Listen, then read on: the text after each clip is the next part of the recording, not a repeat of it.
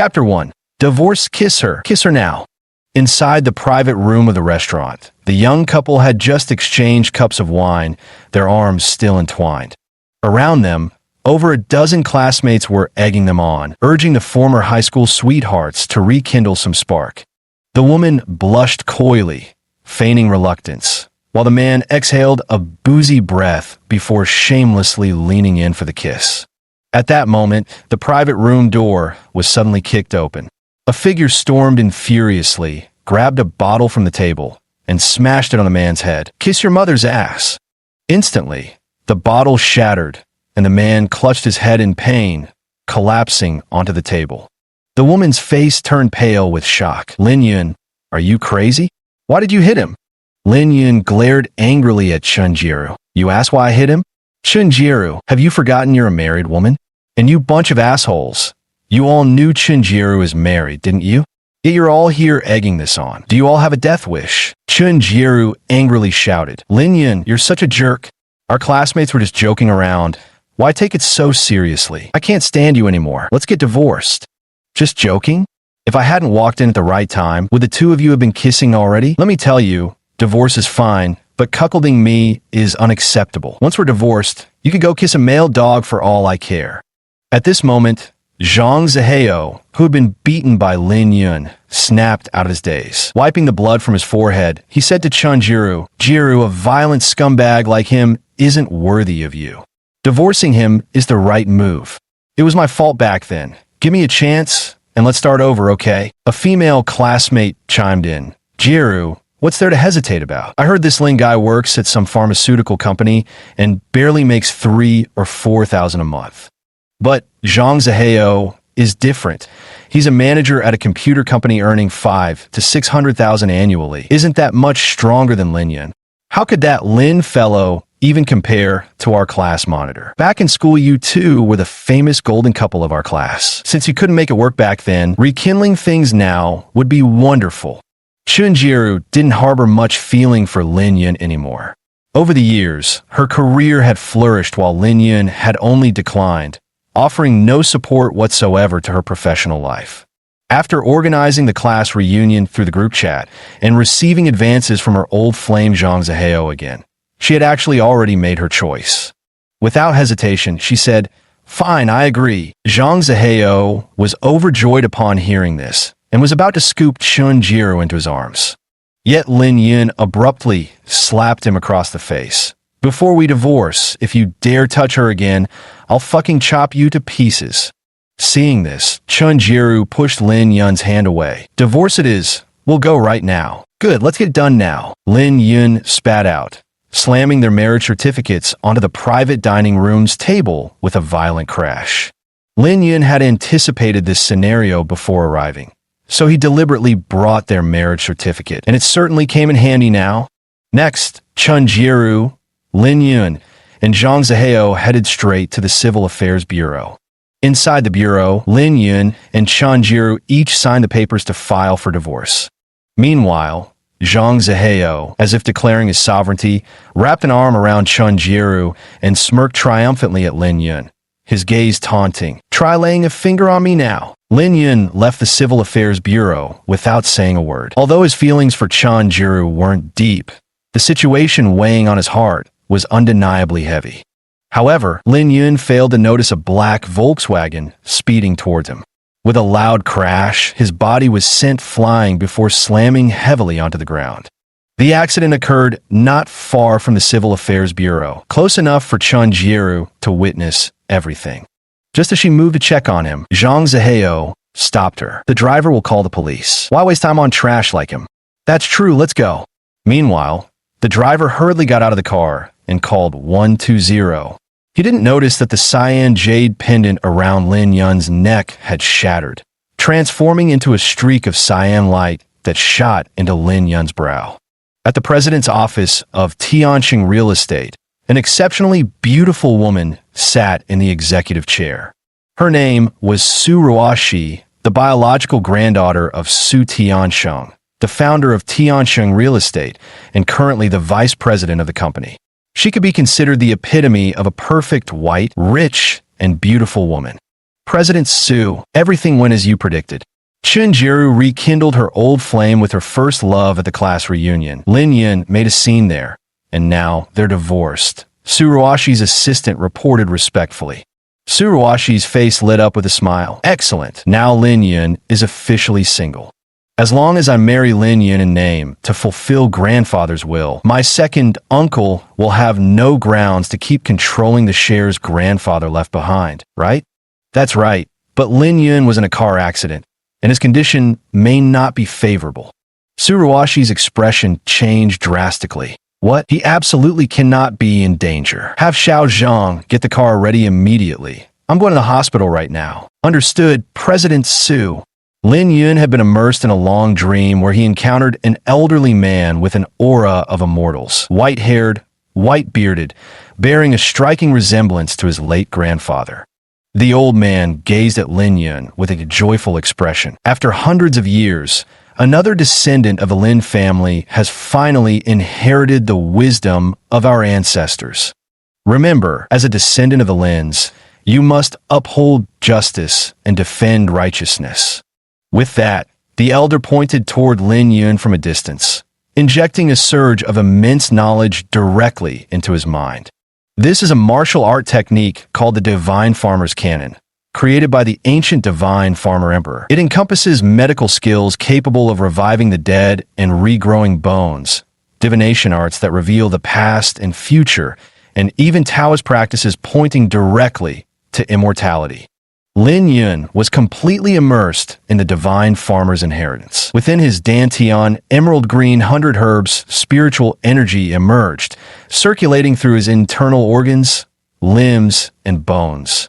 Suddenly, a pleasant voice rang out. Are you all right? When he looked up, he saw an enchanting and captivating face. In all his years, this was the first time Lin Yun had seen such a breathtakingly beautiful woman in real life. His gaze drifted downward to two towering peaks, no less impressive than those of Western women, ensuring there would be no worry about the children going hungry in the future. Then came a slender waist that one could almost wrap a hand around, perky buttocks, and long, snow-white legs. Every inch proclaimed her an unparalleled beauty. Lin Yun swallowed involuntarily before speaking up. Did you hit me? With that thought, Suruashi said, Yes, it was me. How are you feeling? Suruashi had already met the culprit earlier, a seemingly honest and simple fellow. To secure Lin Yun's cooperation, she outright told the driver that she would take responsibility for the incident. Naturally, the culprit had no reason to refuse. I feel quite good, probably nothing serious, he said. In his dreams, he had inherited the divine knowledge of Shennon, with the power of 100 herbs coursing through his body. He felt his body as if reborn, capable of achieving feats beyond ordinary people. In this era of declining spiritual arts, Lin Yun could perhaps be considered a semi-immortal now. However, Suruashi said, You're actually quite badly injured, especially your head. As the one responsible for the accident, I'm filled with guilt and remorse. So I've decided to offer myself to you in marriage. Chapter 2. A proposal of marriage. Suruashi's words nearly made Lin Yun leap out of bed. What did you say? He genuinely felt like he was dreaming. Out of nowhere, after a car accident, this stunning woman, more beautiful than any celebrity, was actually saying she wanted to marry him? Had the crash scrambled his brain, or was he hallucinating? I'm saying, I want to pledge myself to you. Let's get married, and I insist on throwing a grand wedding. Lin Yun looked at Suruashi, somewhat perplexed. Miss, are you misunderstanding something? Have you been watching too much Frog Prince? I'm not some rich second-generation heir, just an ordinary guy. What exactly are you after here? I just want you for who you are. Lin Yun still couldn't comprehend. Beautiful lady, I've already been hit by you like this, and you're still joking with me. Isn't that inappropriate? Suruashi could understand Lin Yun's thoughts. Her sudden visit today was indeed abrupt. Her engagement to Lin Yun had been arranged by her grandfather, but she disagreed with this marriage arrangement, and Su Tiansheng didn't force his granddaughter either. Lin Yun's grandfather passed away early, and the Lin family wasn't aware of this marriage agreement either, which was why Lin Yun had married Chenjiru. Before this, Lin Yun and Suruashi had never crossed paths. Su Ruashi had originally thought there would be no further connection between her and Lin Yun. However, misfortune struck unexpectedly. Su Ruashi's grandfather and father passed away in the same plane crash. Su Tiancheng had left a will for unknown reasons, stipulating that Su Ruashi must marry Lin Yun to inherit the fortune. Otherwise, it would be held in trust by her uncle Su Tiancheng. This forced Su Ruashi to resort to offering herself in marriage. Su Ruashi smiled and said, "All right, enough joking. I'll be straight with you. Due to certain circumstances, I need a nominal marriage with you. All you have to do is play your part well. In return, I can give you 1 million. What do you think?" Lin Yun also laughed. "That makes much more sense. Although it's still like a pie falling from the sky, at least this one won't kill me when it hits." What virtue or ability did Lin Yun possess to deserve a stunningly beautiful woman willingly offering herself to him? The fact that he had some value to her made the situation far more believable. This was a transaction, and from his perspective, an utterly risk-free deal with guaranteed returns. Lin Yun had just gone through a divorce. What did he have to lose by marrying again? Absolutely nothing. On the contrary, Lin Yun would receive 1,000,000 yuan as payment. How could he refuse such a deal? Lin Yun responded bluntly, "As long as you aren't after my organs, I have no reason to refuse." Su Ruashi took out her business card and handed it over. "Here's my card. You can verify it online. Unless your kidneys or heart are worth 9 figures, there's nothing I'd be interested in scheming for." Lin Yun accepted the exquisitely crafted card. Su Ruashi, vice president of Tiancheng Group. The card was thin yet surprisingly heavy, clearly made of pure gold. Lin Yun had no more doubts. "Pleasure working with you."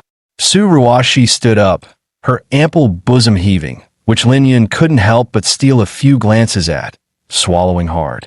Just then, a ding sounded. Lin Yun's phone had received a WeChat notification. He picked up his phone to check, and his expression instantly darkened. The message was from Chun Jieru, likely a group text, announcing her marriage to her beloved Zhang Ziheo on the 8th of next month at Tiancheng Grand Hotel. She hoped all friends and family would attend on time. Even though it was a group message, it wouldn't have been hard for Chun Jieru to exclude Lin Yun specifically. She could have even deleted him as a friend first before sending the message.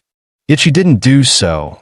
Clearly, this was a provocation, a challenge she was throwing at Lin Yun.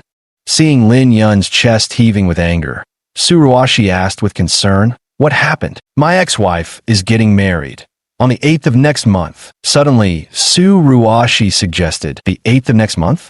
Why don't we set our wedding for the same day at the Tiancheng Grand Hotel too? As business partners, let me vent some frustration for you first." Tiancheng Grand Hotel, wasn't that her family's own property? With home advantage secured, helping Lin Yun retaliate later would pose no difficulty whatsoever. At this very moment, in a secluded corner of the hospital, the real hit-and-run driver stood before a young man with an expression of utter humility.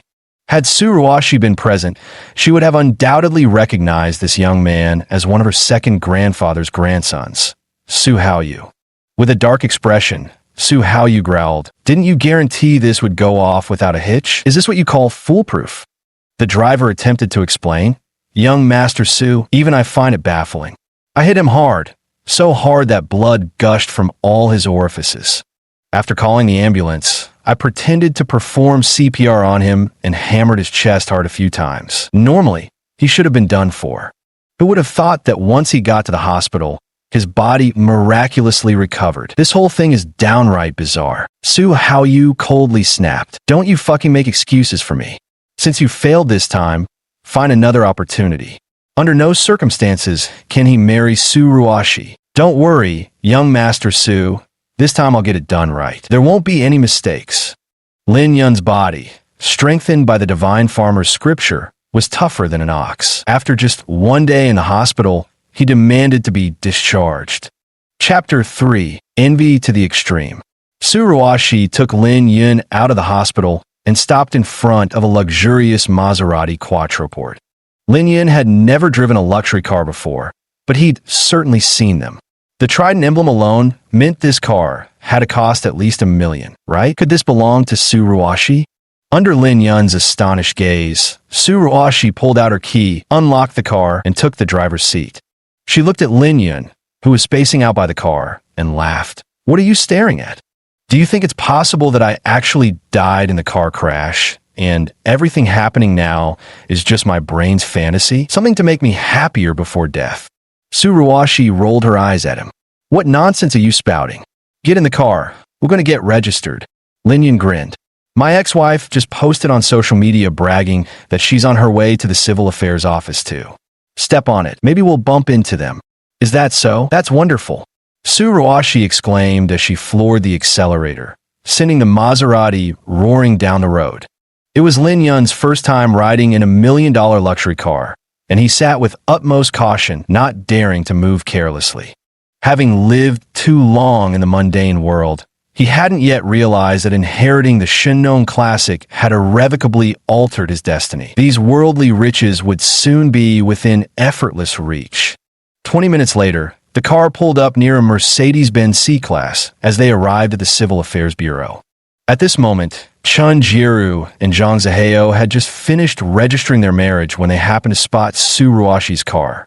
Though both had decent incomes, a car worth nearly $2 million was beyond their wildest dreams, and they couldn't help but stare at it for a while. Suddenly, the driver's side door opened and Suruwashi stepped out. With her graceful figure and long legs, she towered over Chun Jiru by several inches. Her stunning looks and poise completely overshadowed Chun Jiru, whose smile instantly faded from her face. Zhang Ziheo couldn't help but let his gaze linger on Suruwashi for a few extra seconds. Such an exquisite woman like her was someone he'd never have the chance to sleep with in this lifetime. All he could do was steal a few more glances. At that moment, both of them harbored malicious thoughts. The person in the passenger seat must be some balding, wretched old man, right? Otherwise, how could such a young woman afford this kind of car? However, when the passenger stepped out, Zhang Ziheo and Chun Jiru were utterly stunned.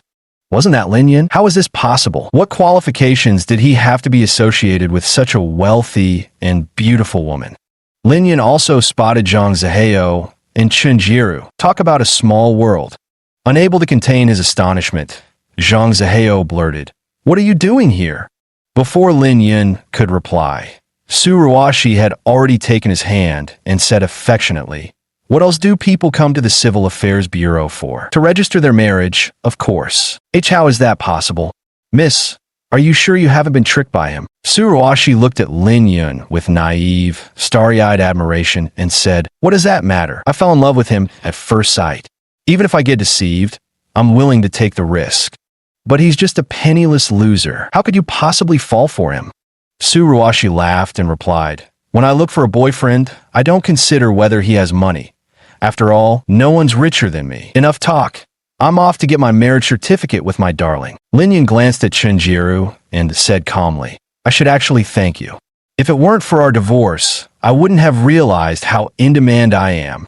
Sure, I may have gained wealth, but losing all my worries makes life feel strangely dull now." Then, hand in hand, they left Zhang Ziheo and Chun Jiru, who had come to get their marriage license with joy, now found themselves unable to muster any happiness. Zhang Ziheo had initially believed that by stealing Lin Yun's wife, he was the winner, while Lin Yun was nothing but a complete loser. But now, how does Lin Yun seem like a loser in any way? Suruwashi, whether in terms of figure, looks, temperament, or family background, could utterly overshadow Chun Jiru from head to toe. What's more, Lin Yun had been intimate with Zhang Ziheo's wife, while Zhang hadn't even touched a single finger of Suruwashi's. Who was the real loser here? Clearly, it was Zhang Ziheo himself. Chun Jiru was equally frustrated. She and Lin Yun were already divorced, and there were certainly no lingering feelings between them. But after the divorce, all she wished for was to see Lin Yun living in utter misery. That alone would make her extremely happy. The better Lin Yun's life became, wouldn't that just prove she was wrong to dump him? Yet reality struck hard. Barely after divorcing her, Lin Yun had landed himself a cushy gig as a sugar baby, and from the looks of Suruwashi's attitude, he even had the gall to strut around while living off her wealth. Just looking at Zhang Ziheo's expression, it's clear he's insanely jealous of Lin Yun. How could Chunjiru not feel miserable? The two left the Civil Affairs Bureau with slumped shoulders, showing no trace of joy. Meanwhile, Lin Yun and Suruoshi smoothly obtained their marriage certificate. Immediately afterward, Suruoshi said directly, "Lin Yun, I have some company matters to attend to. Goodbye." Without waiting for Lin Yun's response, Suruoshi strode away on her long legs. Lin Yun watched Suruoshi's graceful figure retreating, feeling equally pleased. Today, he had not only gotten sweet revenge in front of his ex-wife, but also stood to make $1 million, truly a double blessing. With this thought, Lin Yun hailed a taxi home. But the moment he stepped inside, he was met by Chunjiru and her whole family. Their expressions were hostile, as if they had come to demand an explanation. Chapter 4. Shameless frowning at the family, Lin Yun asked, "What are you all doing here?" Chun Weilong, Chunjiru's father, scowled darkly. "Why do you think we're here? Heard you divorced my daughter." "Exactly, I'm divorced now," Lin Yun replied bluntly. Chun Weilong sneered. "Then what about this apartment?" Lin Yun stared at Chun Weilong. "What do you want?" Chun Weilong surveyed the apartment and said, "You've been with my daughter for so long, wasting the prime of her youth. You should compensate her by giving her this apartment." Lin Yun's expression darkened instantly. "In your dreams, the down payment for this apartment was covered by my parents, and I alone pay the mortgage every month. What the hell does your Chun family have to do with it? Get the hell out." Chunjiru's younger brother Chun Haitao said, "Lin Yun, how dare you talk to my dad like that? Let me tell you, my sister wasted so much time on you. Taking one of your houses isn't asking for too much at all." Lin Yun directly pulled out his phone and said, "I don't want to waste words with you. Either get out now, or I'll call the police and report you for trespassing."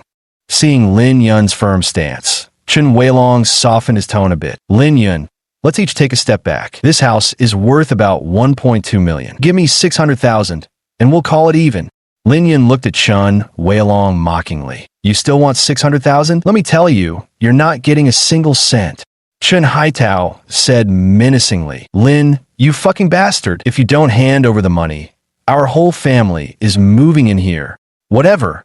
I believe the police will uphold justice for me." Lin Yun pulled out his phone, ready to call the police. Chun Weilong intervened. "Wait. Lin Yun, Uncle Chun will be honest with you. Haitao is getting married, and the bride's family demands an apartment in the city. Handing over your place to Haitao would be perfect. If you refuse to give up the house, just pay 600,000 yuan, and we'll use it for a down payment on another home. Choose one of the two." Lin Yun laughed in sheer disbelief. "Chun Haitao's marriage has nothing to do with me. I haven't slept with your wife, nor do I have a son that old." Lin Yun's words immediately enraged Chun Haitao and his father. Without hesitation, Chun Haitao lashed out with a kick aimed at Lin Yun. Lin Yun wasn't about to humor him either. Grabbing Chun Haitao's leg, he gave a sharp tug, instantly throwing Chun Haitao off balance. The man did a full split, clutching his crotch as he collapsed to the ground, howling in pain. Seeing his son getting beaten, Chun Weilong charged forward as well. Unfortunately, Lin Yun was no longer the same man he used to be.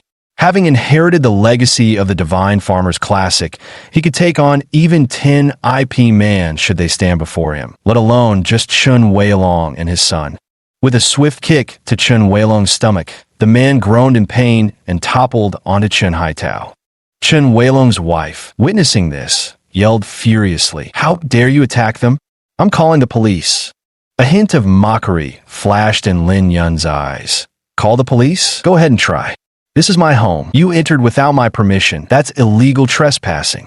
Not to mention, there are surveillance cameras in this living room. It's crystal clear who threw the first punch." Lin Yun's words left the entire Chun family looking utterly disgraced. They didn't even have room to argue unreasonably. Chun Weilong's wife had no choice but to help her husband up. Then the couple worked together to hoist up Chun Haitao, whose legs hurt too much to close properly. All three wore bitter expressions, looking thoroughly wretched. Coldly, Lin Yun continued, "Listen carefully, all three of you. The reason Chunjiru broke up with me is because she rekindled her old high school flame at the class reunion. If you keep making trouble here, I'll post all Chunjiru's dirty laundry online and shame your entire family." Chun Haitao roared, "You bastard! If you dare spread lies online, I'll fucking kill you." Lin Yun scoffed, Whether it's lies or not, you know the truth. Get the hell out now before you regret it. The Chun family couldn't accept this. Though Chunjiru had decent income during her marriage to Lin Yun, her lavish spending left her with almost no savings. Chun Haitao needed money for his upcoming marriage, and with Chunjiru getting divorced, this house was his only hope. But today, having come here, logically speaking, they were the ones causing trouble without reason. And if it came to fists, neither father nor son could stand up to Lin Yun. What else could they do but leave? Before storming out, Chun Weilong threw back a final threat. Mark my words, this isn't over. Once outside, Chun Haitao fretted anxiously. Dad, what do we do now? If I don't get that money, Jiao Jiao will definitely break up with me. Chun Weilong thought for a moment and said, ask your sister if Zhang Ziheo can come up with a solution. Chun Haitao clapped his hands. Right? Zhang Ziheo wants to marry my sister, so he should definitely contribute something. I'll count on him to fill the gap for my wedding expenses. If Lin Yun could hear this family's conversation, he would surely feel extremely fortunate. Breaking up with Chunjiru meant escaping this family of bloodsuckers. Quite a lot had happened today. Lin Yun lay on the sofa, scrolling through TikTok to relax. Suddenly, a phone call came in. Lin Yun, do you fucking still want this job or not? If not, get the hell out now. Having gone through so much recently, Lin Yun was already in a foul mood, and he wasn't particularly satisfied with his job either. Especially this balding Wong guy on the phone, flaunting his seniority and always barking orders, had been pissing him off for a long time. On top of that, Suruashi had promised him a cool million as a reward. Why would he put up with this crap for a measly 3,000 yuan monthly salary? Lin Yun cursed right back at him. Go to hell, you damn bald asshole. I quit. Chapter 5. Grandpa. Old Bald Wong got cursed at over the phone before the call abruptly ended, leaving him so furious his face turned deathly pale, rendered speechless with rage. At that moment, a sharply dressed young man standing before Old Bald Wong asked, well, when can he come to the company? Old Bald Wong cautiously replied, Young Master Zhao, that kid says he's quit. Bald Wong was utterly screwed. The man standing before him was none other than Zhao Weiye, the heir of the Zhao family and son of the company's chairman. One word from Zhao Weiye, and this measly manager will be packing his bags and out the door. Upon hearing this, Zhao Weiye's face darkened. Useless trash, he growled. Listen up. Either he shows up at the company or you pack your bags and get the hell out. An ordinary employee? Zhao Weiye wouldn't have given a damn. But if that employee happened to be his love rival, that changed everything. Zhao Weiye had been smitten with Su Ruashi since he was 12. Day after day, he watched her blossom from a shy, youthful beauty into the radiant enchantress she was today, and his pursuit of her had never once wavered. However, Su Ruashi had always treated him with cold indifference. In fact, she treated everyone this way. Just a few hours earlier, Zhao Weiye had learned from Su Ruashi's cousin, Su Haoyu, that according to her grandfather's will, Su Ruashi was actually going to marry some nobody. This immediately sent Zhao Weiye into a panic. As the eldest son of the Zhao family, he had gotten everything he ever wanted in life. Yet Su Ruashi, the woman he had pursued for over a decade in vain, had become his deepest obsession. He could never allow his woman to become someone else's prey. So upon hearing this news, he resolved to stop this marriage by any means necessary. From Su Haoyu's words, Zhao Weiye also received good news. Lin Yun happened to work at their family's pharmaceutical company, which made it even more convenient for Zhao Weiye to act. The pharmaceutical industry involves many classified secrets, and Johnson Pharmaceuticals is Zhao Weiye's own territory. Once Lin Yun arrives at the company, Zhao Weiye only needs to set up a little scheme to frame him for stealing confidential drug formulas. Then, by leveraging his connections, he could directly send Lin Yun to prison for a sentence of 8 to 10 years. That way, he wouldn't have to worry about Lin Yun competing with him for the woman anymore. Bald Wong got scolded by Zhao Weiye and didn't dare show any temper. He obediently called Lin Yun, only to have his number blocked immediately. Left with no choice, Bald Wong called Lin Yun again using the company landline. Lin Yun snapped. The hell's wrong with you? Didn't I fucking say I quit? Being talked back to by a subordinate made Bald Wong furious enough to explode. But remembering Zhao Weiye's words, he had to swallow his anger and speak gently. Shaolin, about earlier, that was my bad attitude. I apologize. You've been in this position for over a year. You must have feelings for this job, right? Let's pretend those words you said earlier were never spoken. I won't count yesterday as absenteeism either. Please just come back to work properly, okay? Lin Yun was no fool. What kind of person was Baldy Wong? Crawling on his knees before superiors, bullying and arrogant with subordinates. If it weren't for making ends meet, Lin Yun would have quit long ago. As for this job, $4,000 or $5,000 a month, what the hell kind of affection did Lin Yun have for it? Now that he had inherited the divine farmer's scripture, he stood above ordinary people, reading fortunes, interpreting feng shui, healing the sick. All were effortless for him. What lingering attachment could he possibly have for this job? And Baldy Wong's bizarre insistence on keeping him? No need to guess. 100% some scheme. Did Baldy Wong really think Lin Yun would fall for it? You do realize your attitude sucks, don't you? I'm in a terrible mood today and don't feel like going to the office. What would put you in a better mood? How about double bonuses this month? Lin Yun sneered. Call me grandpa a few times and maybe my mood will improve. Baldy Wong roared furiously. Lin Yun, don't push your luck, kid. Are you going to call me or not? If not, I'm hanging up. Bald Wong glanced at Zhao Weiye and said humbly, Grandfather, grandfather. Oh, what a good grandson. Grandfather is feeling much better now, Bald Wong said excitedly. So can you come back to the company now? Despite feeling utterly humiliated, Bald Wong was in a decent mood. At least his job was secure. No way. Grandfather isn't doing this anymore. What would I do with that lousy company?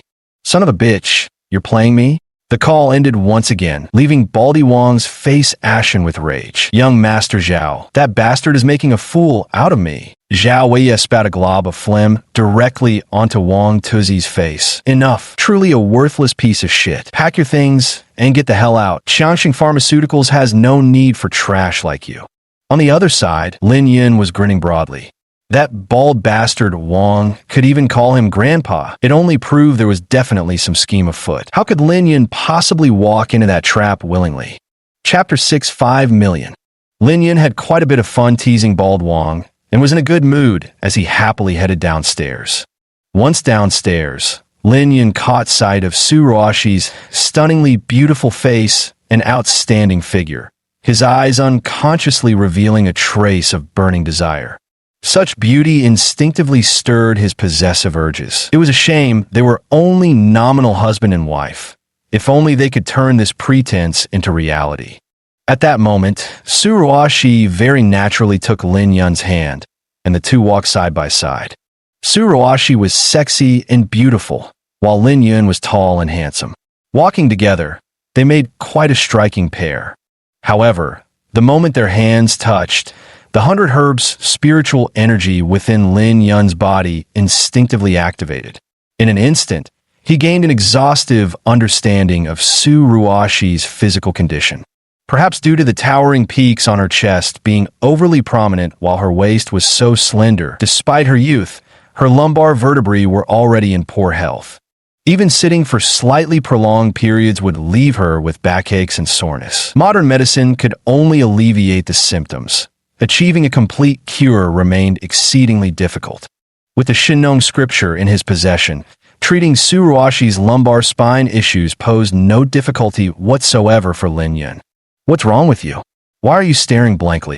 Su Ruoshi noticed Lin Yun gazing intently at her, causing her cheeks to flush slightly. Nothing, Miss Su. Actually, I've studied some medical techniques. Are you having trouble with your lumbar spine? If Lin Yun spoke of future events, Su Ruoshi probably wouldn't readily believe him. Yet, he simply couldn't stand by and watch such a beauty meet an untimely demise. Indeed, even if I just sit for a little while, my back feels uncomfortable. Do you have a solution? Of course, if the terms are right, you can give my technique a try. Su Ruoshi nodded and said, all right. By the way, don't call me Miss Su anymore. It's too formal. Just call me Ruoshi. Next, we'll go to the Su family villa. I'll introduce you to my family. Meeting the parents? No problem. Su Ruoshi's eyes revealed a hint of sadness. My father has passed away. Besides my mother, the people we'll be meeting are my granduncle's family. My condolences. It's all right. My mom will be easy to handle, but when we face my granduncle's family, You'll need to put on a good performance. That 1 million of yours, my granduncle's family will be your audience. Currently, Su Tianqing's shares are held in trust by Su Ruoshi's second grandfather, Su Tianqing. For Su Ruoshi to obtain the shares, she must first get past Su Tianqing. Half an hour later, the car pulled into the Su family villa, and Lin Yun and Su Ruoshi stepped out. To make their act more convincing, Su Ruoshi looped her arm through Lin Yun's, behaving intimately, something that wouldn't normally be a problem. However, Su Ruoshi's chest was overly prominent, and even just linking arms meant the plush, elastic softness continuously pressed against Lin Yun's arm, stirring his thoughts and sending his imagination wandering. The Su family was in the real estate business, and their villa was naturally extremely luxurious, covering over 3,000 square meters, practically a mini estate. The courtyard featured pavilions, rock gardens, swimming pools, flower gardens, and more, offering a pleasant and stunning environment. Just the number of maids and domestic staff alone likely exceeded 10, living what could only be described as a heavenly existence. As Lin Yun and Su Ruoshi entered the villa's living room, the first thing that caught their eye was an opulent crystal chandelier worth over 100,000 yuan, impossible to miss. The Su family, it seemed, had been waiting for quite some time. Seated in the main position was Su Ruoshi's second grandfather, Su Tianqing, leaning on a golden dragon-headed cane and dressed in a tang suit, exuding an extraordinary aura. Beside him were Su Tianqing's children and grandchildren, clearly united in stance. Their expressions varied. Some wore cold smiles, others scowled, with most waiting to see Su Ruoshi make a fool of herself. "Ruoshi, you're back with your boyfriend. Come, have a seat." Greeting Su Ruoshi was her mother, Chen Su. Though she's already past 40, she takes good care of herself and still maintains an elegant charm. "Mom, this is my boyfriend, Lin Yun." "Hello, Andy. What a handsome young man." Very good, very good." However, at this moment, applause suddenly broke out, and then a young man stood up, Su Haoyu, one of Su Tianqing's grandsons. After finishing his applause, Su Haoyu approached Lin Yun and Su Ruoshi, scoffing. "Cousin, I remember how last year, when grandfather mentioned this Lin Yun, you looked utterly disgusted and swore you'd never marry him. Now that grandfather has passed away, your attitude has flipped so dramatically. Is money really that powerful?" Su Haoyu's words were masterfully cutting, not only mocking Su Ruoshi for abandoning her principles for wealth, but also driving a wedge between her and Lin Yun. It's just a pity that what existed between Lin Yun and Su Ruoshi was a purely transactional relationship. He'd taken her 1 million yuan, so of course he had to deliver the performance. Lin Yun simply pulled Su Ruoshi closer. "What does this have to do with money? She dismissed me before because she didn't understand who I truly was. But after spending time together and getting to know each other, we've become deeply drawn to one another. Naturally, we ended up together." Su Haoyu scrutinized Lin Yun and said, "Not bad acting. How much did my cousin pay you? 1 million or 2? If you walk away right now, I'll transfer you 5 million on the spot." Su Haoyu's words instantly changed Su Ruoshi's expression. Since her grandfather's shares were all held in trust by her second grandfather, she actually had limited funds she could use, which was why she had only promised Lin Yun a benefit of 1 million. She was truly worried that Lin Yun might be swayed by Su Haoyu's offer. That would completely ruin her plan. Chapter 7. A Transaction. Su Ruoshi had promised Lin Yun 1 million, but Su Haoyu immediately upped the offer to 5 million. To be honest, Lin Yun had never seen so much money in his entire life.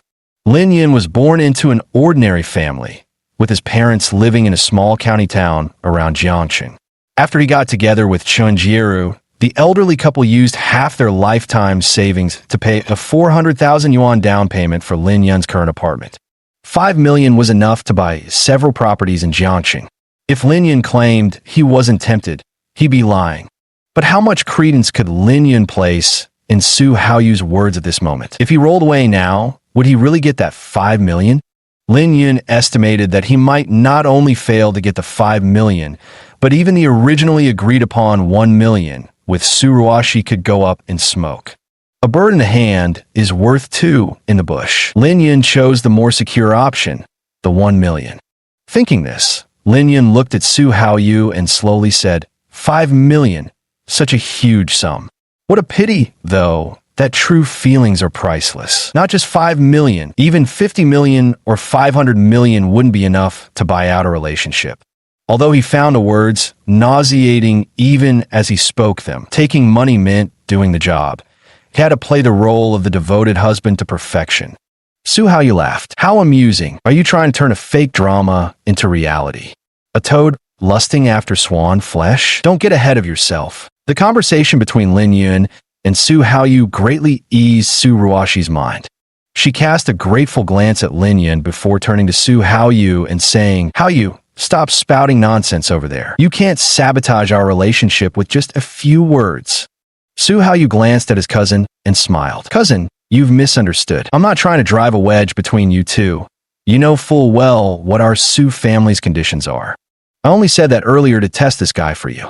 If he could really be swayed by 5 million, then someone like that would never be worthy of you. Su Tiansheng also said, Shiro, your cousin is right. Your boyfriend doesn't need money or talent, but he must have backbone.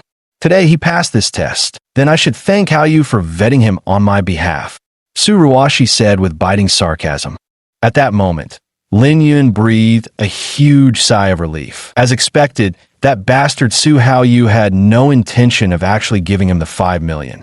If I had given it earlier, not only would I have ruined Su Ruoshi's situation, but Su Haoyu wouldn't have fulfilled his promise of 5 million either. That would have been a huge loss. Afterwards, Lin Yun and Su Ruoshi took their seats at the Su family's luxurious dining table, where Su Ruoshi's cousins were all eyeing Lin Yun with curiosity. Speaking of the Su family, there were two lineages. One belonged to Su Ruoshi's grandfather, Su Tiansheng, whose branch had dwindled, leaving only Su Ruoshi as his sole granddaughter. The other lineage, under Su Tiansheng, was flourishing. He himself had 5 sons and 3 daughters, each offspring expanding the family tree with at least 2 children per household, nearly 20 grandchildren in total, making his branch truly prosperous.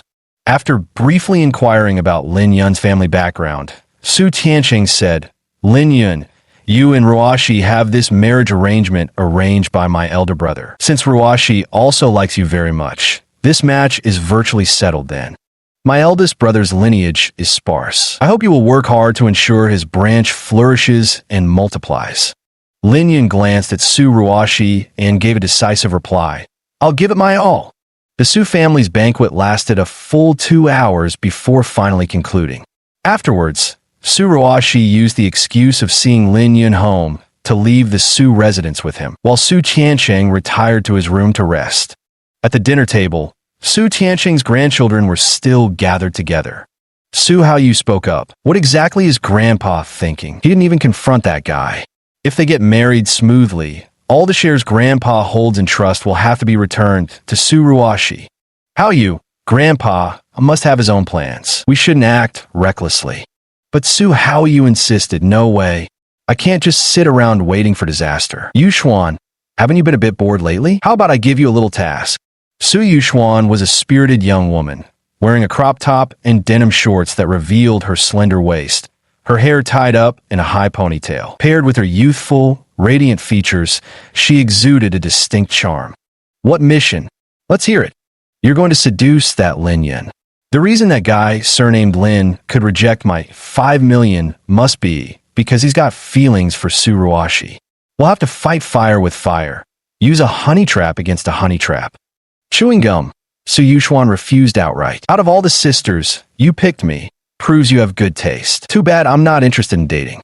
I've got a laser tag game with friends to get to. Su Yuxuan was perfectly suited for this sport. Her excellent stamina, quick reflexes, and her athletic figure made her strikingly poised when dressed in airsoft combat gear. She has filmed some live-action combat simulation videos with her friends, attracting hundreds of thousands of fans. Play. All you ever think about is playing. Su Haoyu scolded. If Grandpa's shares fall back into Su Ruoshi's hands, we'll all be left out in the cold. You think you'll still have time for fun after that? Dream on. Better start working hard to earn your keep. Su Yuxuan's chewing slowed. Is it really that serious? Nonsense. Why would I lie to you? Besides, it's not like I'm actually asking you to fall in love. Just use a beauty trap to drive a wedge between them. That's all it takes. Su Yuxuan slapped her thigh and declared, "All right, this guy named Lin Yun is mine now. I guarantee he'll be groveling at my feet." "Now that's more like my good little sister," Su Haoyu teased once more. "Don't forget, your mission is to win this guy over. Don't mess it up and end up getting played by him instead." "How could that be? Haoyu, you're really underestimating me." On the other side, Lin Yun and Su Ruashi arrived at a spacious apartment, her own private residence where she would stay when she needed solitude. She poured Lin Yun a glass of water. "Thank you so much for today. If you had been bribed by Su Haoyu, I'd have been done for." Lin Yun laughed. "It was my duty. I took your million and agreed to play the role of your husband. How could I back out halfway?" Su Ruashi nodded, then took out a set of keys from her pocket. "As a token of gratitude, this apartment is now yours. I'll arrange for the transfer paperwork to be handled." Lin Yun was taken aback. "Ruashi, this?" Su Ruashi responded, "There's no need to refuse." Today, Su Haoyu even raised his offer to 5 million. He wasn't joking, so of course I should show my sincerity too. "This property is worth no less than 6 million. Consider it your reward." Su Ruashi had no intention of testing Lin Yun's character. Since Su Haoyu could offer 5 million, she would simply go higher. Lin Yun didn't hesitate and directly took the keys. "Thank you, boss." Only a damn fool would turn down easy money. Besides, Lin Yun and Su Ruashi's relationship was purely transactional. Since someone was practically handing him cash, he had no reason to refuse.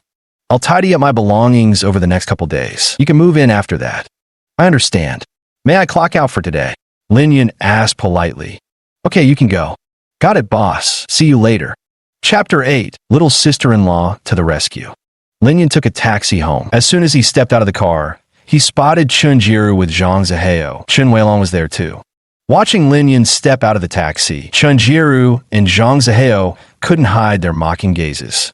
Zhang Zihao sneered. "Lin Yun, that rented luxury car and hired models must have cost you a fortune last time, huh? Back to reality already? Where's your fancy ride and beautiful woman now?" Chun Jiru clung to Zhang Zihao's arm, cooing, "Zihao, I was so foolish last time, actually believing he could woo some high society beauty of that caliber." Zhang Zihao burst into exaggerated laughter. "Exactly. Have you ever seen a kept man relying on taxis to get around? This is fucking hilarious." Back at the Civil Affairs Bureau, they had witnessed Lin Yun and Su Ruashi going to get their marriage license. Su Ruashi drove a luxury car and was several tiers more attractive than Chun Jiru. It had truly dealt them a heavy blow. But soon they snapped back to themselves. Who the hell was Lin Yun to deserve this? Apart from being rather handsome, does he have any other redeeming qualities? Nope, that wealthy beauty must be blind to fall for him. Therefore, Chun Jiru concluded that Lin Yun's previous Maserati must have been rented, and as for that stunning beauty Su Ruashi, she was probably just a promotional model included with the car rental.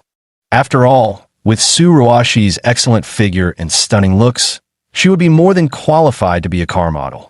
Lin Yun spent a fortune to rent a Maserati, and the car model cooperated with him by saying a few lines. They then pretended to go to the Civil Affairs Bureau to get their marriage certificate and came out shortly after.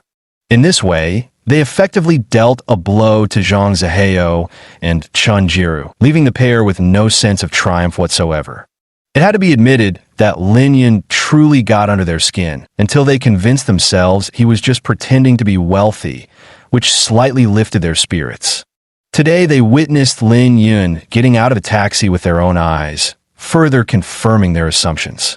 Lin Yun looked at Zhang Zihao's smug expression and said calmly, "A good dog doesn't block the way. What exactly do you want to say?" Chun Jiru looked at Lin Yun sneeringly and said, "Weren't you pretending earlier that you'd hooked up with a rich beauty?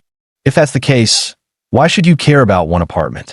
My younger brother needs money for his wedding. That apartment is our marital property, so I want half of it." Lin Yun and Chun Jiru had already divorced, and the assets were all divided. The apartment was bought by Lin Yun's parents, with the mortgage paid off by Lin Yun himself. Moreover, Chun Jiru had been caught red-handed in an affair. She was well aware of her own guilt, which is why she didn't claim the house back then. Who would have thought she'd now have the audacity to come asking for it? Lin Yun sized up Chun Jiru with a sneer. "You really do take after the company you keep, huh? It's barely been any time since the divorce, and yet your skin's already grown this thick. How do you even have the nerve to ask me for the house?" Chun Weilong barked angrily.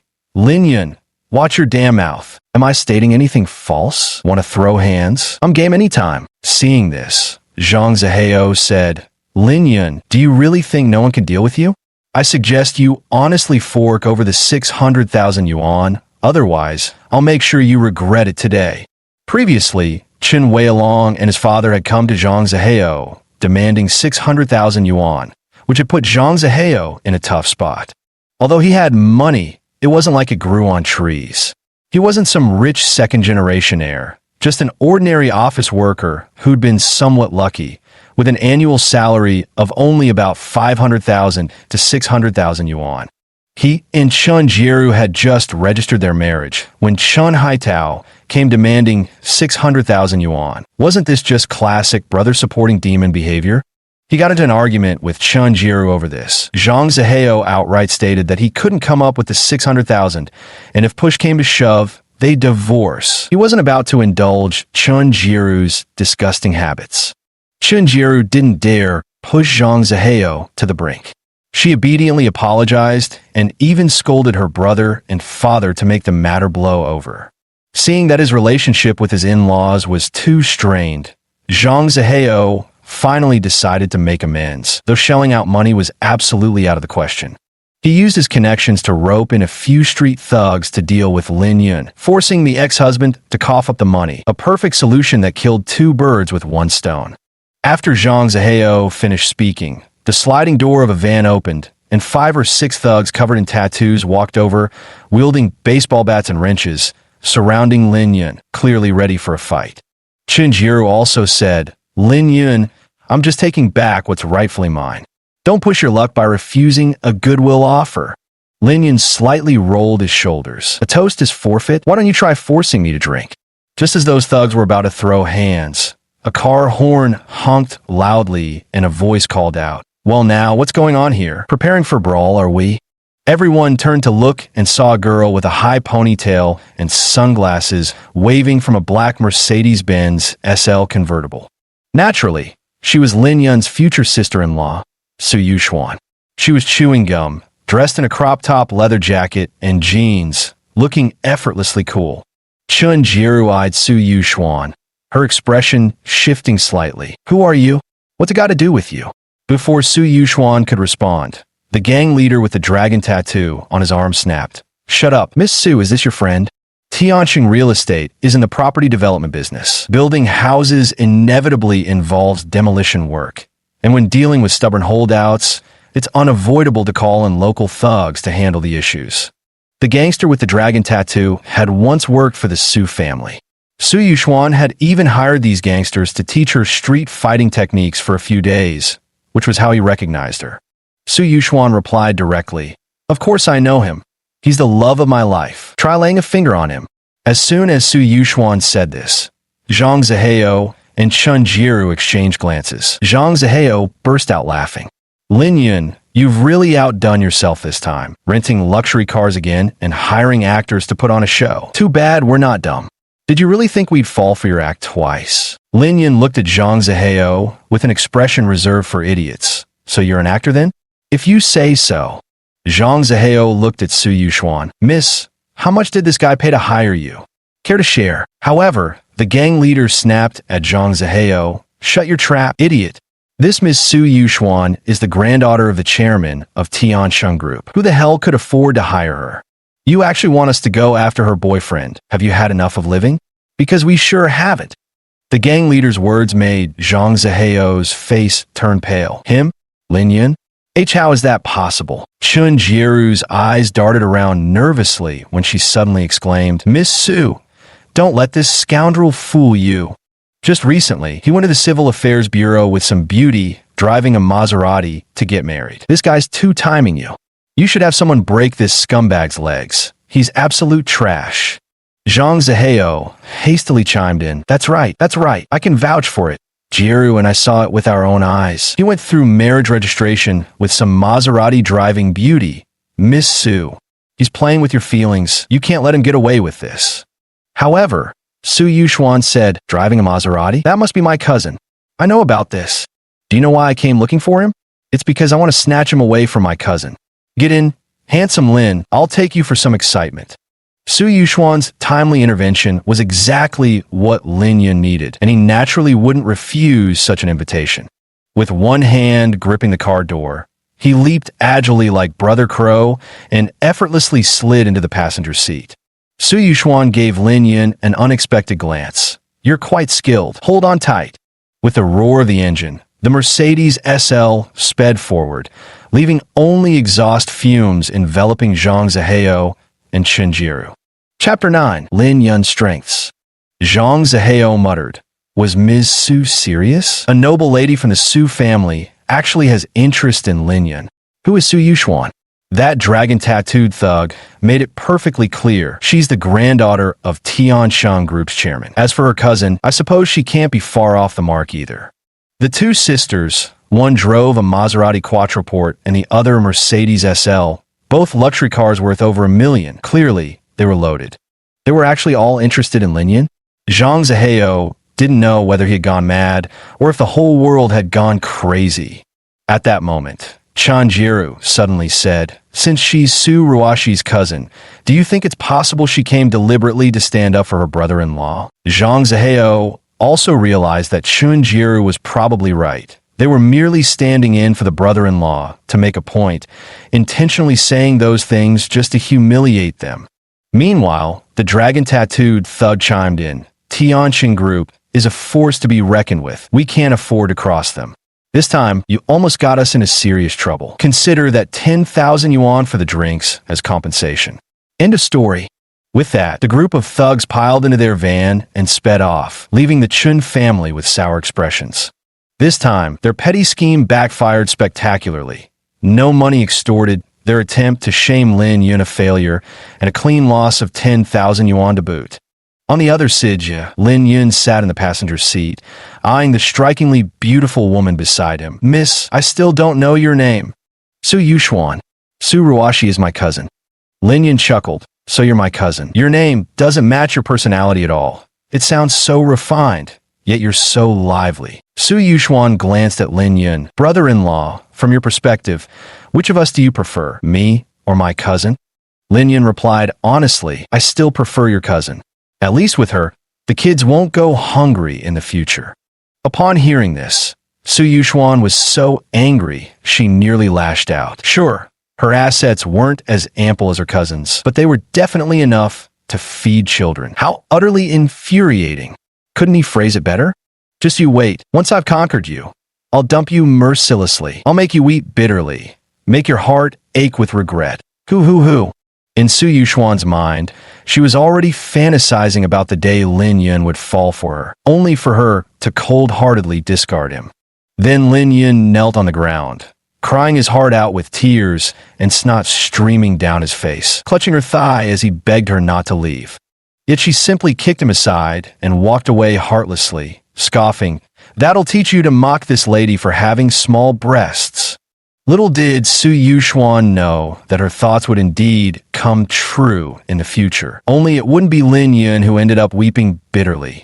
Su Yuxuan took Lin Yun for a drive, ultimately stopping before a lush green expanse of woods. Lin Yun gazed at the mountain scenery and remarked, The view here is quite nice, but it doesn't exactly scream excitement, does it? Su Yuxuan said proudly, What do you know? You'll find out soon enough. The two sat in the car for about 20 minutes as over 20 vehicles pulled up one after another and parked at the foot of the mountain. All the cars were luxury vehicles, and the people inside were young, each dressed impeccably, their faces filled with excitement and curiosity. Su Yuxuan clapped her hands, gathering the crowd together. Everyone knows the rules of this game, right? We're all tired of escape rooms, so this time it's wilderness survival. A man then announced, Let me reiterate the rules of this wilderness survival challenge. Shortly, everyone will need to hand over their car keys and then disperse into the mountains. 10 minutes after we enter the mountains, zombies played by staff members will appear. These zombies will search for us players throughout the area. Anyone touched by a zombie will be immediately eliminated. The last player remaining wins this competition. Given the complex nature of the wilderness environment and the potential risks involved, friends, if you're not physically fit or have conditions like heart problems, consider withdrawing now. Su Yuxuan turned to Lin Yun. So, pretty exciting, isn't it? Lin Yun chuckled. It certainly is interesting. You rich folks really know how to have fun. Chapter 10, Crisis Approaches. Though Lin Yun wasn't much older than Su Yuxuan and her friends, he had to admit he lacked the youthful vitality these people seemed to radiate so effortlessly. From the moment he started school, his family instilled in him the belief that he must study hard. Otherwise, when he grew up, he would have no choice but to toil in the fields, laboring under the scorching sun for meager earnings. Lin Yun did indeed study diligently and managed to get into university. He originally thought that this would allow him to transcend his social class. But in reality, how could a mere 10 years of hard study compare to the accumulated wealth of 3 generations of the rich? After graduating from university, his family began pressuring him to get married. The dowry, the mortgage, countless burdens weighed heavily upon his shoulders. Lin Yun felt that from the day he was born, he had been running non-stop, tirelessly following the path laid out for him by adults and society, playing by the rules, worn out yet endlessly striving. Entertainment? What's that? If he had indulged in entertainment during his school years, he wouldn't have gotten into university. If he entertained himself during work hours, he wouldn't be able to pay his mortgage. Looking back now, I realize my life is truly somewhat pathetic. Su Yuxuan and those other rich second-generation kids truly know how to live, never worrying about money, always seeking excitement for entertainment. Their lives were truly living, while Lin Yun's could only be called surviving. With such thoughts swirling in his mind, Lin Yun began the mountain trek alongside his nominal sister-in-law. Su Yuxuan's figure was stunning. A crop top paired with jeans accentuated her slender waist and perky bottom to perfection. During the hike, walking behind Su Yuxuan and watching that pert posterior sway before his eyes, Lin Yun had to expend considerable effort suppressing his involuntary physiological reactions. The group hadn't been in the mountains for long when over a dozen black pickup trucks arrived. Burly men in camouflage uniforms stepped out, while the truck beds held vicious hunting dogs. These ferocious dogs were enormous, with savage eyes that clearly had seen bloodshed before. The men entered the mountains as well, each gripping a triangular bayonet in one hand and holding the leash of a furious hound in the other. The barking of dogs echoed through the remote mountains, reaching the ears of Lin Yun and Su Yuxuan. Lin Yun asked curiously, "Isn't your wilderness escape scenario supposed to be about a zombie apocalypse? Why is there the sound of dogs barking?" Su Yuxuan pondered for a moment before saying, "Could it be some creative idea from the organizers? Zombie dogs." Lin Yun shook his head slightly. Today's wilderness escape is going to be quite thrilling. The newcomers were far faster and more efficient compared to rich second-generation heirs like Su Yuxuan and her circle. At this moment, Su Yuxuan and the group had just entered the mountains and had not yet fully dispersed, remaining quite close to one another. Not far away, a young man was walking when he suddenly heard distinct barking sounds. He turned around just in time to see an aggressive black mastiff nearly a meter tall lunging toward him.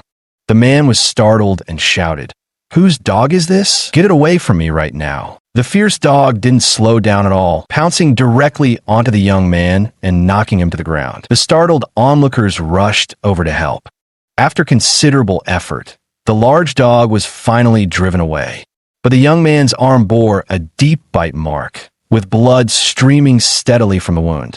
The young man was a rich second-generation heir, accustomed to pampered comforts since childhood. When had he ever suffered like this? The pain made him burst into tears.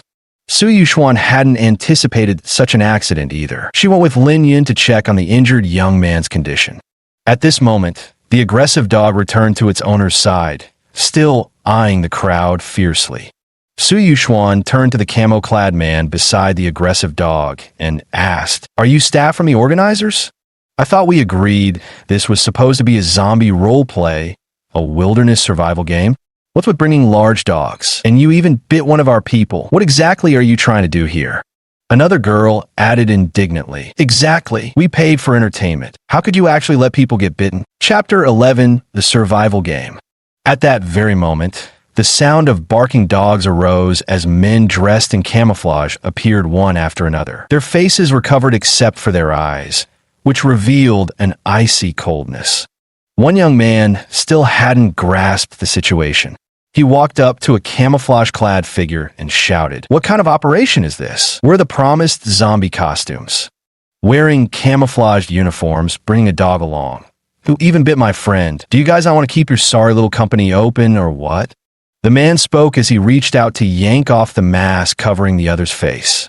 Yet, a trace of disdain flashed in his opponent's eyes as he thrust his triangular military dagger viciously toward the young man's abdomen.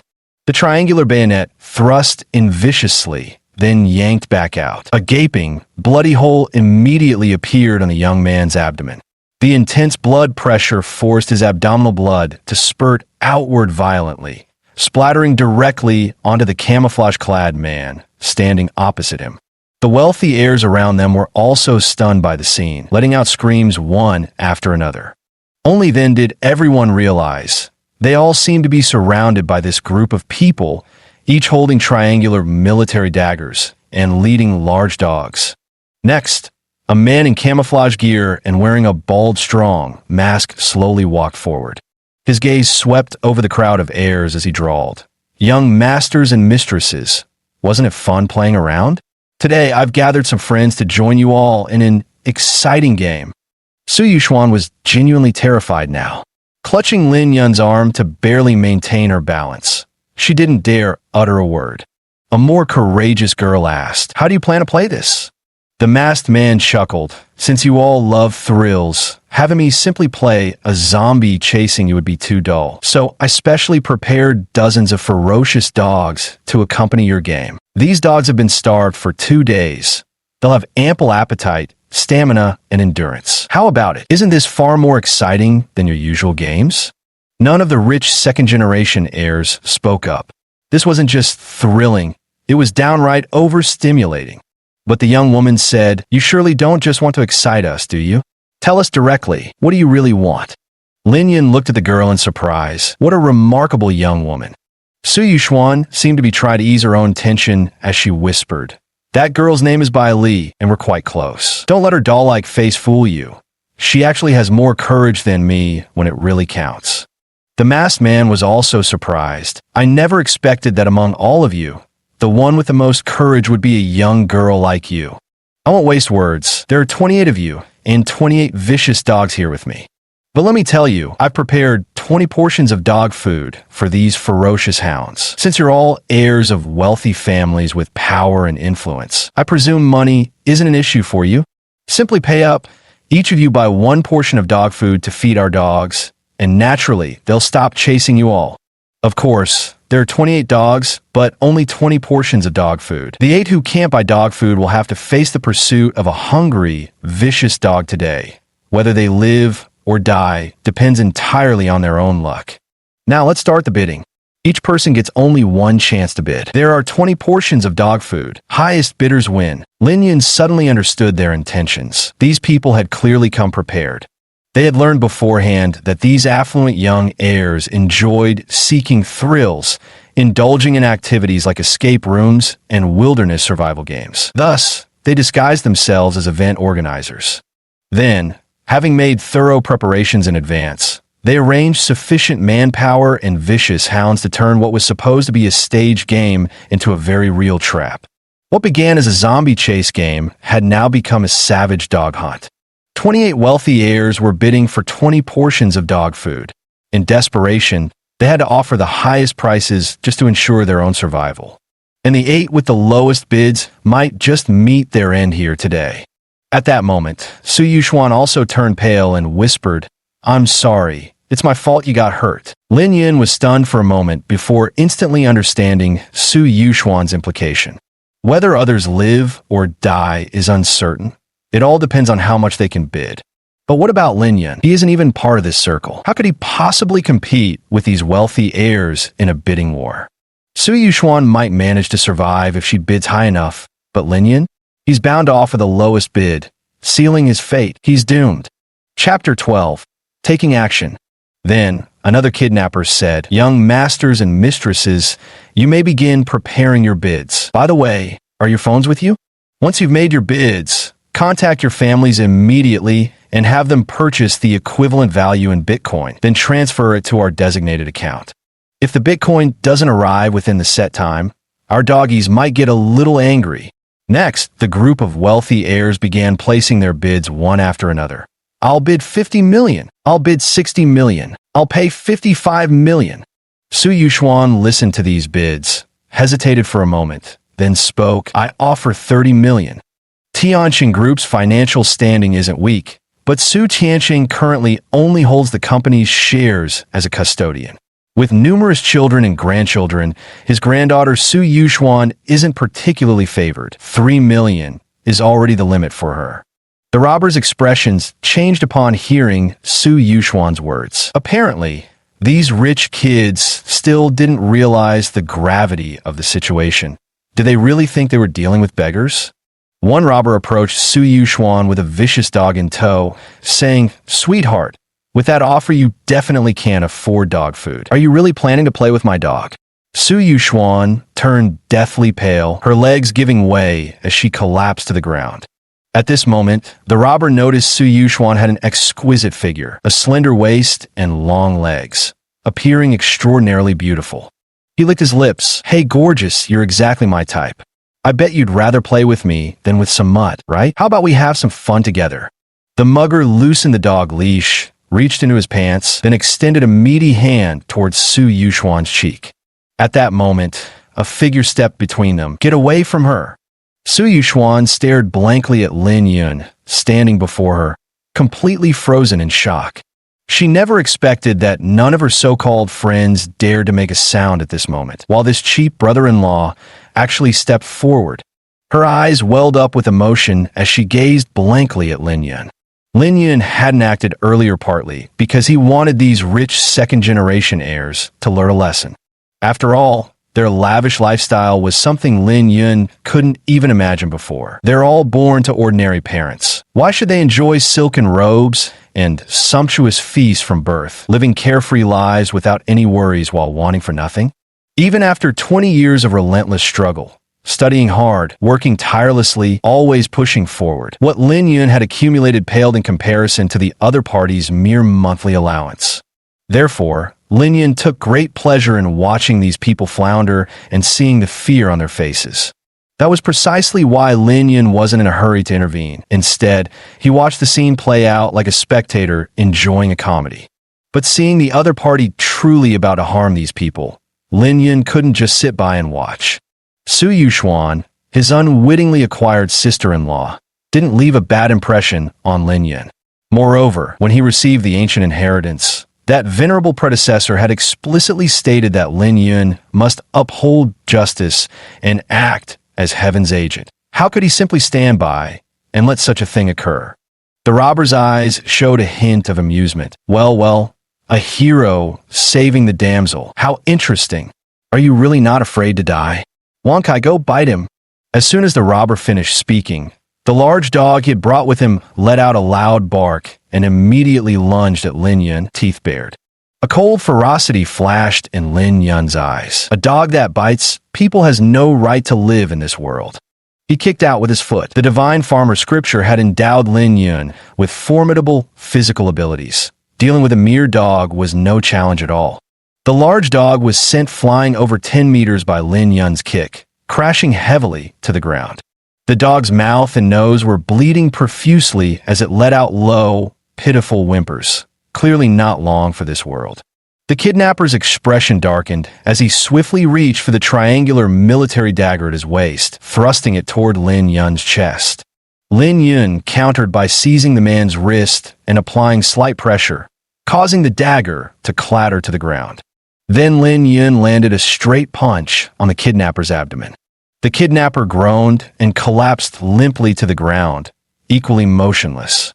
Whether it was Su Yuxuan or the other pampered heirs present, they were all dumbstruck. What kind of peerless warrior was this? Kicking a large dog to death with one foot. disabling a kidnapper with a single punch. How outrageously strong is that? The leader of the kidnappers snorted coldly. This guy's tough. Let's take him down together. Woof, woof, woof. 27 ferocious dogs, accompanied by 27 bandits, charged straight at Lin Yun.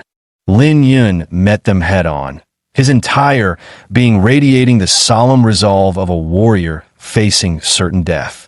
Instantly, one man faced off against 27 savage hounds, plus 27 bandits. One warrior can hold the pass against 10,000 troops. Lin Yun stood alone there, like an impenetrable bronze wall. His fist came down, snapping the spine of a large dog that had just pounced on him.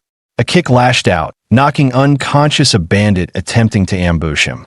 The bandit leader, seeing the situation turn unfavorable, suddenly dashed towards the bold girl, Bailey, knowing he was outmatched for the day and planning to take her hostage to escape the scene. Lin Yun seemed to notice this as well. With a swift punch, he struck the skull of a large dog, shattering it immediately and killing the beast on the spot. Then, gripping the lifeless body of a large dog, Lin Yun used it as a projectile, hurling it with force toward the bandit leader. Instantly, the massive dog collided heavily with the bandit leader's back, knocking him to the ground with a heavy thud. Seeing this, Bailey quickly said, "Girls, don't just stand there. Lend a hand." Bailey spoke as her petite and adorable figure dashed towards the fallen leader of the robbers. Then she stepped on his face with her foot, less damaging, but extremely humiliating. Seeing this, the others also began to help, subduing the robbers who had been injured by Lin Yun. The continuous cries of large dogs and humans filled the air as Lin Yun fought against many, not losing ground in the slightest. With the additional help from this group of rich second-generation heirs, the scene was finally completely under control within 10 minutes. Lin Yun was just about to breathe a sigh of relief when Su Yuxuan suddenly threw herself into his arms. "Brother Lin, we owe it all to you this time." Seeing Su Yuxuan's tear-streaked face, Lin Yun said, "All right, wasn't this wilderness escape thrilling enough? If you ask me, you'd better call the police right away." Bailey walked over and said, "Brother Lin, I've already called the police. They'll be here soon." "That's good then." After a while, the police arrived and secured the scene. After taking statements from everyone, the group left together. To be honest, this wilderness escape turned out to be quite thrilling. Once the danger passed, these privileged second-generation heirs seemed to quickly regain their cheerful moods.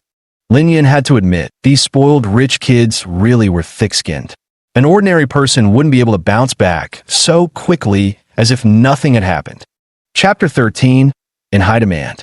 Su Yuxuan's original plan was to pretend to steal her cousin's man, using the same femme fatale tactic against her, ensuring Su Ruoxi couldn't inherit the fortune smoothly. Yet that moment when Lin Yun heroically saved the damsel in distress became forever etched in the depths of her soul. She knew she would remember this man for the rest of her life. Since things had come to this, why not turn pretense into reality? This way she could both protect her grandfather's assets and win herself true love. However, one woman spoke up. "Yuxuan, I think you just want to keep Brother Lin all to yourself? That won't do. Brother Lin, it's still early. Let me treat you to drinks. I'll treat you to dinner. May I have this dance?" Su Yuxuan had quite a few young female friends in her social circle, all possessing above-average looks. Without exception, they were all captivated by Lin Yun's heroic demeanor today and wanted to ask him out. Su Yuxuan immediately shielded Lin Yun like a mother hen protecting her chicks. "Shoo shoo. Big Brother Lin, these people barely know you after just one day and already want to hang out. They're just after your body. Shame on them." Lin Yun froze for a moment. "But didn't we also just meet today?" "Yuxuan, you only met Big Brother Lin today too. Stop acting like an old friend." That's right, that's right." After some playful banter, the girls ultimately decided to treat Lin Yun to a meal together as a gesture of gratitude for today. Lin Yun was genuinely astonished. These spoiled rich kids really had nerves of steel. After all, they had just narrowly escaped death moments ago.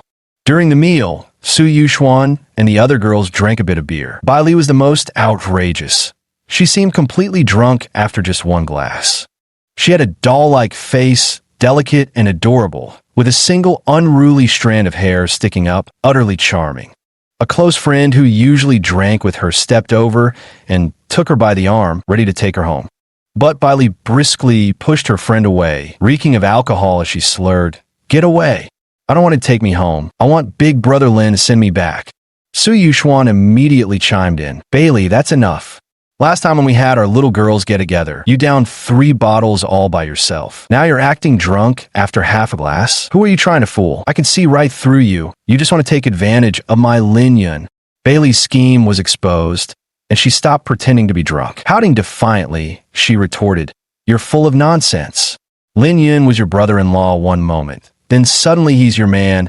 I don't believe a word you say. Brother Lin, I'll be upfront. I fancy you. Forget these flashy hussies. How about seeing me home?" Bailey truly had guts. Whether facing kidnappers or men, she was outrageously bold. Even Lin Yun, a grown man, found himself blushing at her brazenness. Su Yuxuan immediately intervened. "Don't you dare go. If not for my sake, at least consider my cousin." Lin Yun's expression changed slightly. He was indeed somewhat tempted. After all, that's just how men are. Even if a man is married, how many can remain chaste for their wives and resist the temptations of beauty? Hardly anyone can truly do so. Not to mention Lin Yun was now divorced and officially single. Facing such temptation, he had neither reason nor need to refuse. But Su Yuxuan's suggestion to consider her cousin reminded Lin Yun that he had accepted Su Ruoshi's 6 million yuan property precisely to play his role in this charade convincingly. If Lin Yun actually went now, it would be equivalent to breaking his promise, and Lin Yun is a man of his word. Therefore, he firmly refused. "Sorry, I'm not that kind of person." Bailey didn't mind and directly took out her phone. "I was too impatient. Brother Lin, let's add each other as friends first, so we can stay in touch." The others also eagerly requested to add Lin Yun as a friend. Su Yuxuan couldn't stop this from happening. Even she ended up pulling out her phone and adding Lin Yun on WeChat herself. 5 minutes later, Lin Yun's friend list had gained a full 7 beauties. After drinks and a satisfying meal, Su Yuxuan drove Lin Yun home. But when they arrived at the neighborhood entrance, a Maserati was parked there, with Su Ruoshi leaning against the car like a wife waiting for her husband's return. Su Ruoshi's car was stunning, but the woman herself was even more breathtaking. Standing there, she formed a dazzling sight to behold. With the screech of brakes, Su Yuxuan dropped Lin Yun off and, without even greeting Su Ruoshi, merely waved at Lin Yun before stepping on the gas and driving away. Lin Yun looked at Su Ruoshi with slight guilt in his voice. "Were you waiting for me?" Su Ruoshi stepped closer to Lin Yun, wrinkling her nose slightly as she picked up the scent of at least 5 different perfumes clinging to him. "Where have you been?" Lin Yun answered honestly. "I played Wilderness Escape with Su Yuxuan's friends, then had a meal together." After saying this, Lin Yun felt he had nothing to be ashamed of. After all, his relationship with Su Ruoshi was purely a financial transaction. Why should he feel guilty? So he raised his voice slightly. "Su Ruoshi, ours is just a business relationship. I haven't breached our contract. Why are you interrogating me like this?" Su Ruoshi glared at Lin Yun. "Do you really think that crazy girl Yuxuan would fall for you? She's nothing but a wild child who lives for fun. She's only approaching you for the thrill." Perhaps even her cousins encouraged her to use her charm to sabotage my plans. "I came to you just to make you recognize the truth. Don't end up as a fool being played with your emotions." Lin Yun responded immediately. "You can rest assured. I promise I'll remain chaste for you until your plan is fulfilled. I definitely won't interfere with your plans. As for my own emotional matters, you don't need to worry about them. That's for the best." With that, Su Ruoshi drove away without another word. Once in the car, her emotions remained unsettled. She had come to find Lin Yun merely to warn him, to caution him against crossing boundaries that might jeopardize her plans. For some reason, the chaotic mix of perfume scents she had just caught from Lin Yun had unsettled her, making her words come out unintentionally sharp. Lin Yun watched the Maserati drive away and let out a faint sigh. Today she encountered so many beauties that her eyes were dazzled. Lin Yun was deep in thought when his phone dinged. Bailey had created a group chat titled The White Horse Prince and His 7 Snow Whites. The 7 Snow Whites included Su Yuxuan and the other 6 beauties participating in today's wilderness survival game, while the sole White Horse Prince of course, was none other than Lin Yun himself. Looking at this group name, a faint smile couldn't help but appear at the corner of Lin Yun's lips, feeling a secret delight in his heart. Who would have thought that right after divorcing Chen Jieru, his romantic luck would become so prosperous? Even if Su Yuxuan might have ulterior motives, at least the others didn't, right? As for this Bai Li, pretty she certainly was, with an acceptable figure too, but that childish doll face of hers. Lin Yun couldn't quite bring himself to act, feeling it'd be almost like committing a crime. Chapter 14. Borrowing Money. Early the next morning, Lin Yun received a phone call. "Mr. Lin, I'm the HR manager of Johnson Pharmaceutical Company. You've been absent from work for 3 days. Although you verbally resigned, you haven't officially completed the resignation procedures. Our company requires you to come and complete the resignation formalities before 6 p.m. today, or bear the consequences yourself." Lin Yun burst out laughing upon hearing this. "Face the consequences? Trying to scare me? Go ahead, tell me, what consequences are we talking about? Without a resignation certificate, it will affect the transfer of your social insurance procedures and also hinder your employment at a new company. Mr. Lin, surely you don't plan to never work again, do you? You're absolutely right. Right now, I've hooked up with a rich woman, living off her money. Why would I need to work or find a job? Idiot." Lin Yun hung up the phone after finishing his words. On the other end of the line, Zhao Weiye, the eldest heir of Qiangxing Pharmaceuticals, slammed his palm on the table in fury. This is too much. Absolutely too much. He had exhausted all possible methods to deal with Lin Yun in a justifiable manner. First, he had Lin Yun's superior coax him into coming to the company, and then he directly ordered the HR manager to step in. As soon as Lin Yun stepped into the company, it became Zhao Weiye's territory. He could easily frame Lin Yun for stealing corporate secrets, landing him a 3 to 5 year prison sentence. And naturally, Lin Yun and Su Ruoxi's marriage plans would be ruined. But to everyone's surprise, Lin Yun openly admitted that he'd hooked up with a wealthy woman and was now living off her money. He wouldn't need to work another day in his life. This declaration naturally infuriated Zhao Weiye beyond measure. On the other hand, Lin Yun also wore an expression of satisfaction. Strong Life Pharmaceuticals had been pressing him to come to the company. They must have some scheme against him in store. First, his departmental manager, then the HR manager, both had reached out to summon him to the company. Whoever stood behind this undoubtedly wielded considerable influence. Lin Yun had never moved in the circles where he could come into contact with these wealthy people before. He hadn't even had the chance to offend them. So the only reason these rich second-generation heirs would take notice of Lin Yun must be because of his marriage arrangement with Su Ruoxi. Su Ruoxi had already posted their marriage certificate on her social media, along with an invitation for everyone to attend their wedding at Tianshan Grand Hotel on the 8th of next month. Lin Yun was certain that this was the reason he'd drawn their attention, which was precisely why he purposely brought up the topic of living off his wife, just to spite them. At this moment, the sun had just risen, and purple chi surged from the east. What a perfect time for practice. Lin Yun drew back the curtains and faced the sun, practicing one complete cycle of the Shinong scripture. An hour later, Lin Yun completed his cultivation session, feeling refreshed and invigorated, with a noticeable improvement in the spiritual energy within his body. He glanced around his cramped room and decided to move. After all, with a lavish 300 square meter luxury apartment now his, there was no reason to keep torturing himself in this dingy old place. He was just about to start packing when there was a knock at the door. Lin Yun walked over and heard Chen Jiru's voice saying, "Lin Yun, can we talk?" Lin Yun opened the door, looking at Chen Jiru. "What do we have to talk about?" After not seeing her for a few days, Chen Jiru's complexion had worsened considerably. Her skin appeared somewhat sallow, with acne visible on her face. Having practiced the Shinong classic, Lin Yun could now be considered a master physician.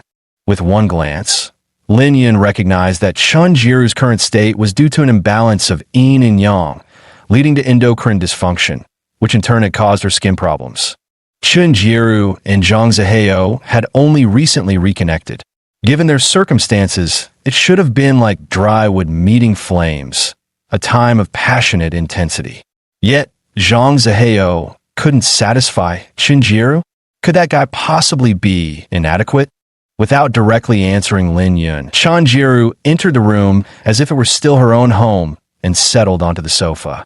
Lin Yun followed her in, crossing his legs as he watched Chunjiru, waiting to see what performance she'd put on. Lin Yun, she said, we spent nearly 2 years together. Surely that counts for something between us, doesn't it? Lin Yun burst into laughter. Affection?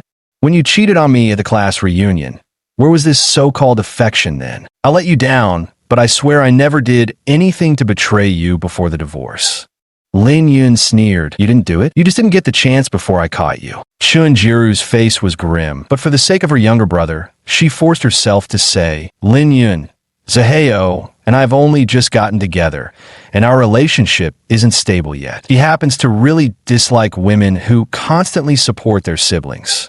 So when my brother needed money for his wedding this time, I really couldn't ask Zaheo for it. After all, we were married for several years, and you're the only person I could turn to now. You seem to be doing well financially with those attractive, affluent women around you. Surely money isn't tight for you?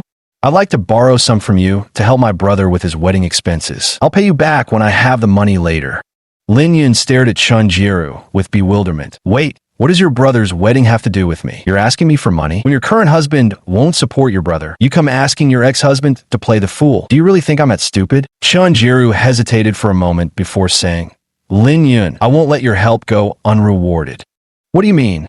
Chunjiru gazed at Lin Yun and said slowly, as long as you're willing to lend the money, even though we're no longer married, we can still be together like before. Lin Yun stared at Chunjiru in disbelief. You mean, sleeping with me?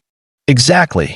Chunjiru had initially felt somewhat embarrassed, but once the words were spoken, she found there was nothing to be ashamed of anymore. Zhang Zaheo refused to help her brother, but with her brother's marriage hinging only on having a house, how could she just let the wedding fall through? There was another thing. During these past few days with Zhang Zaheo, they had done it many times, yet she felt nothing at all. It couldn't even compare to being with Lin Yun, and now she found herself wanting it again. This opportunity allows me to both resolve my brother's issue and satisfy my own needs, killing 2 birds with 1 stone. As for Zhang Zaheo getting cuckolded, she felt not an ounce of guilt.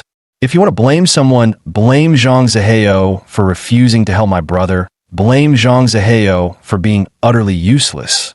If this old lady were truly satisfied at home, why need to go hunting elsewhere? Lin Yun looked at Chunjiru without the slightest ripple in his heart. A good horse doesn't turn back to graze on old pastures.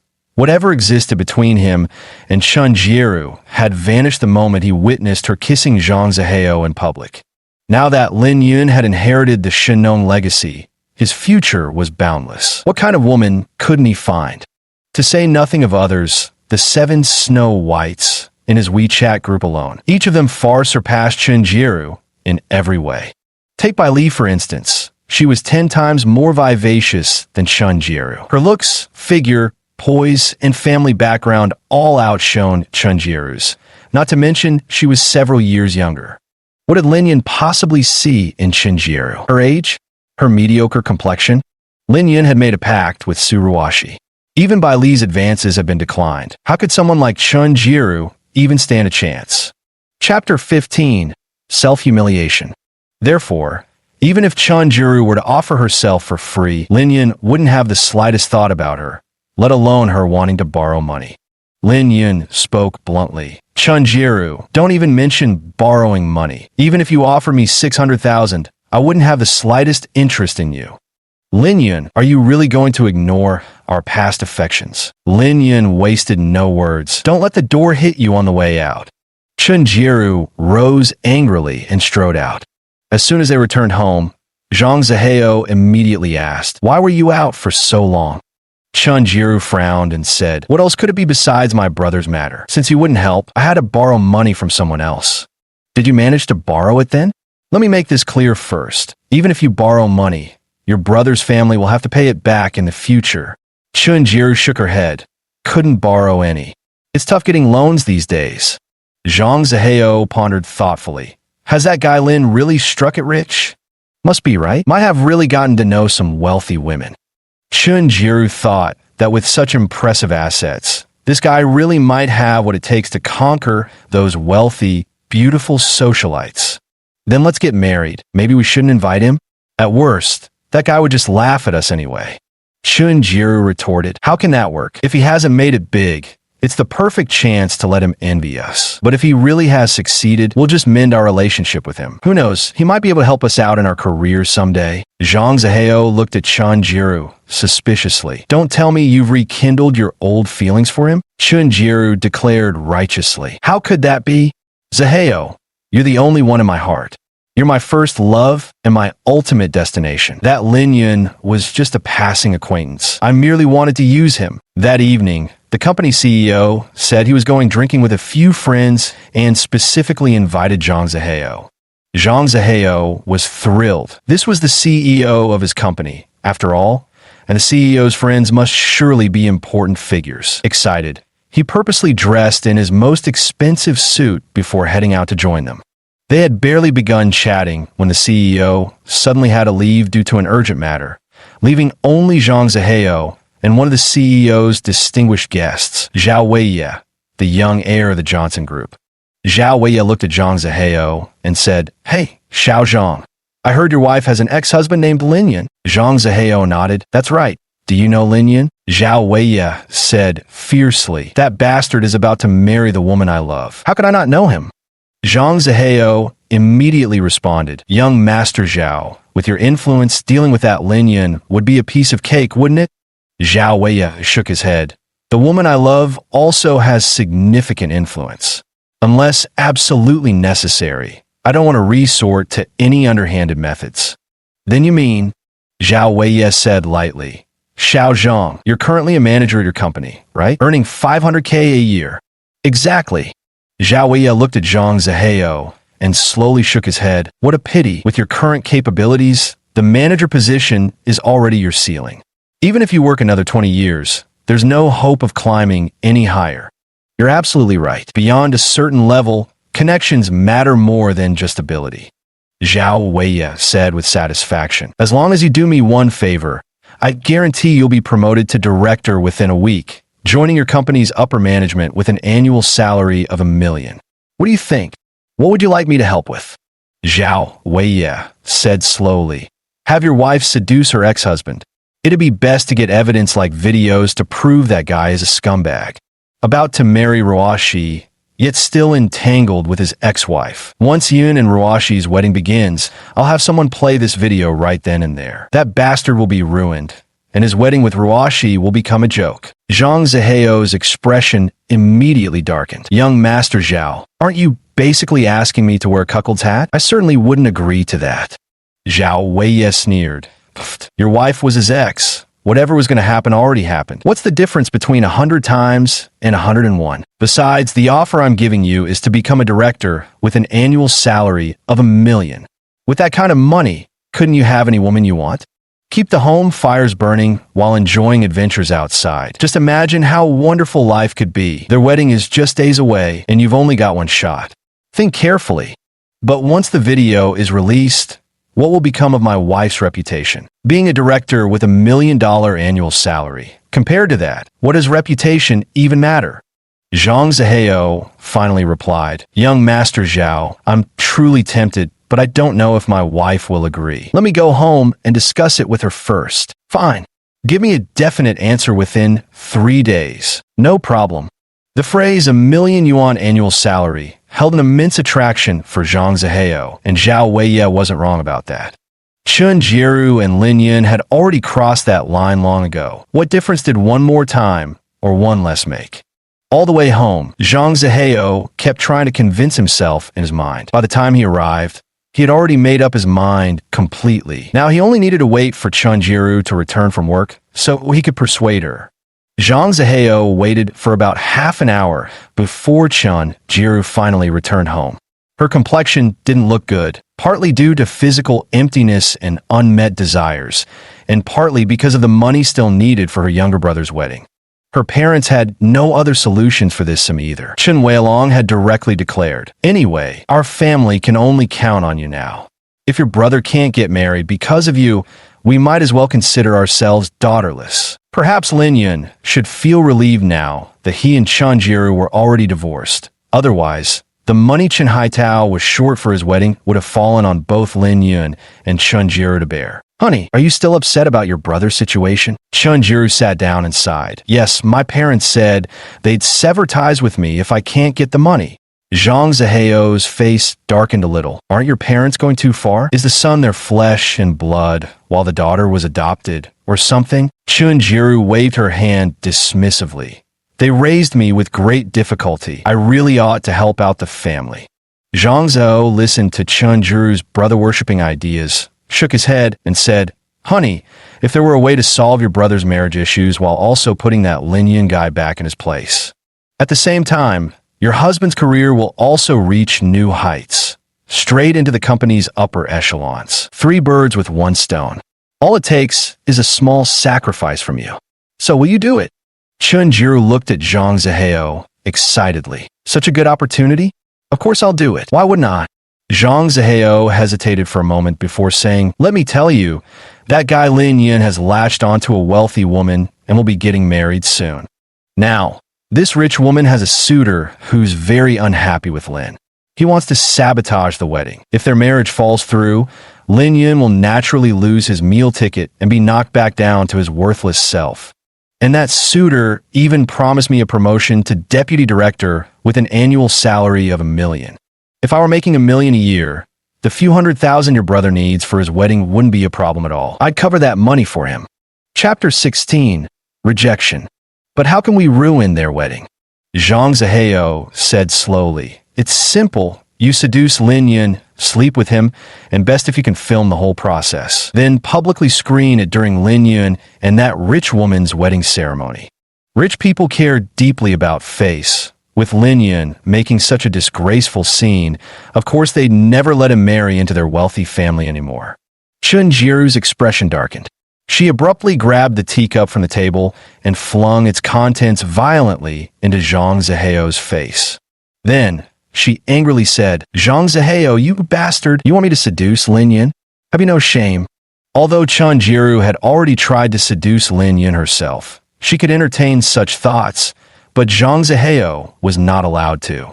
So, she acted furious, trembling with rage like some chaste and virtuous woman. Zhang Ziheo hurriedly replied, Honey, don't get worked up. I'm not asking you to film the details like those professional directors. All we need are shots that prove you two had an affair. Don't worry about being exposed to others. If you're worried about embarrassment, we can pixelate your face later. No one will know it's you, and I won't overthink it either. After all, he's your ex-husband. You were married for nearly 2 years. Whatever was supposed to happen already did. Whether it was 100 times or 101, what's the difference? I won't hold any grudges.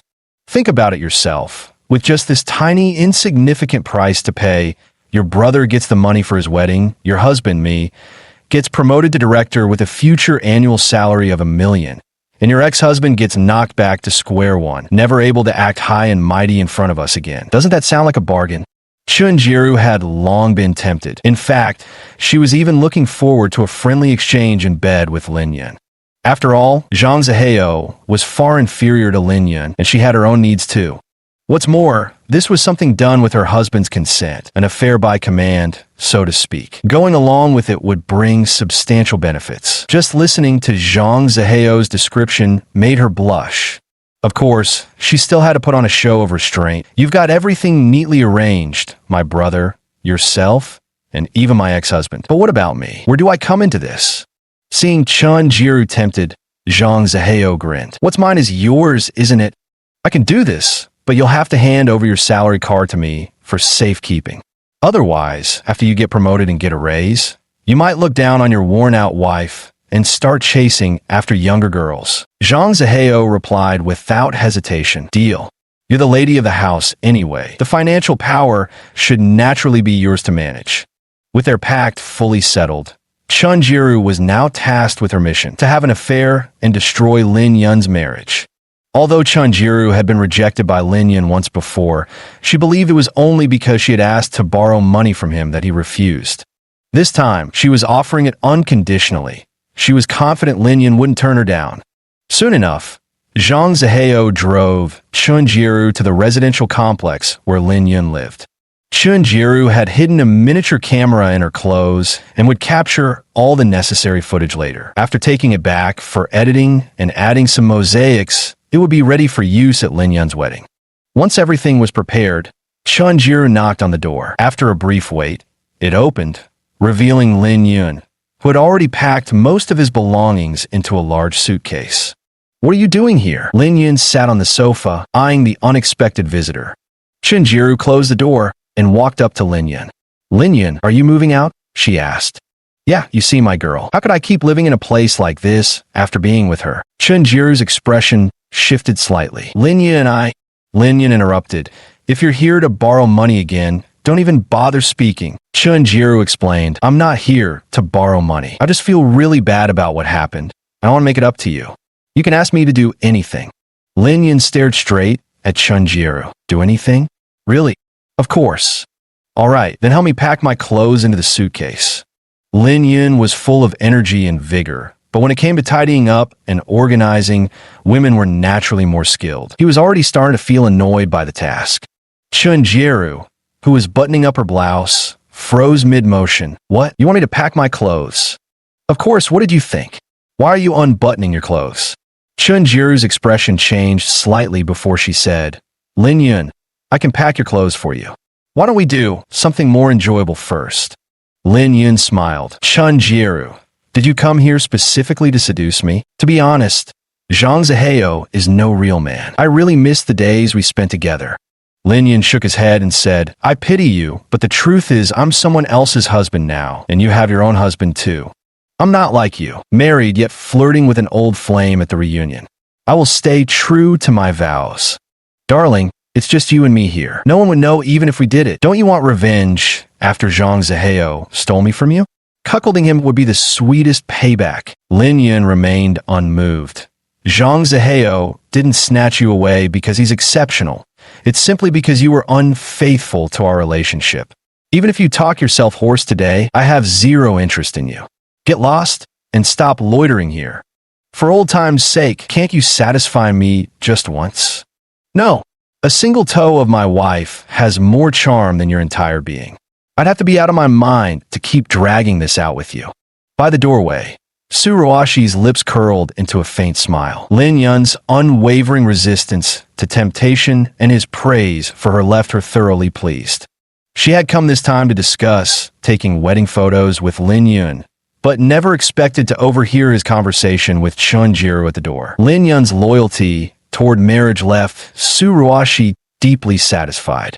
With Lin Yun possessing such steadfast composure, there wouldn't be any unexpected mishaps during her wedding with him. At this moment, Suruoshi overheard Chunjiru inside the room saying, "Lin Yun, I don't believe you feel nothing for me. Hey, why are you taking off your clothes?" Upon hearing this, Suruoshi's expression changed. How dare this shameless woman even think of removing her clothes? She immediately pressed the doorbell. Chunjiru, who was halfway through removing her clothes, froze as she wondered, who could be knocking at this moment? Could it be Zhang Zihao? Had he changed his mind? Chapter 17, Wedding Photos. Lin Yun also strode to the door. "Who's there?" "It's me, your wife." Lin Yun opened the door, and Suruoshi stood there gracefully. Honestly, the gap between Suruoshi and Chunjiru was immense. Even if Chunjiru stripped naked, she wouldn't hold a candle to Suruoshi dressed in plain clothes.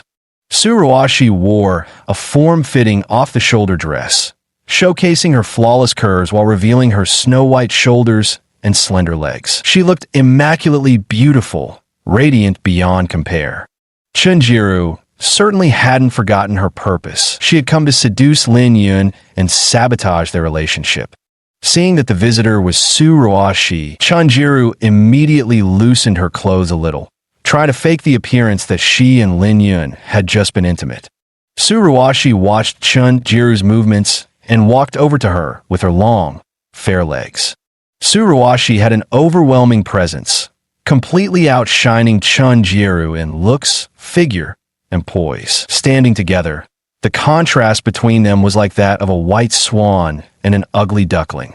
Chunjiru looked somewhat guilty as she faced Suruoshi. "What do you want?" "It's Lin Yun who keeps pestering me," she said. Ruoshi smiled and said, "Really? But I've been standing at the door for 10 minutes now, and I heard your conversation very clearly." Lin Yun repeatedly refused.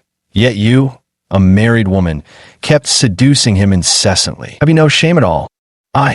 Chunjiru was speechless. She stuttered several times, but couldn't muster a coherent reply, ultimately fleeing the room in embarrassment. Ruoshi turned her head to look at Lin Yun. "You performed very well. I hope you can remain just as steadfast when dealing with others. Don't worry, I take money to do the job and will abide by professional ethics." Ruoshi glanced at the suitcase on the floor. "Are you planning to move to my place?" "Yes, if there's a better place. Why should I keep sleeping here?"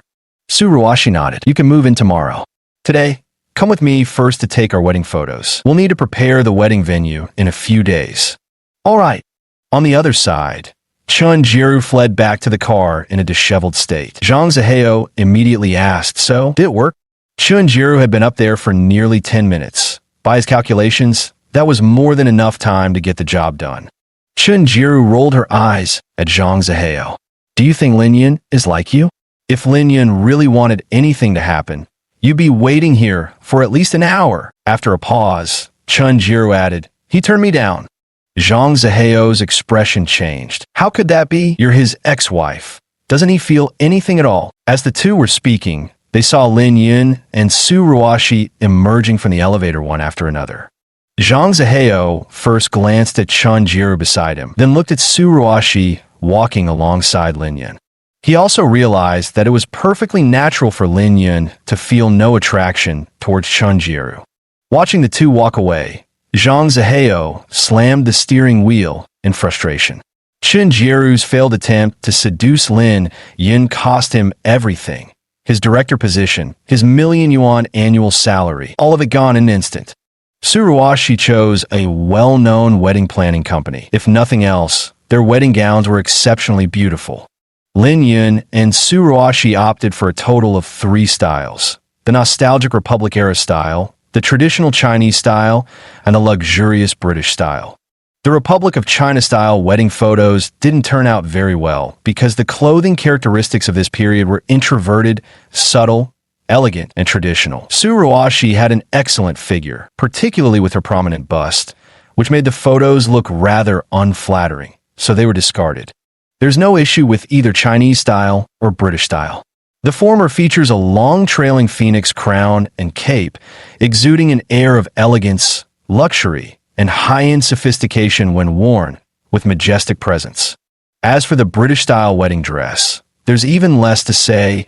The white strapless gown accentuates her figure flawlessly. The purity of the white fabric is rivaled only by the milky softness of her décolletage, crowned by her towering, statuesque silhouette. Just taking a photo with Ruoshi nearly gave Lin Yun a nosebleed. Such was her devastating allure. Taking photos and selecting the best shots ate up an entire day.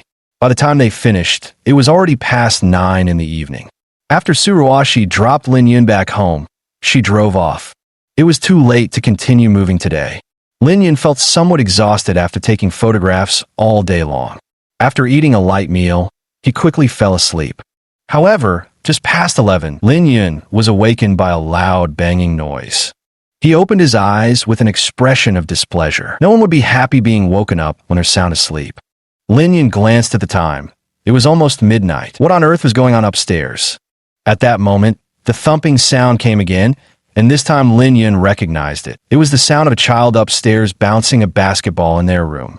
Basketball isn't meant to be played indoors in the first place. During the day is one thing, but it's almost midnight. Who does this person think they are? Dribbling indoors? Absolutely no consideration for others. Lin Yun turned on the light and opened WeChat. Inside WeChat, there was a residential community group chat created by the neighborhood committee to notify residents, where everyone's display name was marked with their floor and real name. Lin Yun directly tagged the resident from the 9th floor. It's almost midnight, and someone in your apartment is still bouncing a basketball indoors. Not appropriate, huh? Do you think anyone can sleep like this? Soon, the 9th floor resident responded to Lin Yun. My son can't fall asleep. So what's the big deal if he bounces a basketball? We're playing in our own house. None of your business, is it? After receiving this response from upstairs, Lin Yun heard even louder basketball bouncing sounds. Clearly, the neighbors above had no intention of repenting, but were instead escalating the situation, deliberately provoking Lin Yun. Lin Yun was so angry he wanted to hit someone. Making a mistake is one thing, but admitting fault and disciplining the child would have ended the matter. Yet now, not only were they refusing to admit wrongdoing, they were even provoking him further. This was absolutely intolerable. Lin Yun immediately stormed out of his apartment and took the stairs straight to the 9th floor, pounding forcefully on their door. A moment later, the door opened, revealing a portly middle-aged man standing at the threshold. "What do you want?" Lin Yun glared coldly at the other person. "What do you think I'm doing? I was asleep until your family woke me up. Tell me, can you just keep it down?" The middle-aged man gave Lin Yun a disdainful look and snapped impatiently. "All right, got it." Then, with a sharp bang, he slammed the door shut. From behind the door, Lin Yun could still hear the fat man's voice shouting, "What kind of person is this? So many trivial complaints. If you hate noise so much, go live in a villa." Chapter 18 Dismissal. Lin Yun's expression turned unpleasant upon hearing this. He couldn't physically intervene since they'd ostensibly agreed to his request, so he could only storm back to his room in frustration. Lin Yun prepared to sleep once more. Yet scarcely 10 minutes after lying down, the banging noises from upstairs started again. The disturbance had resumed. This time, when awakened by the noise, all drowsiness fled Lin Yun. Here he opened his phone, entered the building's resident group chat, and located the WeChat contact for the occupant upstairs in Unit 904. He was about to add her on WeChat to reason with her properly, but when he saw her profile picture, Lin Yun froze for a moment. This WeChat account, with a profile picture displaying the bold characters Yongsheng Investment, belongs to the overweight man upstairs. His occupation is a trader at Yongsheng Investment Company. Coincidentally, one of Lin Yun's Snow Whites, Bai Li, who had been the most enthusiastic towards him, turned out to be the cherished daughter of Yongsheng Investment's chairman, something Lin Yun had learned from Su Yuxuan.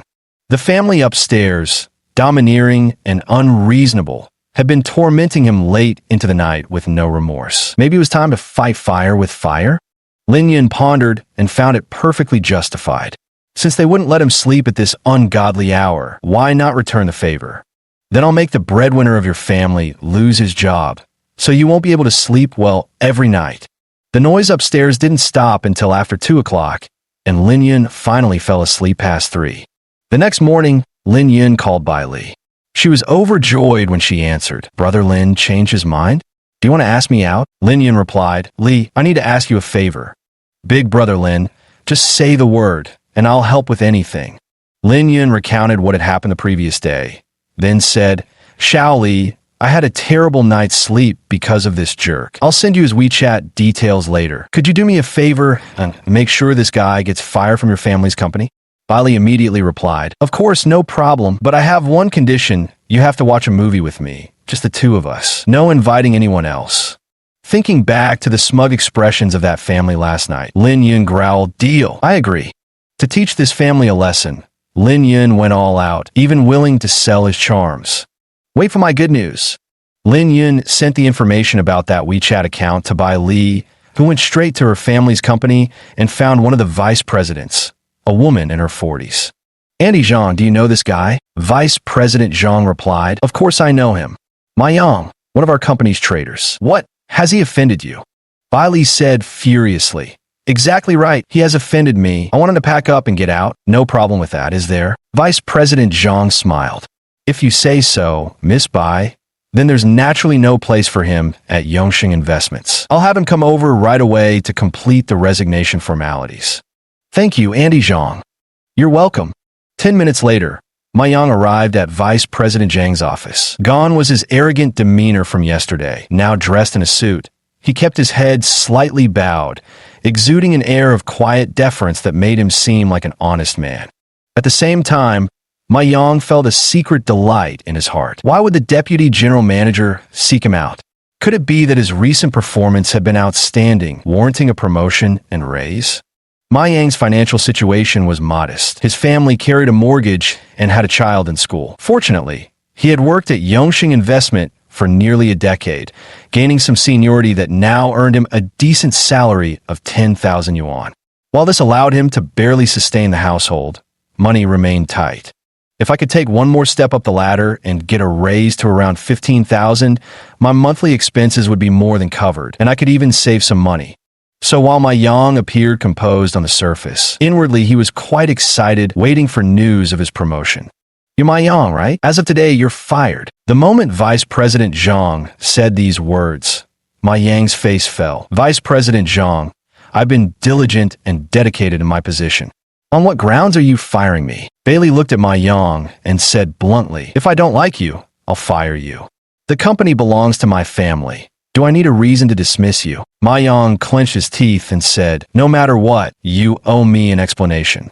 At least let me know why I'm being fired." Bailey smiled and replied, "Fine, I'll tell you. Was your son playing basketball in his room after 11 p.m. last night?" "Of course he was, but what does that matter? It's my own home. My son can do whatever he wants there." Bailey snapped without hesitation. "Well said. Yongsheng Investments was founded by my father. As his daughter, just like your son, I can do whatever I please. Now get out." Ma Yang's face turned ashen. He suddenly dropped to his knees before Bailey. "Young mistress, I was wrong. Please spare me. My son's still in school. I got a mortgage to pay. I can't afford to lose this job." Bailey rolled her eyes. "What's it got to do with me?" Having said that, Bailey directly swayed her petite bottom and walked out of Vice President Zhang's office. Ma Yang clenched his fists, wanting to take action, but gave up the thought almost immediately. He's merely lost his job for now, but if he dares lay a hand on Bailey and offends by Yongsheng, he might end up behind bars. Afterward, Ma Yang left in utter devastation to pack his belongings at his workstation, his entire demeanor appearing as if he'd aged 10 years in an instant. When Ma Yang returned home, the sound of thumping basketballs greeted him as soon as he entered the door. Without a word, Ma Yang rushed forward and slapped his son several times. "You little bastard, don't ever play ball in the room again, you hear me?" Ma Yang's son immediately burst into loud sobs. Ma Yang still wasn't satisfied, so he picked up his son's basketball and stabbed it with a knife until it burst open. Only then did he consider the matter settled. His wife rushed out in a fury, yelling, "Ma, what the hell is wrong with you? Don't take out your work frustrations on my son." Ma Yang said angrily, "Company? What company do I even have left? It's all because your son was playing basketball in his room past 11 p.m. last night and offended our boss's daughter. I'm already unemployed now. Until I find a job, my whole family will have to live on thin air. And even if I do find one, the pay definitely won't be as good as what I have now. Tell me, shouldn't I have hit him?" Hearing this, Ma Yang's wife also ruthlessly slapped her son's buttocks a few times, making the child cry even louder. After a while, Ma Yang arrived at door 804 with his son, whose eyes were swollen from crying, along with the punctured basketball, intending to apologize to Lin Yun. Holding on to some hope that forgiveness might save his job, he thought it was worth a try. Sadly, they knocked for a full half hour with no answer. Clearly, Lin Yun wasn't home. Little did Ma Yang know, Lin Yun had already moved away. Chapter 19, The Shortcut. At this moment, Lin Yun had just finished his phone call with Bai Li. He also knew that the guy upstairs had already been fired, lifting a weight off Lin Yun's chest. The call ended, and Lin Yun surveyed the 300-square-meter duplex. Su Ruashi's luxurious apartment was impeccable in every aspect, its lavish decor exuding an effortless sense of comfort. Lin Yun felt it was time to tell his parents about his remarriage. Lin Yun's hometown was located in a county under the jurisdiction of Jiangxing. Since Jiangxing covered a vast area, it took 3 to 4 hours to drive from the county to the city center. Because there was some distance, Lin Yun had only one attitude toward his family, sharing good news but hiding the bad. This is also the way most young people handle things when they're away from home, letting their loved ones know the happy news to bring them joy, while keeping any misfortunes to themselves to avoid worrying their families. Therefore, Lin Yun's parents remained completely unaware of his divorce from Chen Jiru. Nowadays, there are more men than women, making women highly sought after. Finding a wife isn't easy, and if Lin Yun's parents were to find out about his divorce from Chen Jiru, they'd likely be extremely worried. In a worst-case scenario, They might even rush straight to Jiangcheng to persuade Lin Yun and Chun Jiru to reconcile. So Lin Yun had never told his parents about it before, but now he felt it was time to let them in on the matter. If he had merely gotten divorced, his parents would surely have been worried. But after the divorce, he had latched onto Su Ruoshi, this wealthy and beautiful heiress. Not only that, but now he even owned a luxury apartment worth several million. This could be considered a blessing in disguise. This way, his parents wouldn't need to worry anymore. After steeling himself for a while, Lin Yun made a video call to his father, Lin Jingyi. A moment later, Lin Yun's parents appeared on the screen. Lin Jingyi must have been sitting on the sofa watching TV, while his mother Shui Mei was half reclining on the couch. It wasn't mealtime, so the elderly couple were quite at leisure. My younger sister Lin wasn't home. As a senior high school student, she should have been at school. Lin Jingyi asked, "Son, how have you been lately? Any movement in your wife's belly?" The elderly couple were eager to hold their grandchild. When it had Lin Yun, they were just 21 years old. Now Lin Yun was already 26, yet still hadn't become a father. Hearing Lin Jingyi's words, Lin Yun spoke slowly. "Dad, this time I'm here to tell you something. Prepare yourselves mentally first." As soon as Lin Yun uttered these words, Lin Jingyi's expression turned grave, while Shui Mei, who had been half lying down, sat up abruptly and leaned closer to the phone. "What happened? Am I about to become a grandmother?" Lin Yun shook his head and said, "No, it's bad news. Brace yourselves." Lin Jingyi said directly, "Go ahead and say it. What storm haven your mother and I weathered before? We can handle it." "That's good. Then I'll just say it straight. I got divorced." Lin Jingyi and Shui Mei's expressions changed slightly. The elderly couple exchanged glances before Lin Jingyi asked, "Why did you two divorce?" Lin Yun explained, "She went to a class reunion and flirted with an old classmate. I caught them in the act, so we divorced." Meanwhile, Shui Mei said indignantly, "Son, her divorcing you is her loss. Straighten up and work hard. Then marry an even prettier girl, preferably one with wide hips that's good for bearing children." Lin Yun listened to Shui Mei's words, and an image of Su Ruoshi's pert, rounded bottom flashed through his mind. Come to think of it, she fits the requirements perfectly. Lin Jingyi then asked, "How will you divide the marital property? Is that apartment still intact?" Lin Yun replied bluntly, "Of course it's still mine. The down payment was paid by you, and I've been covering the mortgage. Why should she get my house? Besides, she was caught cheating. She's in the wrong and wouldn't have the face to fight me for it anyway." "That's good. Your dad and I don't have much ability. That down payment of a few $100,000 was the absolute limit we could manage. At least you still have the house, so finding someone new won't be as difficult.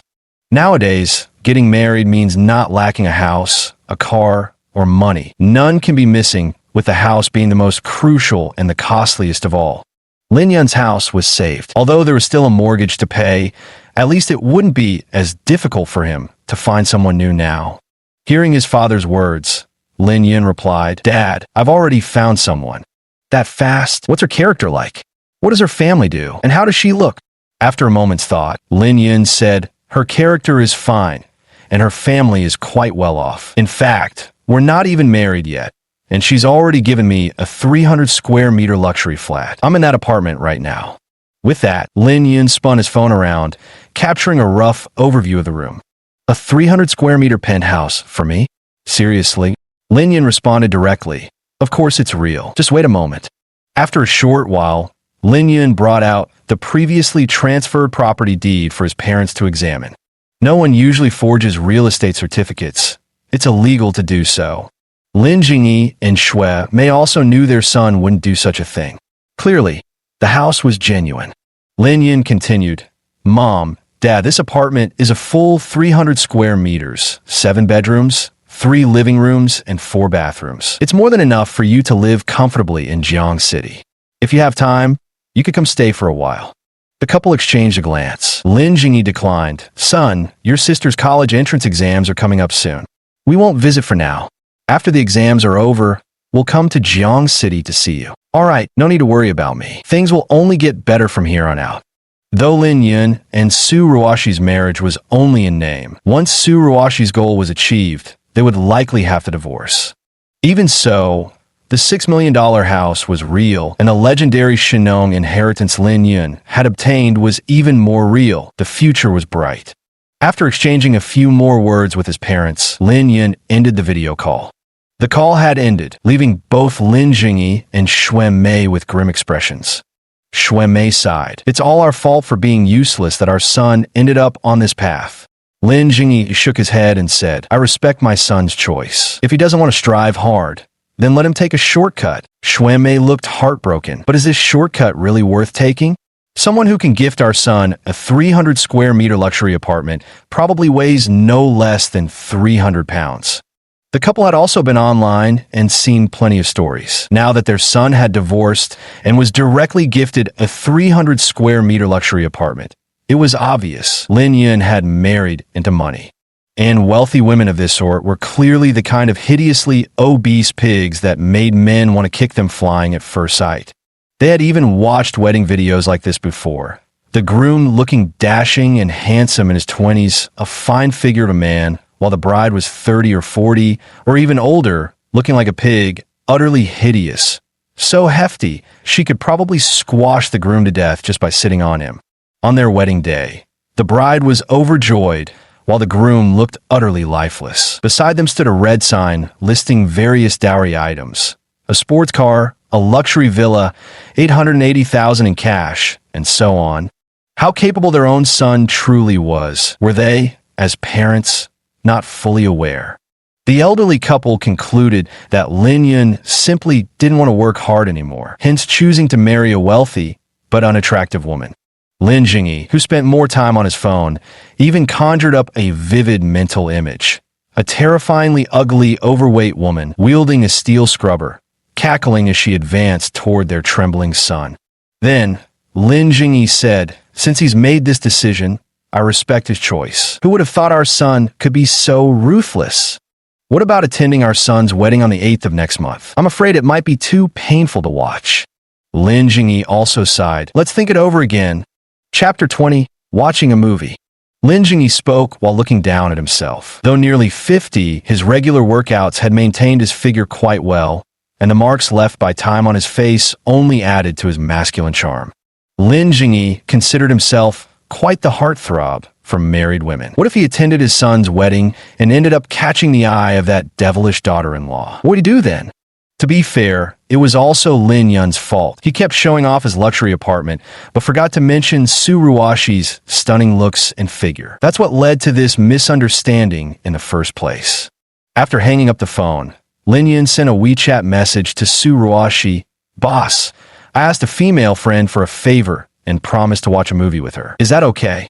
Very quickly, Su Ruoshi responded, as long as you don't cross the line. Understood. Just as Lin Yun finished reporting to Su Ruoshi, the doorbell rang. Lin Yun froze momentarily. He had just moved in. Could someone already be looking for him? Wait, perhaps they were here for Su Ruoshi? With this thought, Lin Yun rose to answer the door, where a man in a tailored suit stood waiting. The visitor was Zhao Weiye, the eldest son of Johnson Pharmaceuticals. He had previously tried twice to recruit Lin Yun to his company and even set traps for him, but both attempts ended in failure. No one expected him and Lin Yun to cross paths under such circumstances. Who are you looking for? Zhao Weiye cut straight to the point. I'm looking for Ruoshi. Where is she?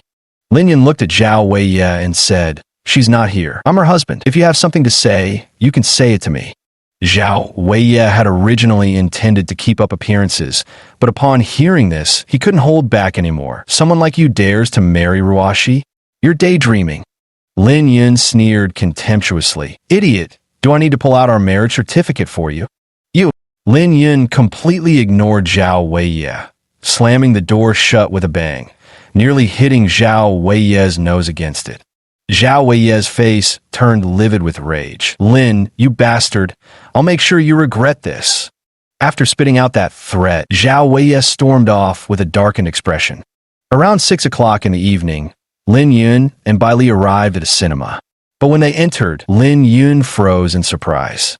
This movie is clearly a recently popular suspense horror film with decent box office performance. Even if it's not sold out, there should at least be a sizable audience, right? Yet when Lin Yun and Bai Li entered the cinema, They found the seats completely empty. Only the two of them were present. Lin Yun said in frustration, "Domestic films are finished. All they care about is marketing and inflating box office numbers. Why can't they just focus on making quality content?" Bailey agreed. "Yes, it's truly disappointing."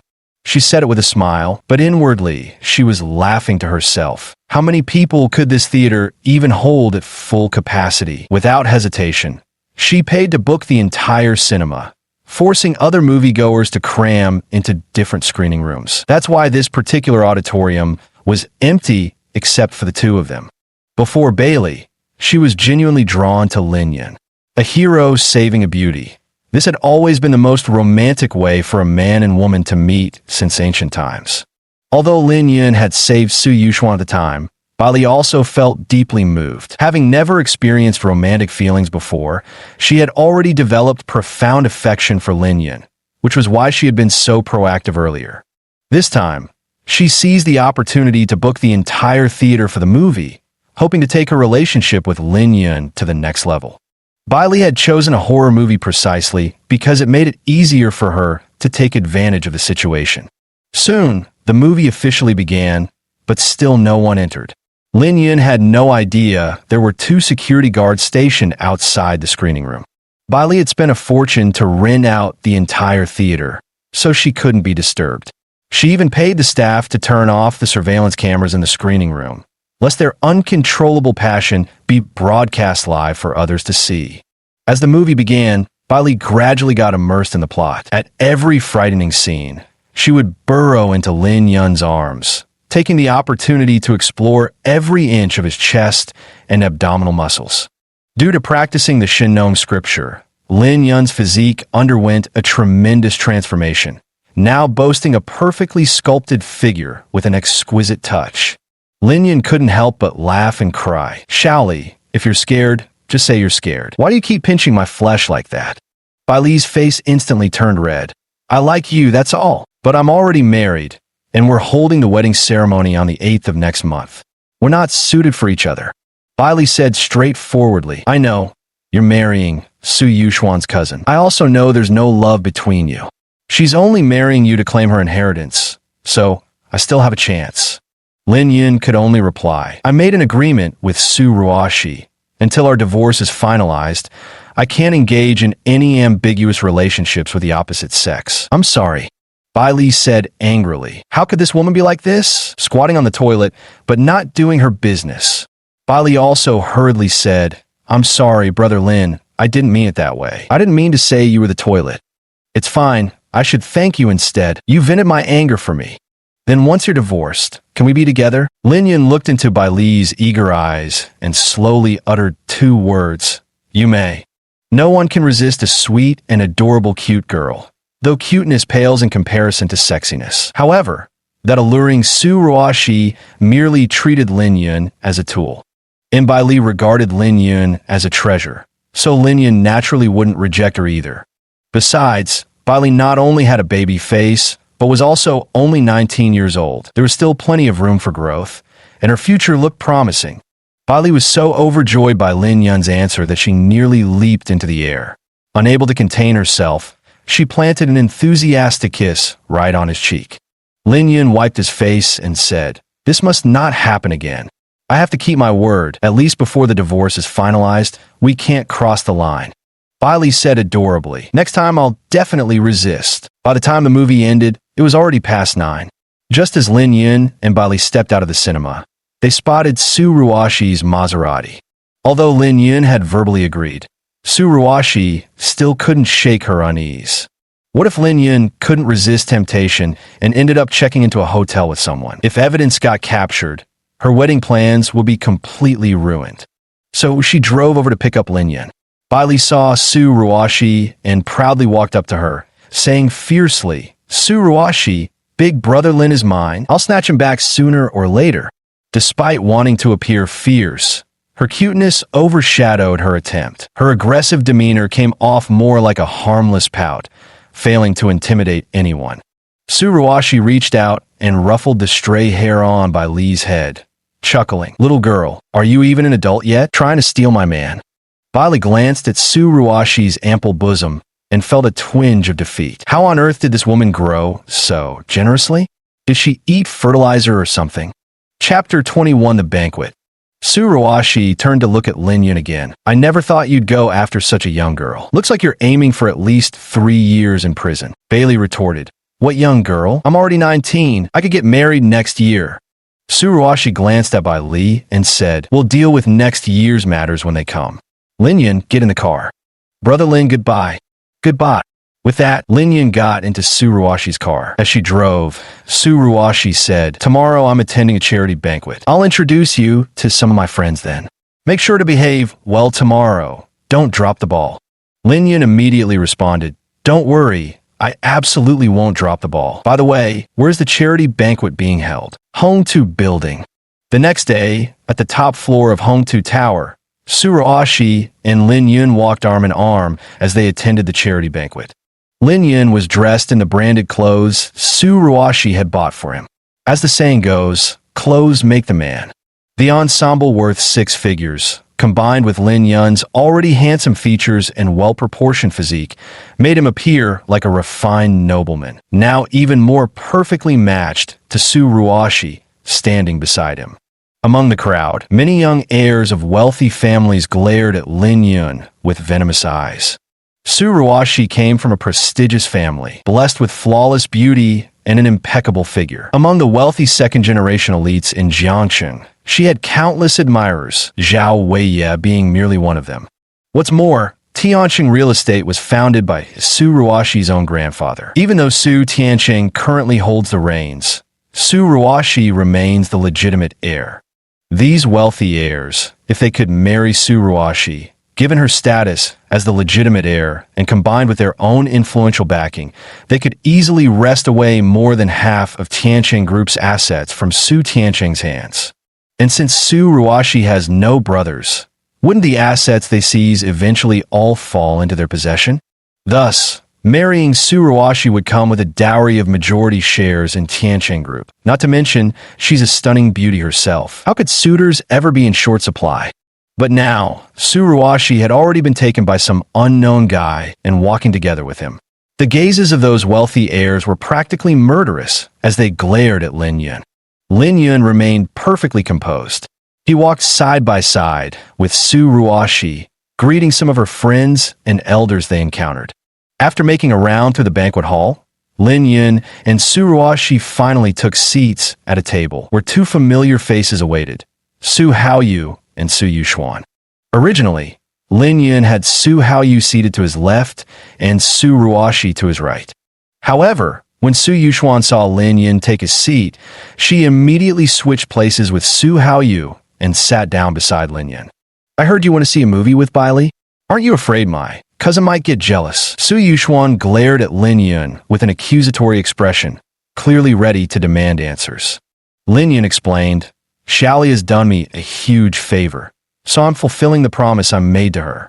Su Yuxuan grew even more displeased, literally, calling her so intimately already. At this moment, Suruwashi sneered. Yuxuan, I remember you used to be quite broad-minded. How come you're working so hard now just to fight for the family fortune? Before Su Yuxuan could speak, Su Haoyu interjected, Cousin, you're being unfair to say that. Emotions are like tornadoes. They can strike at any moment. What if Yuxuan fell in love with Lin Yun at first sight? Lin Yun couldn't help but glance at Suruwashi when he heard the phrase, love at first sight. Whether Su Yuxuan had fallen for him at first sight was unclear, but when it came to Suruwashi, it seemed he truly had experienced just that. Speaking of which, there's a saying online, love at first sight is merely being attracted by looks. Given Suruwashi's beauty, she could indeed make many men fall in love at first sight. Instead of arguing with Su Haoyu, Suruwashi intertwined her fingers with Lin Yun's and placed their clasped hands on the bar counter, asserting Lin Yun's sovereignty. Just then, a voice called out, Ruwashi, long time no see. You're even more beautiful than before. Lin Yun turned around to see a tall, lean man holding a glass of wine, standing behind the 2 of them. Suruwashi smiled and said, Ah Dong, you're back in the country. Let me introduce you. This is my husband, Lin Yun, and this is my old friend, Su Dong. Su Dong looked at Lin Yun, a hint of killing intent flashing briefly in his eyes. Ruashi and I were childhood sweethearts. We've known each other for over 20 years. Who would have thought you'd beat me to her instead? Come, you must have a drink with me. Lin Yun clinked glasses with Su Dong and said, when it comes to matters of the heart, there's no logic to it. 20 years of friendship between you and Ruashi may not compare to 2 months of understanding between us. Childhood sweethearts can't compete with destiny. Haven't you heard the saying? Su Dong sized up Lin Yun and said, if I were you, I wouldn't be smiling right now. Do you have any idea how many admirers Ruashi has? An unknown nobody hogging their goddess. People won't let this slide.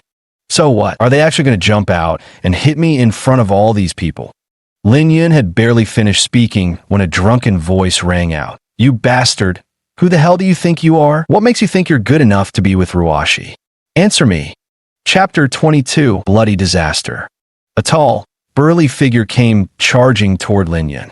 His entire face was flushed red from drinking, and he was clutching a liquor bottle in his hand, clearly already drunk. This is their first open conspiracy against Lin Yun, getting drunk and causing a scene. This burly guy in front of him was clearly one of Su Ruashi's suitors. Now that Su Ruashi was officially taken, it was perfectly normal for a drunken admirer to come stir up trouble. If he had merely humiliated Lin Yun, it wouldn't have been a big deal, just the drunken ramblings of a drunkard. But if he'd taken advantage of the alcohol's influence to violently beat Lin Yun, then Lin Yun would have suffered an unbearable humiliation. Even if the other party sobered up and apologized afterward, or even compensated for medical expenses, the face Lin Yun had lost would still be hard to recover.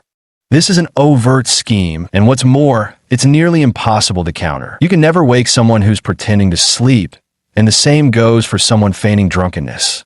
Su Ruashi noticed the man's expression change. Positioning herself in front of Lin Yun, she said, this is a charity gala. Let's avoid making trouble here. But at that moment, Su Haoyu stepped forward, pulling Su Ruashi aside as he said, cousin, there's no reasoning with those drunkards. What if he hits you? At this moment, the burly drunkard had already reached Lin Yun, grabbing him by the collar as he snarled, you bastard, why don't you take a piss and look at yourself in it? Where the hell do you get off being worthy of Ruashi? Damn it! The drunkard swung a slap toward Lin Yun's face. Su Ruashi tried to intervene, but Su Haoyu held her back. Cousin, get away, quick, unless you want a beating too. Su Yuxuan wasn't worried at all. Did this guy really think he could lay a finger on a Prince Charming? In his dreams. The drunkard's slap never reached Lin Yun's face. With a slight raise of his hand, Lin Yun caught the incoming strike. Then Lin Yun exerted subtle force, twisting the drunkard's arm. The drunkard's body involuntarily followed the motion. If he resisted, his arm would have been snapped clean off. With a howl of pain, the drunk found himself forced into an awkward kneeling position as Lin Yun twisted his arm behind his back, still screaming, it's breaking, let go! Let go! Lin Yun released the drunkard's arm, and then stomped his foot down on the man's back. The drunkard was stomped flat onto the ground, completely humiliated. Lin Yun sneered, weren't you drunk? Keep pretending. I'll beat the shit out of you. Think your muscles make you tough? With your pathetic skills, you dare start drunken fights like this? Lin Yun said, kicking the guy several more times until someone stepped in to mediate, putting an end to the drunken brawl incident. As for that fake drunk guy, thoroughly humiliated after misjudging his drunken antics and getting beaten to a pulp, he pretended to faint and was dragged away. At that moment, Su Ruashi stared at Lin Yun in surprise. I had no idea you could fight like that. You don't know a lot of things about me. You've never really bothered to understand me. Lin Yun retorted bluntly. Su Ruashi countered, you're mistaken about that. Where your hometown is, what your parents do for a living, which university you graduated from, and what your first job was after graduation.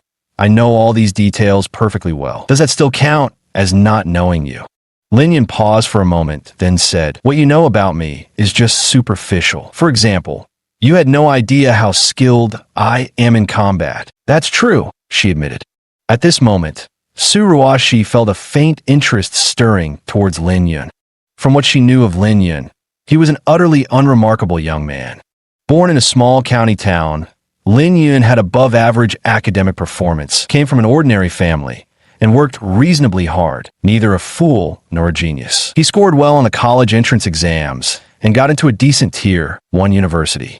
After graduation, he started working. His parents helped with the down payment for an apartment, while Lin Yun himself covered the mortgage.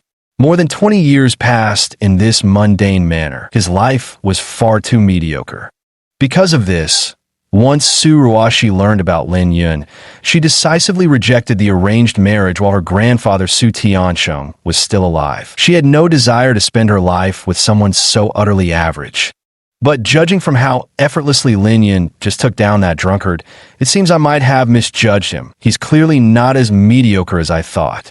Just as Su Ruoshi finished speaking, a security guard suddenly crashed through the banquet hall entrance.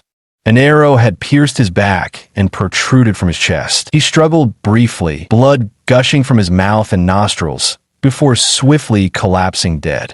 One after another, black-clad figures wearing masks stormed into the banquet hall, wielding alloy crossbows with menacing intent. Su Ruoshi stared at the scene before her, completely stunned. Could the disaster Lin Yun had predicted really be about to come true? Lin Yun then said, "Su Yuxuan, is this another one of your friend's schemes?" Su Yuxuan immediately responded, "How is that possible? This charity gala involves half of Jiangqing's business elite. They wouldn't dare take things this far." At this moment, one of the banquet organizers stepped forward and demanded, "Who are you people? What do you want?" The armed thugs didn't waste words with the organizer. One of them raised an alloy crossbow and fired directly at him. The bolt pierced through the organizer's forehead, exiting through the back of his skull as brains and blood gushed from the wound, creating a horrifying scene. Instantly, terrified screams and wails erupted throughout the charity gala as everyone was half scared to death. Chapter 23, Critical Moment. The thug aimed the alloy crossbow at the crowd. "Shut up, all of you. Anyone who keeps making noise gets sent to the hereafter." Another one yelled, "Listen up, everyone. If you value your lives, drop to the ground with your hands behind your heads." Following this, the gang fired several more bolts, shattering some decorations in the banquet hall. Terrified, the guests all dropped to the ground with their hands behind their heads. Lin Yun and Su Ruoshi also took cover behind a chair in the chaos.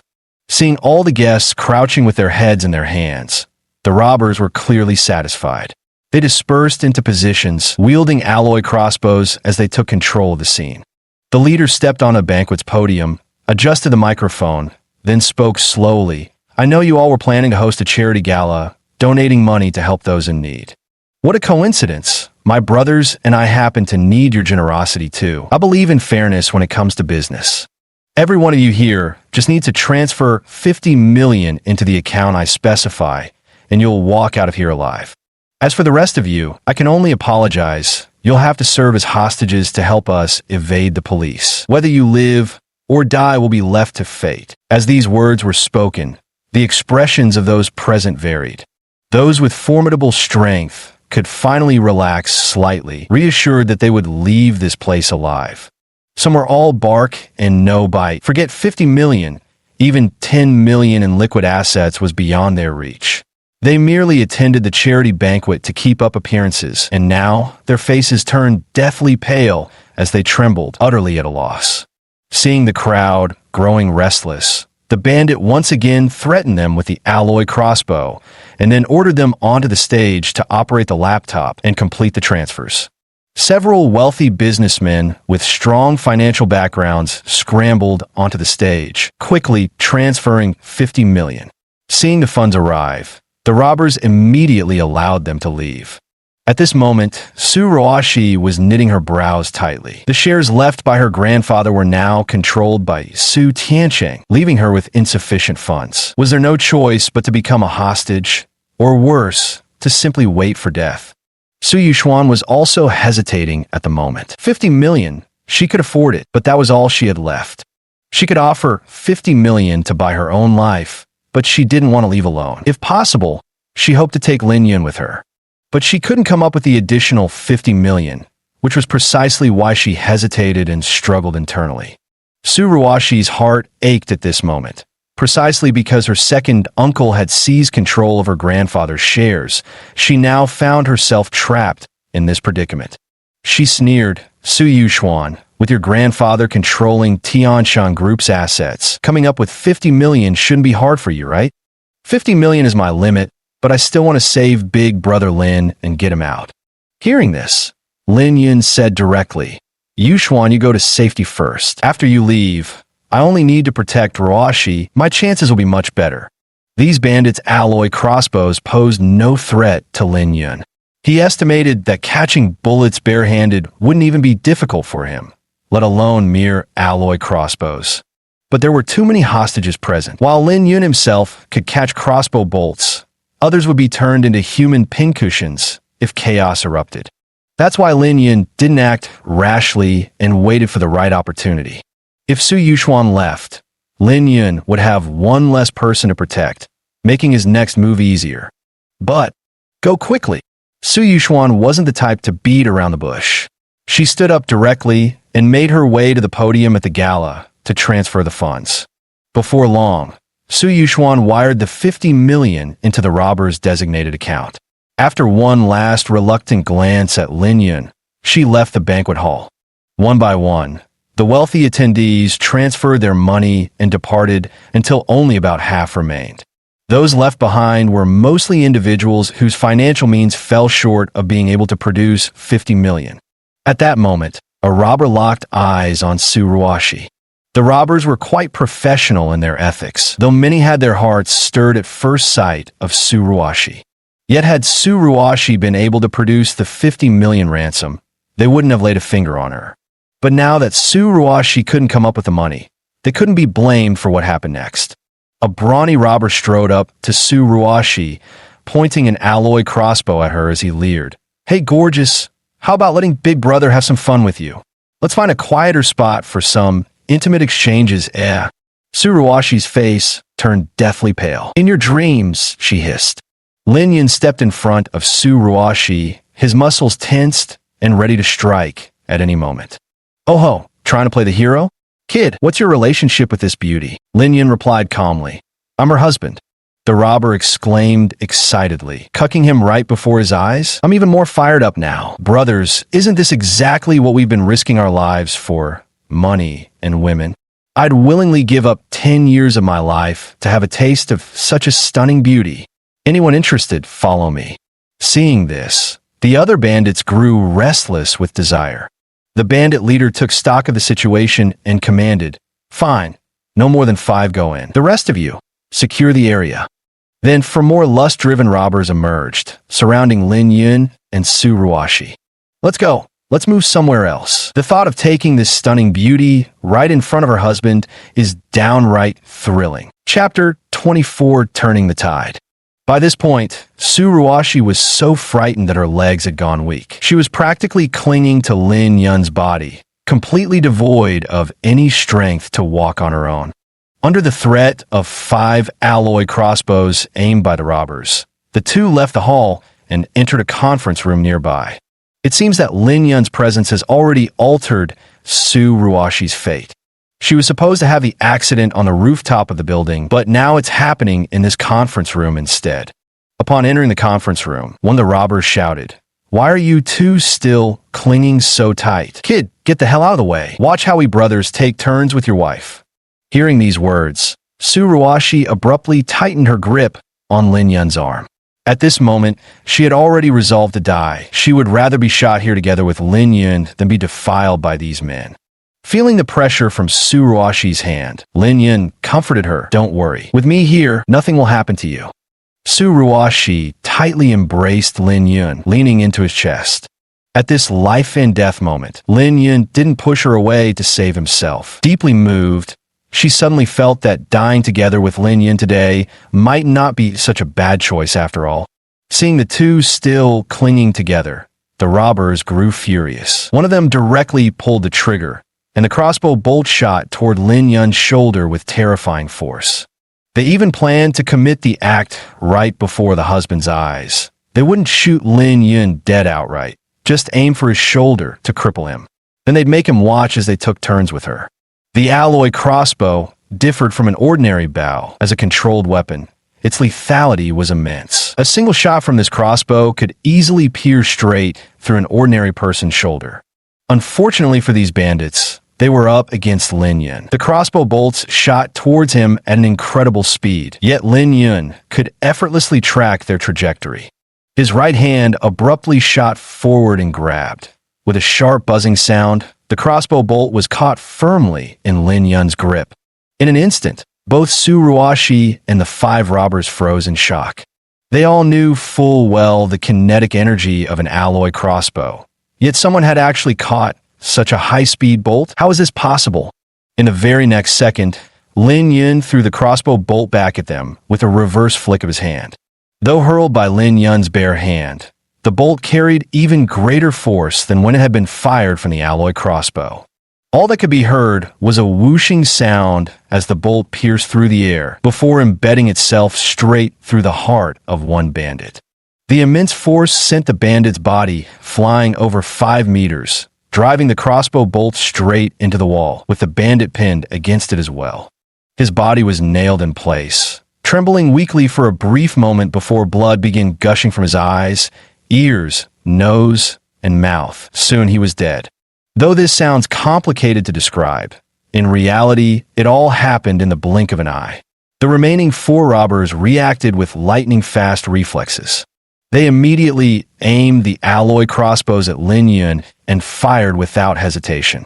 3 bolts shot toward Lin Yun from different angles, aimed precisely at his vital points, his head, throat, and heart, while a 4th bolt was fired directly at Su Ruashi.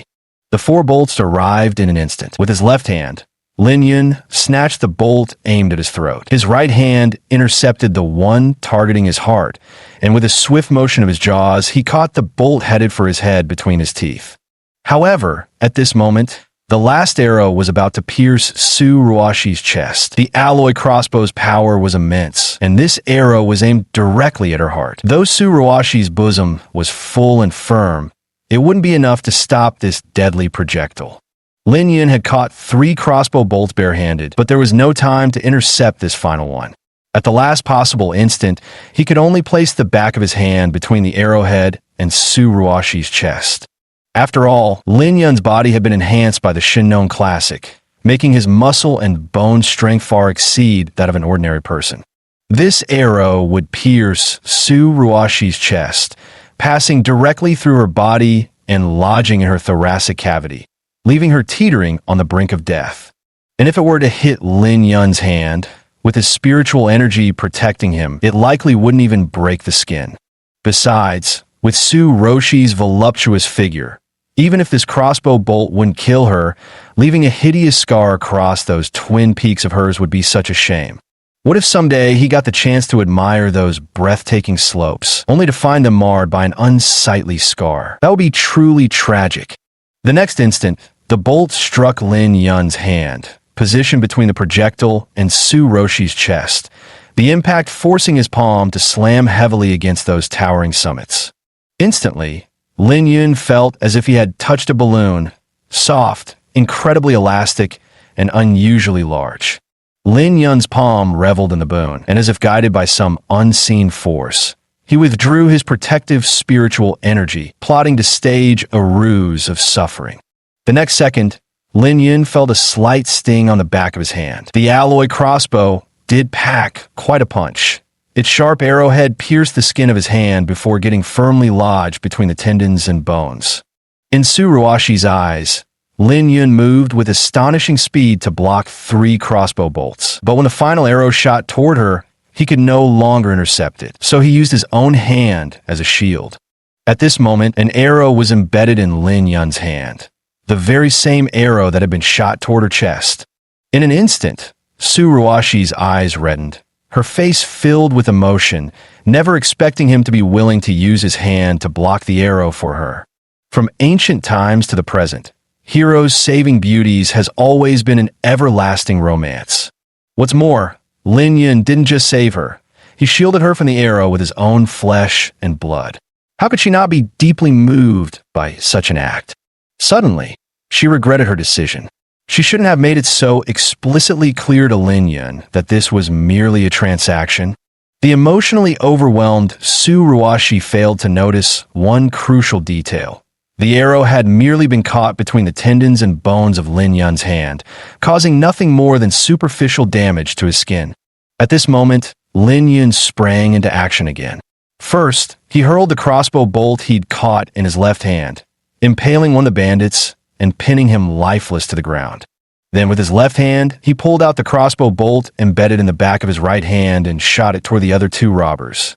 At this moment, the two robbers had fired again. The arrows launched from their alloy crossbows collided midair with the bolts Lin Yun had thrown by hand.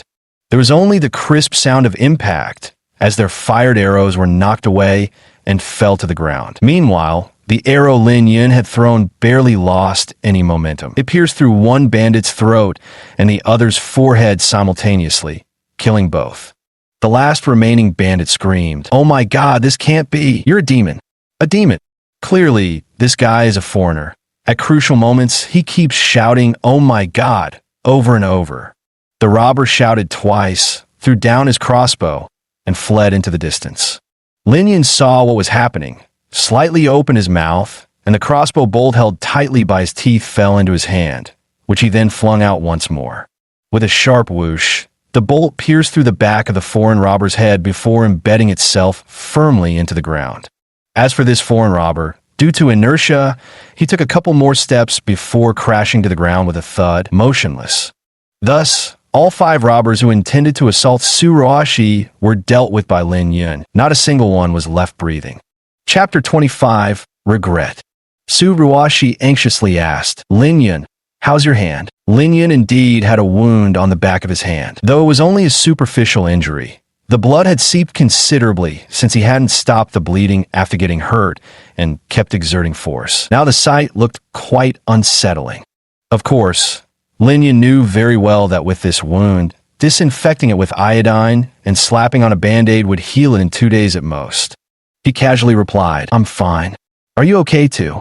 Seeing so much blood flowing from Lin Yun's hand, Su Ruoshi's tears welled up. "You've lost this much blood and still say you're fine? I really am fine. I just didn't get to stop the bleeding in time. A simple bandage will do it." Lin Yun spoke as he directly tore a long strip from one of the robber's clothes, then wrapped it around his right hand. Lin Yun estimated it would soon scab over and heal in 2 or 3 days. After bandaging his hand, Lin Yun glanced at the fallen robber on the ground and said to Su Ruoshi, "There were 16 robbers in total. I've taken care of 5, so there are still 11 left. I plan to change into their clothes, disguise myself as one of them, and when the time is right, eliminate them all." "No, that's too dangerous. Can't we just wait here for rescue?" Lin Yun shook his head. "These robbers are all connected. They'll soon contact these 5 men. If they find no response, they'll raise their guard immediately. Dealing with them afterward will be even harder. Then you have to promise me nothing can happen to you." Lin Yun laughed. "All right, I promise. I'll come back alive." Lin Yun then took off his jacket and pants, as it would be quite difficult to put on the robber's clothes without removing his own. Lin Yun's physique was even more well-proportioned and attractive than that of professional fitness trainers, the kind that appears lean in clothes but reveals solid muscle when undressed. As soon as he took off his coat and pants, his powerfully masculine physique was revealed. Su Ruoshi couldn't help but blush slightly, her gaze turning somewhat infatuated. Quickly, Lin Yun stripped a set of clothes from one of the dead robbers and put them on. He also took an alloy crossbow and gathered all the bolts from their bodies, carrying them with him. Lin Yun didn't know how to use the alloy crossbow. It was merely decorative. The real highlight lay in those arrows. If the right opportunity presents itself, Lin Yun would throw the crossbow bolt as a hidden weapon. With Lin Yun's strength, the bolts fired from his weapon surpassed even alloy crossbows in velocity. Mere grazes inflicted wounds. Direct hits meant certain death. These bolts were his key to swiftly eliminating the bandits. After Lin Yun finished all preparations, he said to Su Ruoshi, "All right, I'm going to deal with those bandits. Stay hidden here." Su Ruoshi nodded and watched as Lin Yun walked away. Soon, Lin Yun disappeared from her sight. Before leaving, he had thoughtfully dragged out several corpses, so Su Ruoshi wouldn't be frightened being alone with them. Su Ruoshi watched helplessly as Lin Yun walked away, then suddenly raised her hand and slapped herself across the face. She was filled with deep regret at this moment. She recalled the time she first met Lin Yun, how she had found the person responsible for hitting him with a car and told them she was willing to take responsibility, allowing the culprit to leave without consequences. Later, she had told Lin Yun that she was the one who had hit him and was willing to offer herself in marriage as compensation. At that moment, she saw what appeared to be a sparkle in Lin Yun's eyes, confirming he had truly developed feelings for her. But her intentions back then were far from pure. She was after the Su family's inheritance. Hence, she first informed Lin Yun that this was merely a transaction, then upped the price to 6 million, making the transactional nature of their relationship crystal clear. From then on, when no one was around, Lin Yun began addressing her as boss, a polite term that nevertheless carried a distinct sense of distance. It might be said that this transactional relationship made them appear as husband and wife on the surface, while in reality, they found it harder to be together than strangers. Because at this point, even if she showed Lin Yun kindness or even affection, he would simply assume it was part of their bargain, merely a means for her to achieve her goals. So Su Ruashi regretted it deeply. Today's heroic rescue had completely captivated her heart for Lin Yun. Yet before this, she had repeatedly declared their relationship as purely transactional. One could say she had been pushing him further and further away step by step. How could she not feel remorse? She thought of Bai Li again, that adorable girl with a Lolita face who had clearly stated she would register her marriage with Lin Yun next year. The more Su Ruashi thought about it, the more she regretted her actions. Meanwhile, Lin Yun reappeared in the hall wearing the robber's clothes and carrying the alloy crossbow. Spotting him, another outlaw mocked. That took less than 5 minutes. Finished so quickly, kid. Lin Yun muttered vaguely. Not in top form today. Bullshit, I think you just can't do it. Lin Yun ignored him, simply finding a spot to stand before scanning the surroundings, carefully observing the layout of the place. The remaining 11 robbers, starting with their leader, stood at the podium operating a laptop, likely laundering the money previously transferred by the tycoons before funneling it into secure accounts. There are 2 armed criminals standing on either side of the podium, guarding it to ensure the cleanup process goes smoothly. As for the remaining 8 individuals, they were spread across different areas of the banquet hall, closely monitoring the hostages inside. By now, the police must have already taken action, and these hostages would be crucial for the attacker's escape. Meanwhile, all the curtains in the conference room were drawn shut. This was likely because the robbers feared being targeted by police snipers stationed outside. Just as Lin Yun was pondering his next move, the robber leader suddenly commanded, "Xiao Lu, bring out what we prepared beforehand." Then, one of the underlings brought out a set of black outfits, along with several alloy crossbows. Next, the robber leader addressed the hostages. "Listen up, folks. Don't even think about running. In a moment, all of you will change into the same outfits as us, and each of you will be given a plastic crossbow. In that case, the police will view you the same way they view us, as cold-blooded murderers and robbers. If by any chance any of you are lucky enough to escape, trust me, you'll be shot on sight." The hostages' faces paled upon hearing this, their expressions turning grim.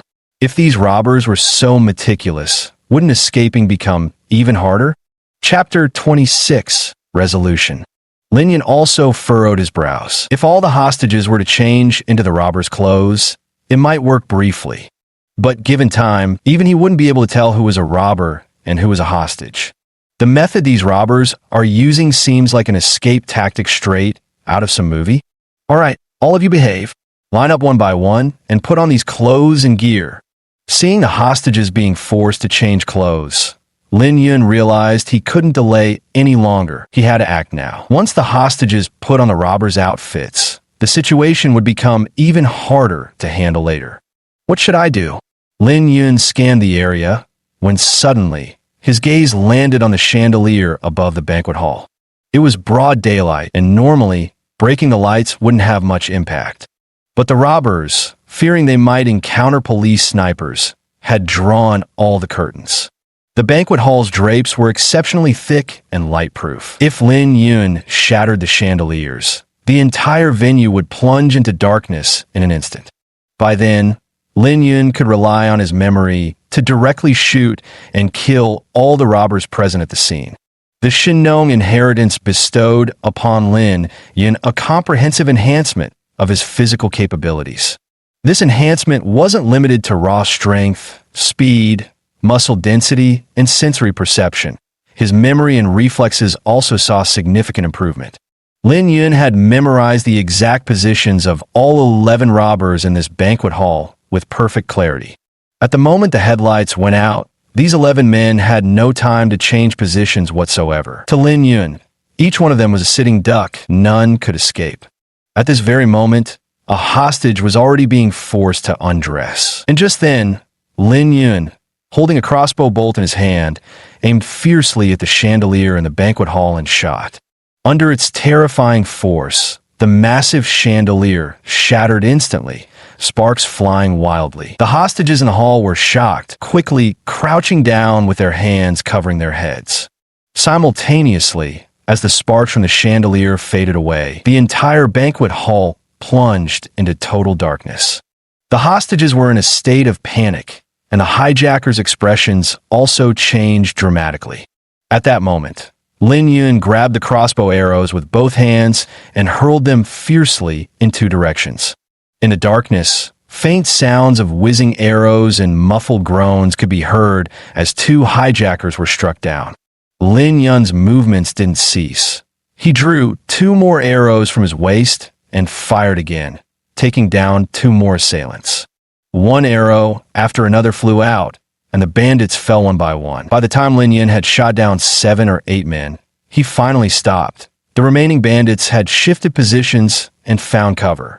Though it was pitch black at this moment, Lin Yun's vision far surpassed that of ordinary people, allowing him to faintly make out some shapes. The robbers were no longer in their original positions, using objects to shield themselves, making it difficult for Lin Yun to take another shot. At that very moment, the drawn curtains were suddenly pulled aside by another robber. Without a word, Lin Yun rewarded him with a crossbow bolt, pinning the man's body directly against the tempered glass.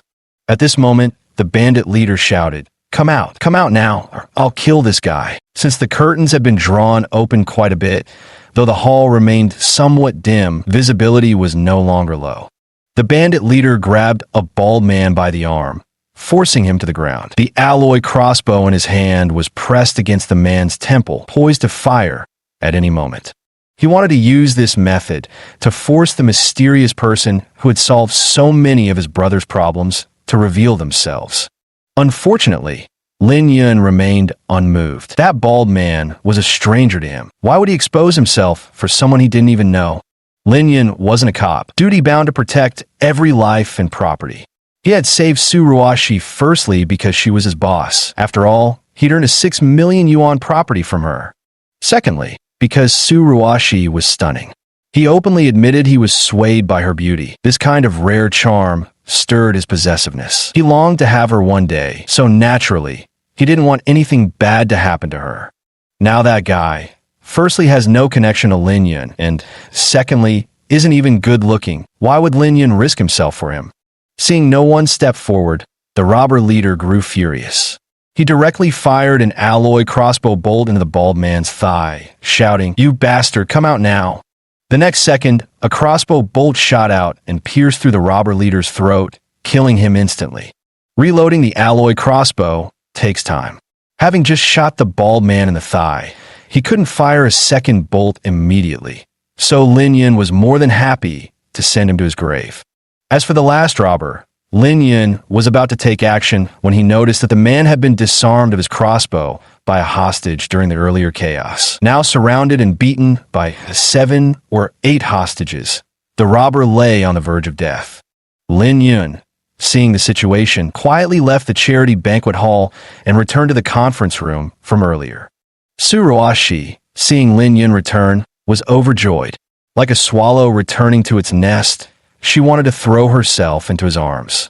But Lin Yun reached out to stop her. "Boss, there are no outsiders here. No need to put on this act of couple's affection. All the robbers have been dealt with by me. You're completely safe now." Su Ruoshi, rejected from his embrace, froze in an instant, the smile on her face stiffening. She wished she could slap herself twice right now. Serves you right for acting up, for mentioning transactional relationships. You deserve it. At this moment, Lin Yun continued, I'd like to ask for your help. Go ahead, she said. Lin Yun explained, I don't want to be any hero. If anyone asks you about what happened in the conference room, just say someone dealt with the hostage takers. Don't mention me. Okay. Heroes, generally speaking, don't meet good ends. That was Lin Yun's experience. This time he'd shot over a dozen robbers, but all he wanted was to conceal his merits and name, not to make any show of himself. After all, these robbers have been bold enough to strike at a charity banquet. Whoever was backing them surely wasn't simple. What if Lin Yun, the hero, gets targeted by the forces behind these robbers? Lin Yun himself isn't afraid, but he has family and friends to consider. That's why he can't afford to take the spotlight. Su Ruoshi, with both beauty and brains, quickly figured out Lin Yun's concerns. She said directly, Fine, I promise I won't reveal the truth. That's good. Chapter 27. The Treatment. Soon after, Su Ruoshi and Lin Yun left the meeting room and arrived at the charity gala hall, reuniting with the others before departing the building together. The entrance to the building was completely sealed off by police cars, while the leadership was working urgently to rescue the hostages trapped inside the banquet.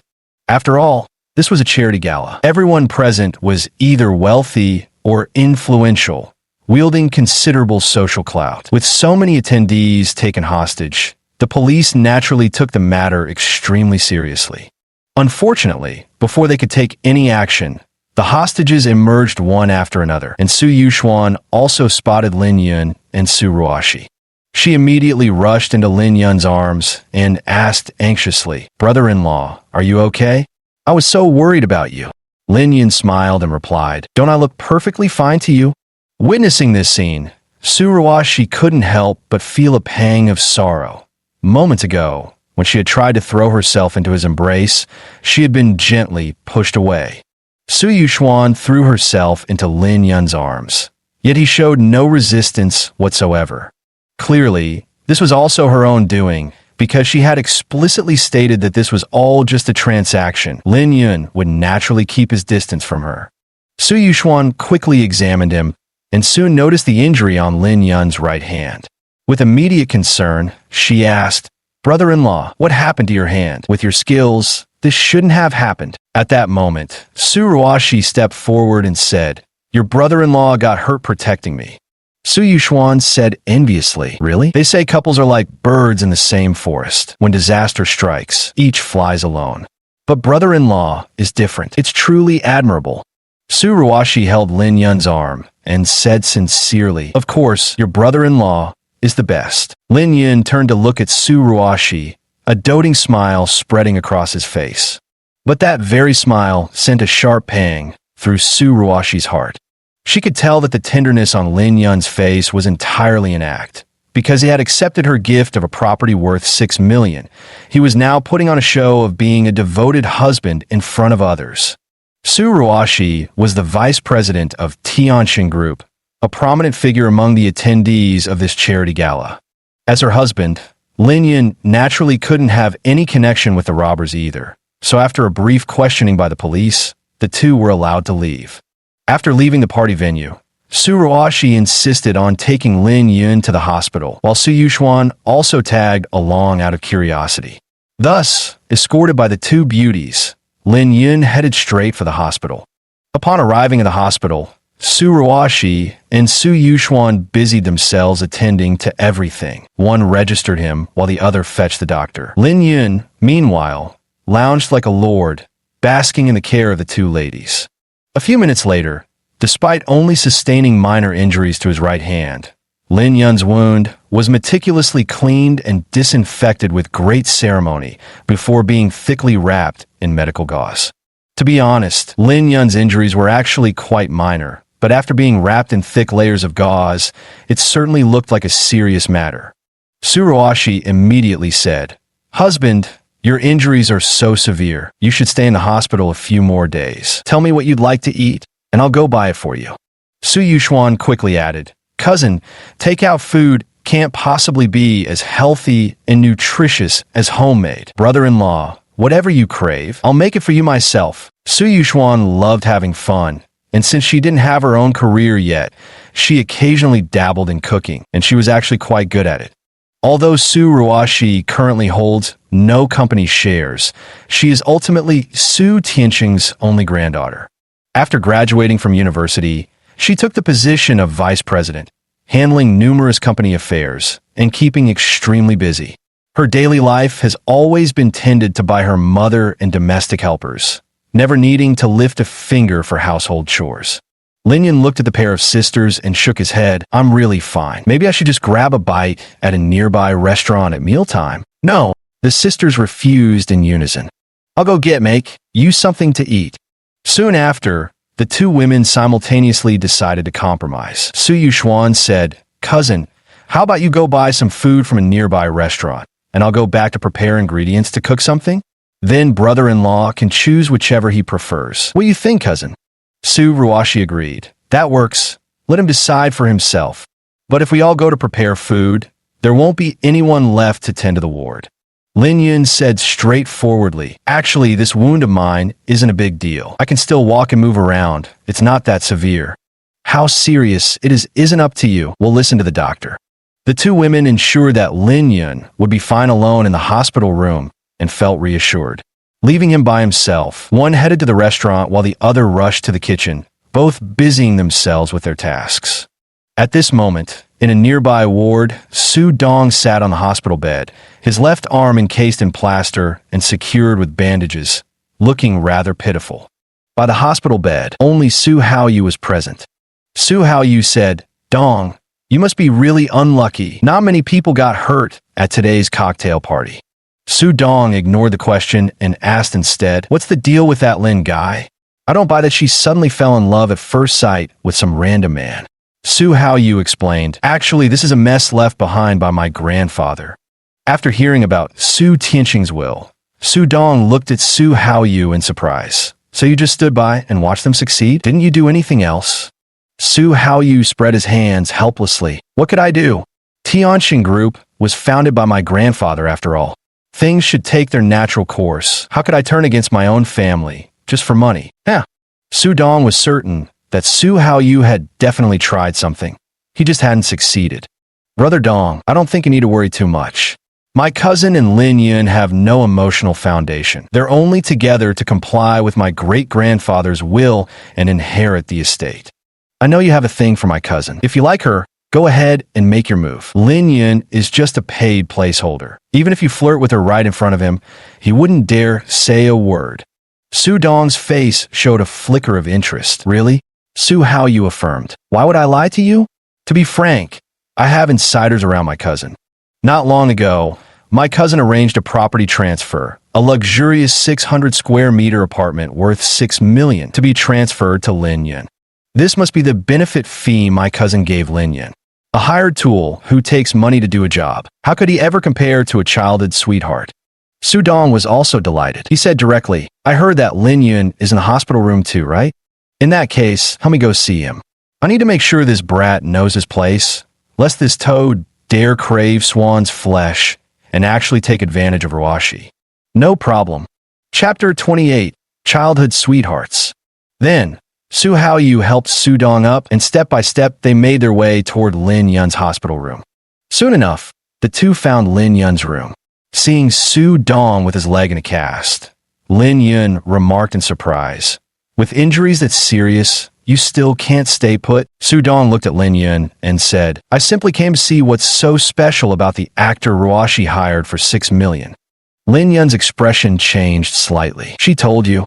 Lin Yun was quite surprised. Didn't Su Ruoxi say no one could be told about this fake marriage arrangement? How could she have told this Su Dong?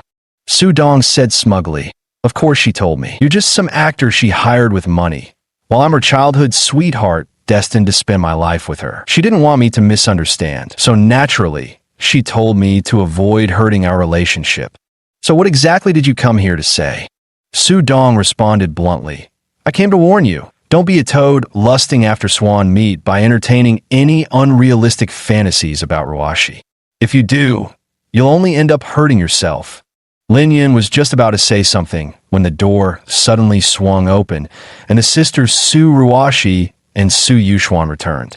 Each carried an exquisite multi-layered lunchbox, one homemade, the other bought from a restaurant.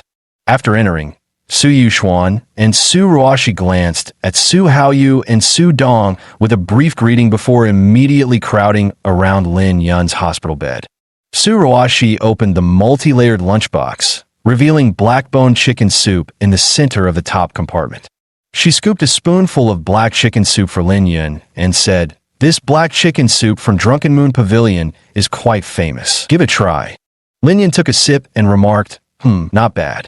At that moment, Su Yuxuan spoke up, "Wait a moment, try the old hen soup I made myself. I added red dates and goji berries. Go on, have a taste. Not bad at all." Su Ruoshi refused to be outdone. "Try my spare ribs stewed with turnips next." Su Ruoshi and Su Yuxuan perched on either side of Lin Yun's hospital bed, spoons and chopsticks in hand, vying to feed him as if in a race. As for Su Dong, who had just arrived to visit Lin Yun and was spouting nonsense about being childhood sweethearts while claiming Lin Yun was a paid actor, he'd originally been seated in the chair by the bedside, until Su Yuxuan unceremoniously shoved him aside for being completely in the way. Therefore, Su Haoyu and Su Dong simply stood there, watching Lin Yun enjoying the care of two beautiful women. Lin Yun drank the nutritional meal and shot an unexpected glance at Su Dong. Lin Yun's gaze seemed to say, "Hey buddy, weren't you childhood sweethearts or something? How come you're injured worse than me?" Yet she doesn't even glance your way. "Were you just bragging earlier?" Lin Yun's gaze made Su Dong feel utterly humiliated. He hesitated for a moment before cautiously saying, "Ruoshi, you can see my arm is injured, quite badly at that. I noticed you've prepared quite a bit of food. Could you spare me some?" After all, they were old friends. Su Ruoshi still had to grant him this courtesy. She spoke directly to Lin Yun. "Honey, take a look at these dishes. Point out whichever you don't like, and I'll give them to Su Dong." Lin Yun swallowed a mouthful of black chicken soup before responding, "I don't care for this stir-fried bitter gourd, and this winter melon with lamb soup is too gamey for my taste." Upon hearing this, Su Ruoshi separated the containers holding these two dishes and handed them to Su Dong. "Old Su, these are for you.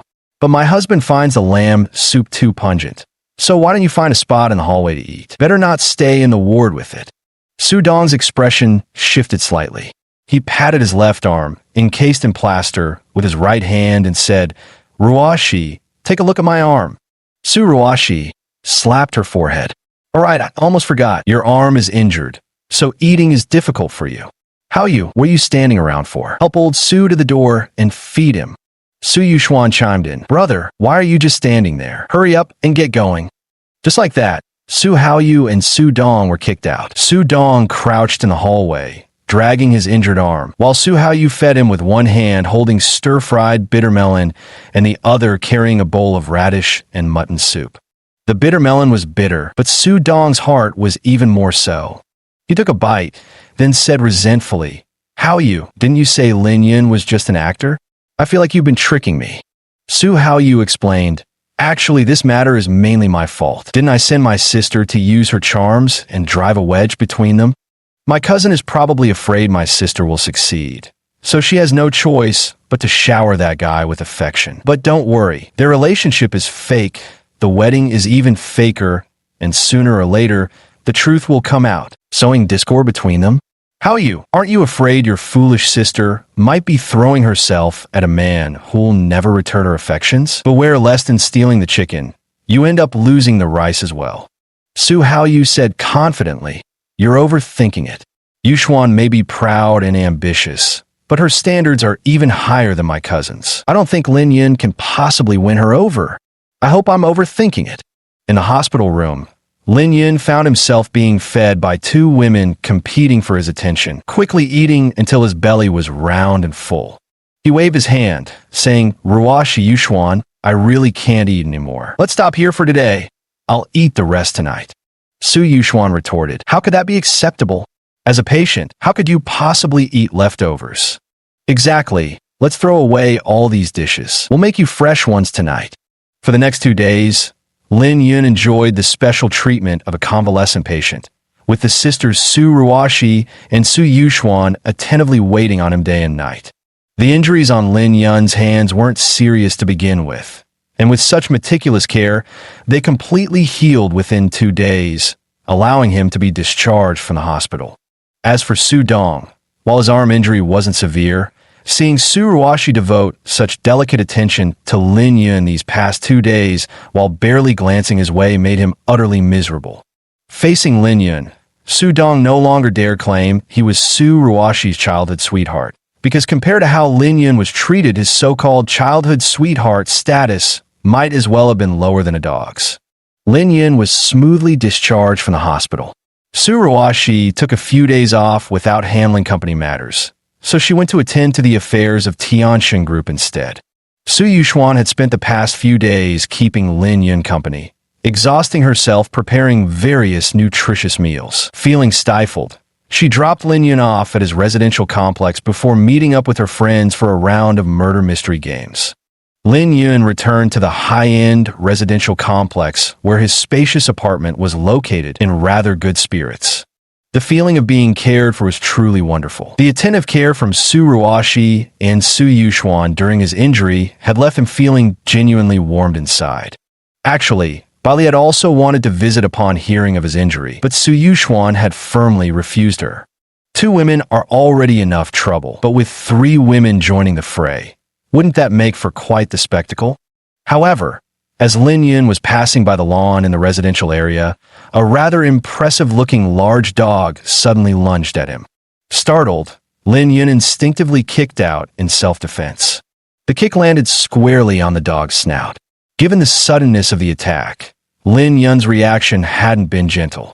The large white dog let out a pitiful whimper before crashing heavily to the ground, blood oozing from its mouth and nose, a truly wretched sight. At that very moment, a shrill voice rang out, "Xiao Bai! What's wrong with you, Xiao Bai? You bastard! How dare you kick my Xiao Bai?" Immediately, a plump woman in her 30s rushed over, glaring at Lin Yun with fury. Chapter 29, Dog Slayer. Lin Yun was also baffled. How could you not leash such a big dog?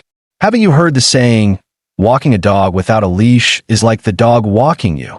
The woman flew into a rage and shouted, "What fucking bullshit? Xiao Bai is my son. Why the hell would I need a leash? You bastard, you hit our Xiao Bai? I'll make sure you rot in jail." Lin Yun burst into laughter. "Going to jail? Who do you think you are? It was your dog that lunged at me first. That's why I kicked it. Even if I'd kicked it to death, which I didn't, it would have gotten exactly what it deserved." The woman lashed out with a fierce glare. "Xiao Bai never bites anyone. He was just playing with you. How dare you kick him? Even if he did bite you, you deserve it. I can damn well afford the medical bills. You freak. I have nothing to say to a madwoman like you. Let's go," Lin Yun said, turning to leave. At that moment, a white Bentley Continental came to a slow stop. The car door opened, and a well-dressed middle-aged man stepped out. "Xiaoli, what's happened to you?" The middle-aged man, named Zhang Zonghan, inherited his father's business and took over the Wanshan Group, which flourished under his leadership. Its foundation even surpassed that of the Tianxin Group. This middle-aged woman was a department head at Wanshan Group, quite competent at her job, and Zhang Zonghan held her in high regard. Now that Zhang Zonghan had come to his father-in-law's house to visit, encountering such a situation by chance, he naturally had to intervene. The middle-aged woman immediately spoke up. "President Zhang, this bastard bullied me. He kicked my little Bai and even tried to hit me. You must stand up for me." Zhang Zonghan frowned and looked at Lin Yun. "Young man, we live in a society governed by law now. Might doesn't make right. If you kicked Xiao Li's dog, you should properly apologize to her. Once that's done, we can consider this matter settled." Before Lin Yun could speak, the middle-aged woman barked with borrowed authority. "You bastard. Not only do you owe me an apology, but you also owe my dog one. Otherwise, our director Zhang won't let you off the hook." Her words caused Zhang Zonghan's expression to shift slightly. Demanding someone apologize to a dog, wasn't that going too far? Still, Xiaoli was ultimately his subordinate, so he naturally sided with his own people. Lin Yun, however, sneered, "Fat cow, have you been eating too much crap? Walking your dog without a leash and still expecting an apology? Keep dreaming, you delusional hag. President Zhang, you must stand up for me." However, at that very moment, President Zhang's car door opened again, and a little girl of about 5 or 6 stepped out. Upon seeing the dog lying on the ground, she cheerfully exclaimed, "The naughty dog got punished. How wonderful." The middle-aged woman's expression changed. Though she wanted to scold the little girl outright, the thought that she might be President Zhang's daughter ultimately made her hold her tongue. Director Zhang looked at his daughter. "Yaya, why did you say it's a bad dog?" The little girl named Yaya explained, "Daddy, last time Grandma took me out to play, it was this bad dog that tried to bite me. If it weren't for Grandma, I would have been bitten." Zhang Zonghan's expression changed, and the middle-aged woman hurriedly explained, "President Zhang, this is a misunderstanding. Our little white never bites people." Zhang Zonghan ignored the woman and continued asking his daughter, "Really? Did Grandma teach that bad dog a lesson?" Yaya replied, "No, this fat auntie was too mean. She said their dog never bites people. And even if it did bite someone, they weren't afraid because their family has plenty of money. They could afford to pay tens of millions in compensation." Zhang Zonghan's face darkened. He glanced at the middle-aged woman, pulled out his phone, and called his mother-in-law. "Mom, was Yaya frightened by a dog recently? Why didn't you tell me?" The mother-in-law explained, "Son-in-law, that woman was ferocious, like a mad woman. At the time, her dog wasn't on a leash and nearly pounced on Yaya. I just shooed the dog away, but that woman said if I dared touch her dog, she'd kill Yaya. She bragged about being rich, claiming she could afford to pay millions in compensation, that her dog was worth more than our child. I thought it best not to stir up trouble, so I didn't mention it to you." Yaya wasn't hurt, just a little shaken up. Zhang Zonghan's expression grew even uglier upon hearing these words. He picked up his daughter, opened the car door, and said, "Yaya, go sit in the car. Annie-chun, could you play a story for Yaya on the tablet?" The nanny responded immediately, "No problem." With that, the car door closed. Zhang Zonghan walked to the trunk, pulled out a baseball bat over a meter long, and slowly approached the woman and her giant white dog. The middle-aged woman's face changed color. "Director Zhang, what are you up?" The middle-aged woman let out a piercing scream before she could finish her sentence, as Manager Zhang suddenly slapped her across the face, then delivered a brutal kick to her abdomen, knocking her to the ground. Zhang Zonghan then grabbed a baseball bat and began mercilessly pounding it against the white dog's head. With each strike, he spat out a venomous remark. "Your dog is worth a lot of money. Is it? More precious than my own daughter? Still trying to kill my daughter, are you? Can you afford to pay tens of millions? Is that it?" Zhang Zonghan struck with all his strength. The dog had already been injured by Lin Yun's kick, and now the merciless baseball bat descended upon its head. After a few brutal blows, the large white dog breathed its last. Seeing the white dog stop moving, Zhang Zonghan wiped the blood off his baseball bat using the chubby face of the middle-aged woman, then sneered at her, "The dog's dead. So what? Weren't you acting all high and mighty? How do you plan to get back at me? I'm right here waiting." The middle-aged woman trembled in fear. "Mr. Zhang, I was wrong. If I'd known she was your daughter, I wouldn't have dared say those things, even if you beat me to death." Lin Yun, who had been watching the commotion on the side, couldn't help but burst out laughing. "Mr. Zhang's daughter, you wouldn't dare say that to her, but other people's daughters you dare? You really have no shame." Zhang Zonghan glared at the woman and said coldly, "I'm telling you now, you're fired effective immediately. And this precious dog of yours, I was the one who killed it. If you have any means of retaliation, bring it on. Let's see just how capable you really are." "Mr. Zhang, I was wrong. I was truly wrong. Please don't fire me." The middle-aged woman begged, trying to cling to Zhang Zonghan's leg in a desperate plea for forgiveness. Unfortunately, Zhang Zonghan detested her to the core and kicked her straight in the head, sending her sprawling. Finally, Zhang Zonghan took out a business card and approached Lin Yun. "Young man, thanks to you, I now know what my daughter has suffered. I owe you one. Call me if you need anything." Lin Yun saw he was serious and didn't refuse, directly accepting the business card. Inside the car, the little girl listening to the nanny's story peeked through the window. When she saw the dead dog on the ground and the woman crying hysterically with snot and tears, the smile on her little face grew even sweeter. Chapter 30. The Cuckoo Occupies the Magpie's Nest. Zhang Zonghan got into the car and drove off. As the door opened, the little girl stuck her head out and said to Lin Yun, "Goodbye, big brother." Lin Yun also waved his hand. "Bye-bye, Yaya." Lin Yun casually pocketed the business card and prepared to leave. Just then, the middle-aged woman who had been crying with snot and tears suddenly charged at Lin Yun like a wild boar. She was screaming hysterically, "It's all your fault, you beast! If it weren't for you, how could my little boy have died? How could I have lost my job?" This fat woman was the very picture of someone who bullies the weak and fears the strong. Just moments ago, facing Zhang Zhonghan, she hadn't dared to utter a peep. Even when Zhang Zhonghan personally beat her dog to death, she hadn't dared to resist. Now that Zhang Zhonghan was gone, she only had the courage to vent her rage on Lin Yun. But was Lin Yun the kind of person to take abuse lying down? Of course not. With a slight sidestep, he dodged the woman's reckless charge, then kicked her squarely in the behind. Due to her own momentum and the force of Lin Yun's kick, the hefty woman completely lost balance and face-planted straight into the grassy dirt.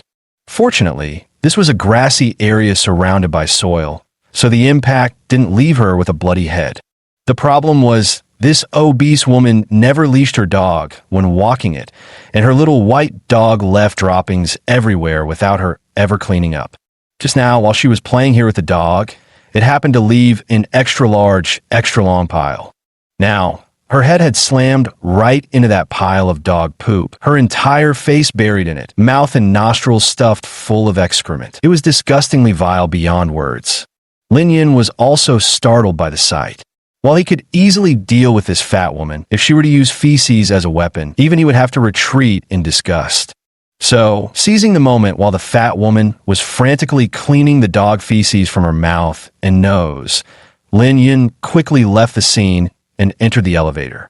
Meanwhile, Chen Haitao also sought out Zhang Zihao and his wife, Chen Jiru. "Sis, didn't you say before that you could help me cover the financial gap? My girlfriend keeps pushing me to take her house hunting." Chen Jiru's expression changed slightly. "I'm sorry, Haitao. There's been a change of plans. I'm afraid I won't be able to help you."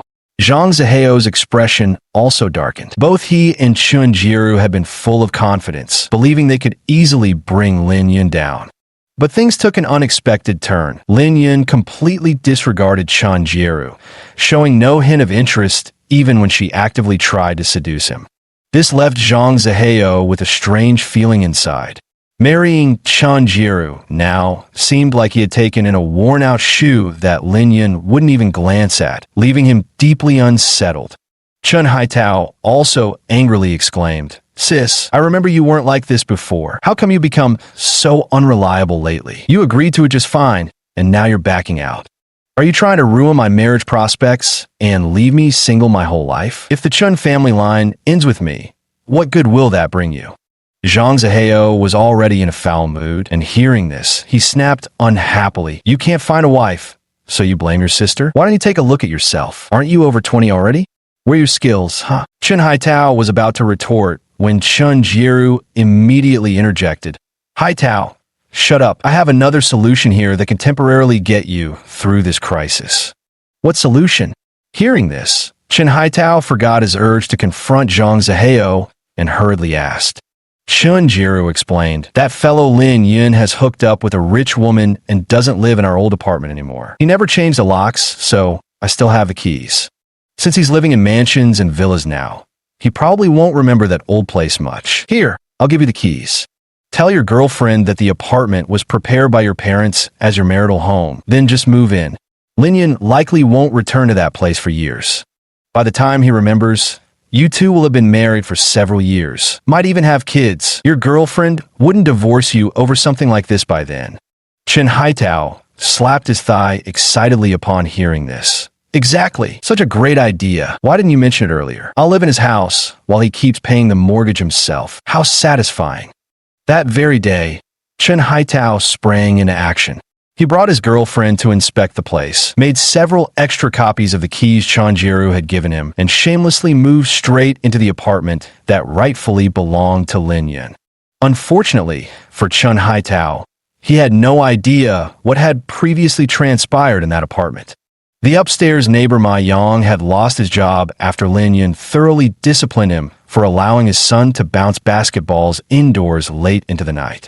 Ma Yang came to Lin Yun's house several times to apologize, But unfortunately, Lin Yun was never home, leaving him no chance to make amends or salvage his job.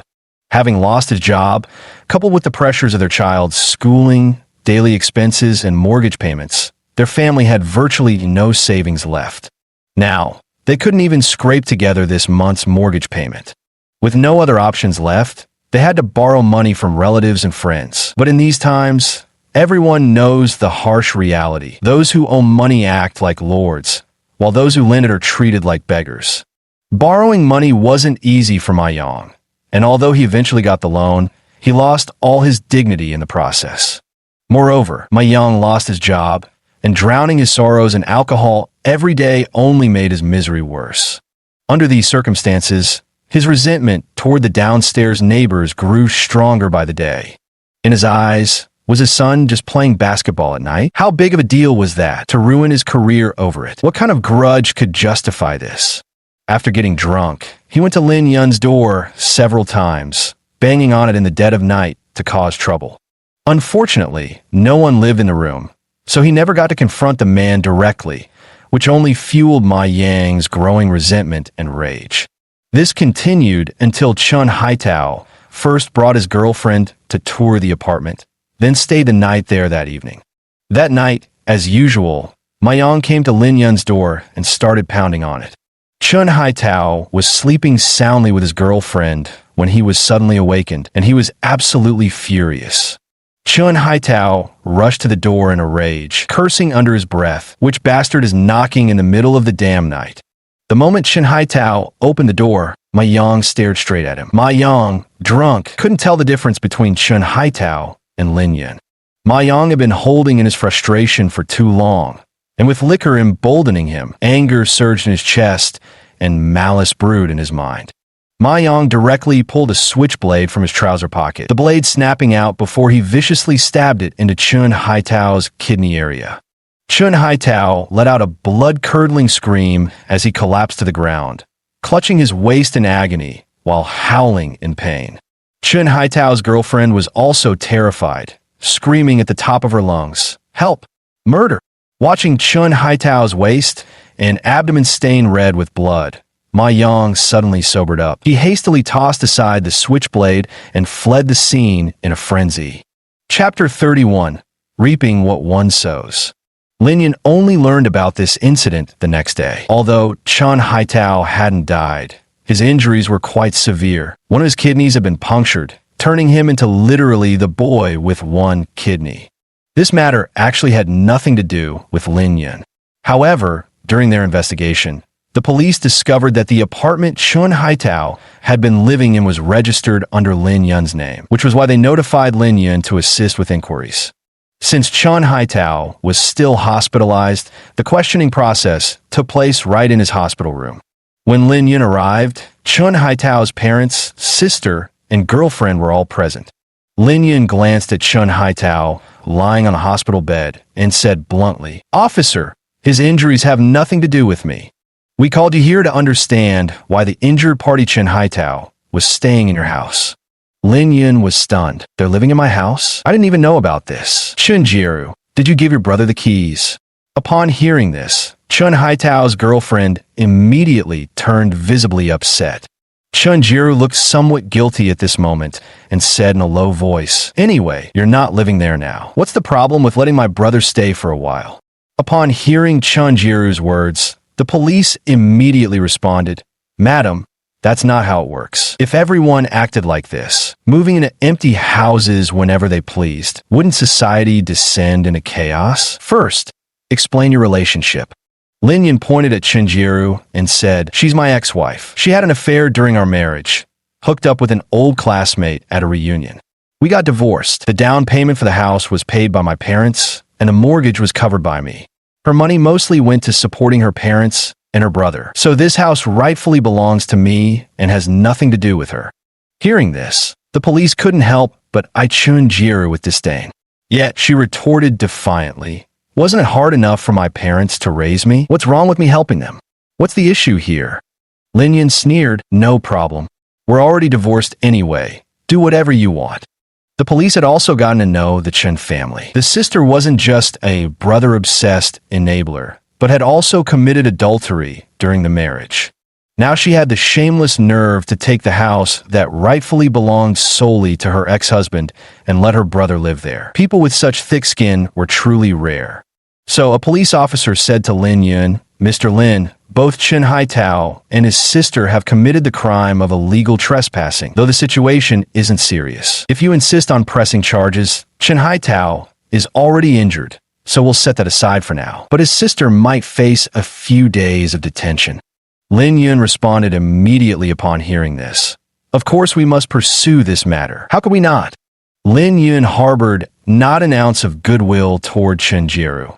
In fact, his malice toward her was palpable. Naturally, he took great delight in seeing her fall into misfortune.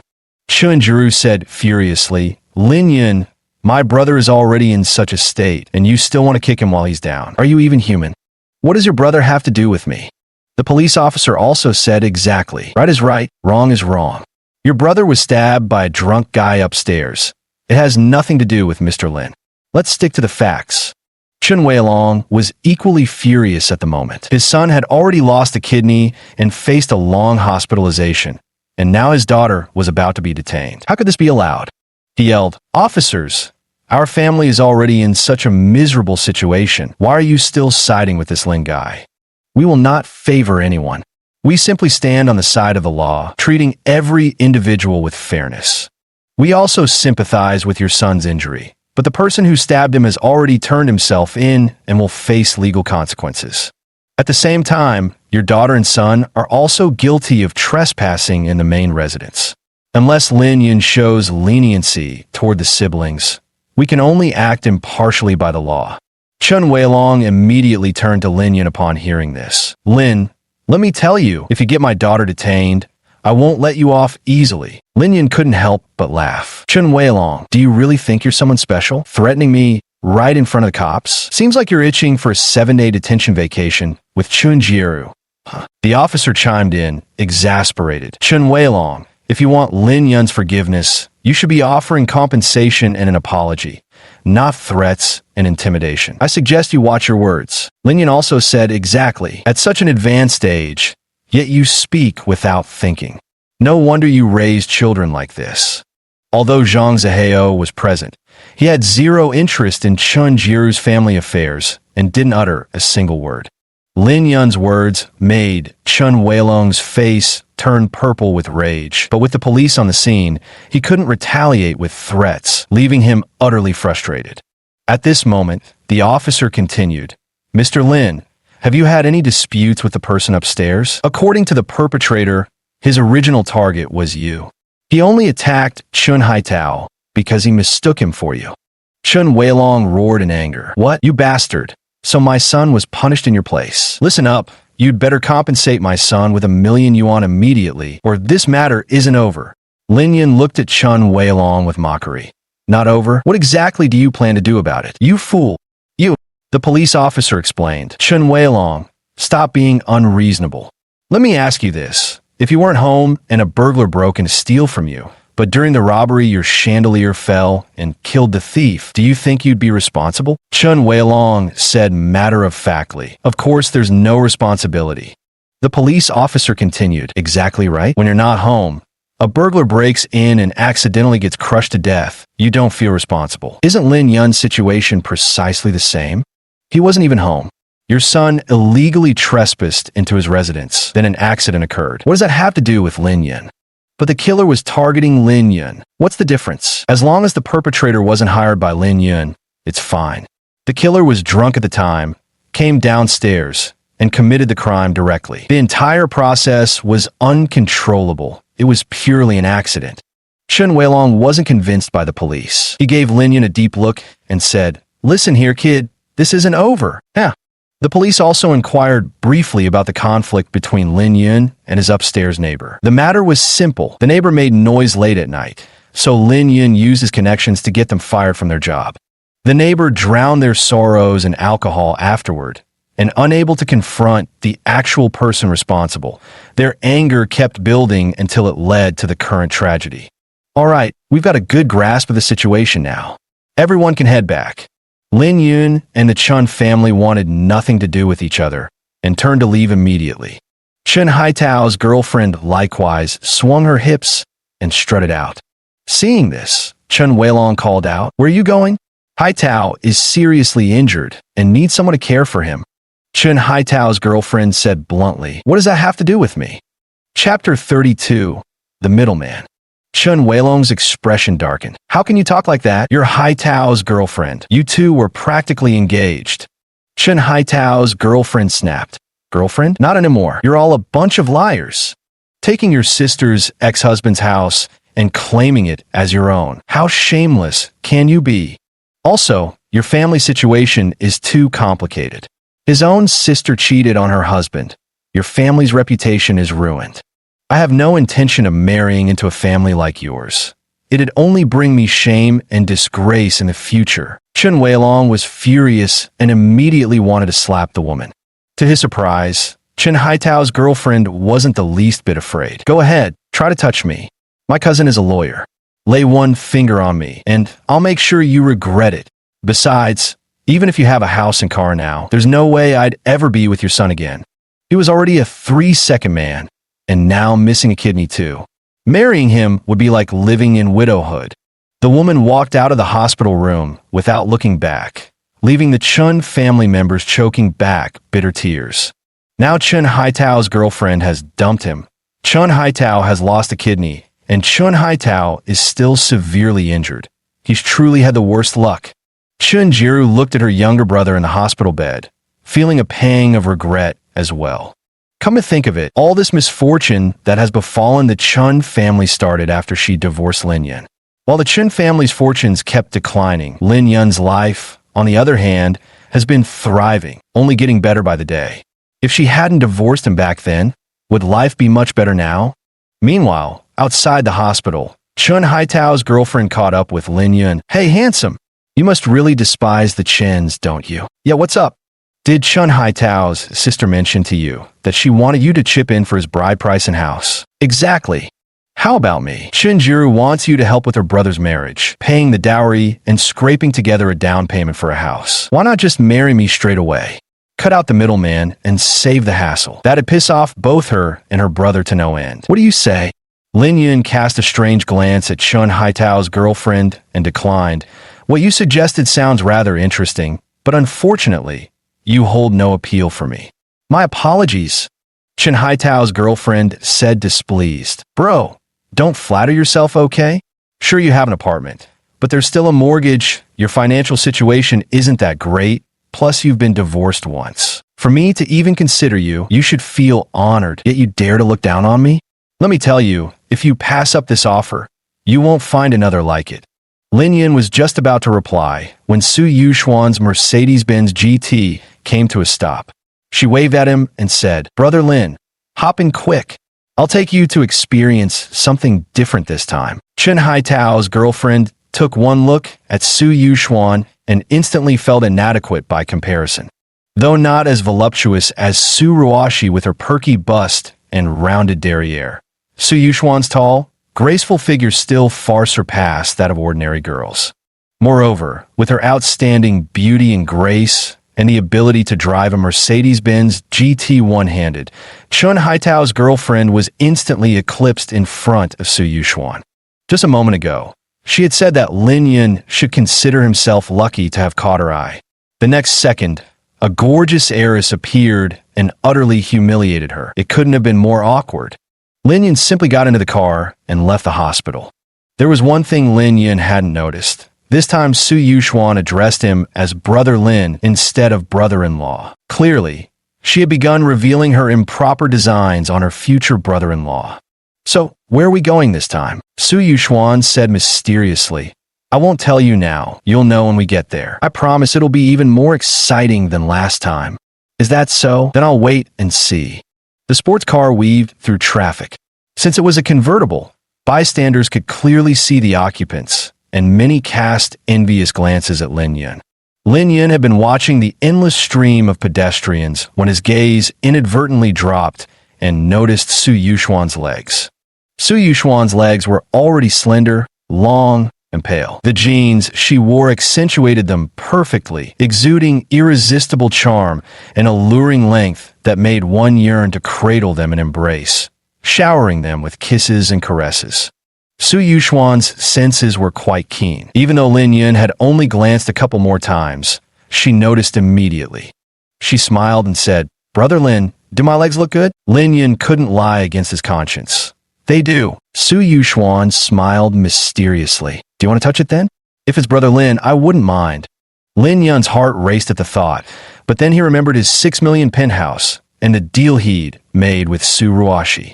He forced out a refusal: no touching legs while driving, no driving while touching legs. Su Yuxuan knew Lin Yun was tempted. He clearly had the desire but lacked the nerve to act on it. She didn't press the matter further, changing the subject instead. "Big Brother Lin, there's something I wanted to ask you." "What is it?" "Tell me, who makes better food, me or the takeout my cousin brought home?" Lin Yun savored the taste for a moment before saying, "The flavors are similar, but when you personally cook, there's an extra touch of sincerity infused into the dish. That's why yours comes out superior." Su Yuxuan was delighted. "I'm glad you like it. I recently learned how to make hand-pulled beef noodles. Would you like me to cook them for you tonight? Nothing would make me happier." As soon as Lin Yun spoke, he realized the ambiguity in Su Yuxuan's words and couldn't help but glance at her thighs. Su Yuxuan's ears turned red. When it came to driving a car, she was an experienced driver, having gotten her license at 18. But when it came to the other kind of driving, she was still quite inexperienced. The speed of that earlier innuendo had left her flustered and embarrassed. About 10 minutes later, the car arrived at a fitness club. After entering the club, workout equipment was everywhere, including resistance machines, treadmills, spin bikes, and more.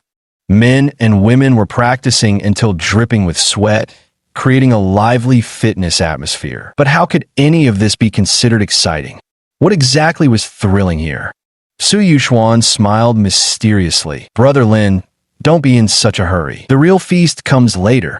Then, she led Lin Yun deep into the fitness club, and after walking some distance, they took the elevator down to the basement. The basement of this club features small private swimming pools, each being an independent space with strong privacy, ensuring no disturbances. Looking at this modest-sized pool, Lin Yun asked in surprise, "You're taking me swimming? What's so exciting about that?" Su Yuxuan rolled her eyes at Lin Yun. "What's so exciting? You'll find out soon enough." Then Su Yuxuan went to the changing room. A few minutes later, she reappeared before Lin Yun, wearing a black bikini. Her figure, though not as exquisite as Su Ruoxi's, was still remarkably graceful. At this moment, clad in a bikini, she perfectly showcased her alluring curves. Particularly her slender waist, well-defined abs, and long legs were so captivating that one couldn't tear their eyes away. Chapter 33: Twists and Turns. Without delay, Su Yuxuan put on her swim goggles and cap, then dived into the pool with a graceful leap, beginning her swim. Lin Yun had to admit, Su Yuxuan had truly picked an exhilarating activity this time. It was so thrilling he felt like his nose was about to gush blood. Su Yuxuan's graceful figure danced through the water like a mermaid, entrancing all who watched her with an irresistible charm. She emerged from the water after a brief underwater swim, turning her head towards Lin Yun. "Brother Lin, won't you come in for a swim?" she called out. "This isn't really appropriate. I'm already married." Su Yuxuan smiled. "Brother Lin, what's going on between you and my cousin? Do I not know already? Besides, the privacy here is absolute. You've got nothing to worry about." "But I don't know how to swim." Lin Yun was a true landlubber who had never swum before. "Even better, I'll teach you. There are men's swimsuits in the changing room. Go put on your trunks first." "All right." 5 or 6 minutes later, Lin Yun appeared before Su Yuxuan, wearing nothing but swim trunks. Su Yuxuan took one look at Lin Yun's sculpted 8-pack abs and actually let out a wolf whistle, leaving the grown man utterly flustered and blushing crimson. "Brother Lin, grab a swim ring and get in first to get a feel for the water. I'll teach you slowly." Lin Yun grabbed a swim ring and plunged into the water with a splash. The water was slightly chilly, but given Lin Yun's physical condition, it hardly affected him. Su Yuxuan also began teaching Lin Yun how to swim, guiding his movements hand in hand. It was unclear whether the girl was doing it on purpose, but during the swimming lessons, she occasionally touched Lin Yun's abs, pinched his pectoral muscles, taking advantage of the situation while also brushing against him with her chest and hips. Before long, Lin Yun was already fully aroused and ready for action. Fortunately, they were in the water, and the snug swim trunks concealed his condition, escaping Su Yuxuan's notice. The thrilling swimming lesson lasted a full hour, and by the time they left the pool, the skin on both their hands had wrinkled from soaking. Su Yuxuan then said, "Brother Lin, you have quite the talent. At most, you'll learn to swim in a week, mostly thanks to your excellent teaching. It's getting late. Let me take you home and cook you something delicious while I'm at it." Great! 20 minutes later, Su Yuxuan drove Lin Yun back to the luxury apartment. She asked him to rest in the living room while she busied herself in the kitchen. She was going to make hand-pulled noodles for Lin Yun, a proper home-cooked meal. As Su Yuxuan worked in the kitchen, her phone rang. Seeing this, Lin Yun called out, "Yuxuan, you have a call." "Who's calling?" "Probably not important. I'll check after I finish cooking." Su Yuxuan was currently kneading dough, her hands covered in flour, and unable to answer the phone. Just as Lin Yun was about to look, the call had already ended. He told Su Yuxuan, "The call's ended, and your phone is locked. I can't see who called. My phone password is 030507. Check for me." She directly told Lin Yun her phone password, wanting to further close the distance between them. Lin Yun could also sense Su Yuxuan's initiative and aggressiveness. To be honest, Lin Yun was genuinely tempted. Aside from being slightly less alluring than Su Ruoxi, Su Yuxuan was exceptional in every other way. Most importantly, she didn't seem intent on sabotaging his engagement as Su Ruoxi had claimed. Instead, she genuinely appeared to have feelings for him, something Lin Yun could clearly sense. Back at the swimming pool, when she was teaching Lin Yun how to swim, he could tell from the way she looked at him. It was unmistakably the gaze of someone infatuated. Perhaps once his arrangement with Su Ruoxi was fulfilled and their divorce finalized, he could openly be with Su Yuxuan without any pretense. With this thought in mind, Lin Yun entered his phone's passcode. The screen unlocked, revealing the missed call was from Su Haoyu, Su Yuxuan's elder brother. Just as Lin Yun was about to inform Su Yuxuan about it, his phone vibrated again. A WeChat voice message notification flashed on Su Yuxuan's phone screen. Seeing this, Lin Yun carried the phone into the kitchen and said, "Yuxuan, that earlier call was from your brother Su Haoyu. Since it didn't connect, he sent a WeChat voice message instead. Would you like to listen?" "Brother Lin, could you play for me? Both my hands are occupied right now, and I can't check the message." "Got it," Lin Yun said as he tapped on the message. Su Haoyu's voice then came through clearly from the phone. "Yuxuan, that plan of yours to seduce Lin Yun is going smoothly, right? We must stop Lin Yun and Su Ruoxi's wedding at all costs. If Su Ruoxi regains her granduncle's shares, our entire group of siblings will be left with nothing but the wind to drink." Su Yuxuan, who was kneading dough, froze instantly. Her face turned ashen, and the smile on Lin Yun's face stiffened.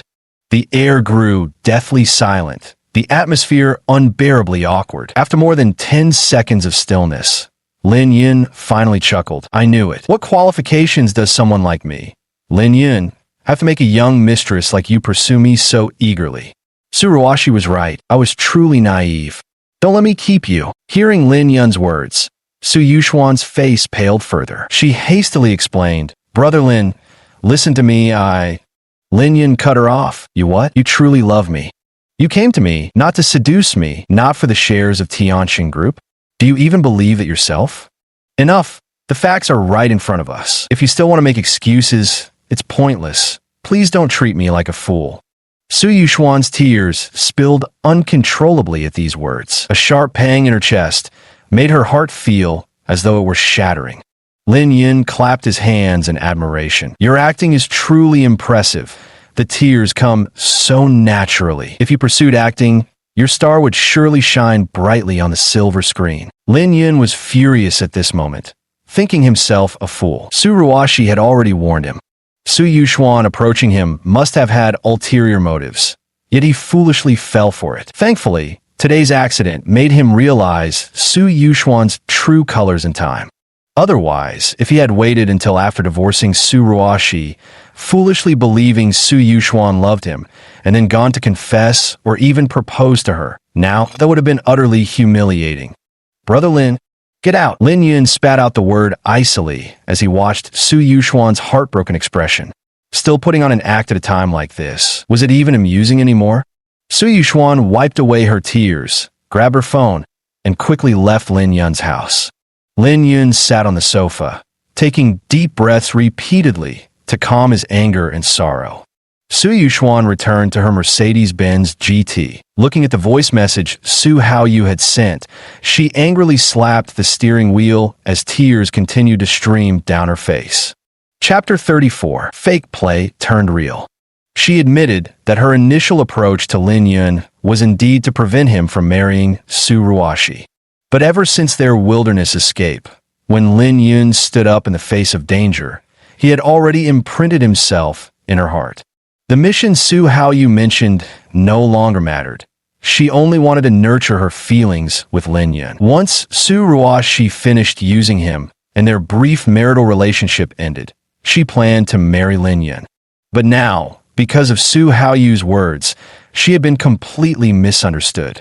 Even if she tried to approach Lin Yun again, he would assume she had ulterior motives. How could she not be heartbroken? Su Yuxuan cried in the car for over 10 minutes before finally pressing down on the accelerator. She was going to confront Su Haoyu. Had it not been for him, how could she have lost her love? There was a lot of work at Tianxin Group. Su Ruoxi had taken 2 days off to take care of Lin Yun, and by the time she got off work today, it was already 8 or 9 o'clock at night. As soon as Lin Yun arrived home, he heard the news that Su Yuxuan had beaten up Su Haoyu. Though Su Yuxuan was a girl, she trained regularly and had studied martial arts like Sanda and boxing. She could easily overpower an average person. Add to that the element of surprise in Su Yuxuan's attack. Su Haoyu had no time to defend himself before being knocked to the ground, followed by a barrage of over a dozen punches to his face and chest. By the time the rest of the Su family pulled them apart, Su Haoyu was already sporting a bruised and swollen face. Though Su Haoyu complained to the family patriarch Su Tiancheng, all he got was a scolding. "You dare come whining when you can't even beat your younger sister? Useless fool." Su Ruoxi was also puzzled. How could Su Yuxuan have hit Su Haoyu? She felt this matter must be connected to Lin Yun. The next morning, Su Ruoxi sought out Lin Yun. "Lin Yun, did you know Su Yuxuan hit Su Haoyu?" Lin Yun replied impatiently. "How would I know? What does this have to do with me?" Su Ruoxi explained. "Of course it does. Doesn't that girl Yuxuan fawn all over you? When you were injured in the hospital, she cooked for you every single day." Su Ruoxi didn't realize that her tone carried a hint of jealousy when she said these words. Lin Yun smiled. "She's just like you, both using me. But you're better than her. At least you're upfront about paying me for our transaction, whereas she was just a complete fraud."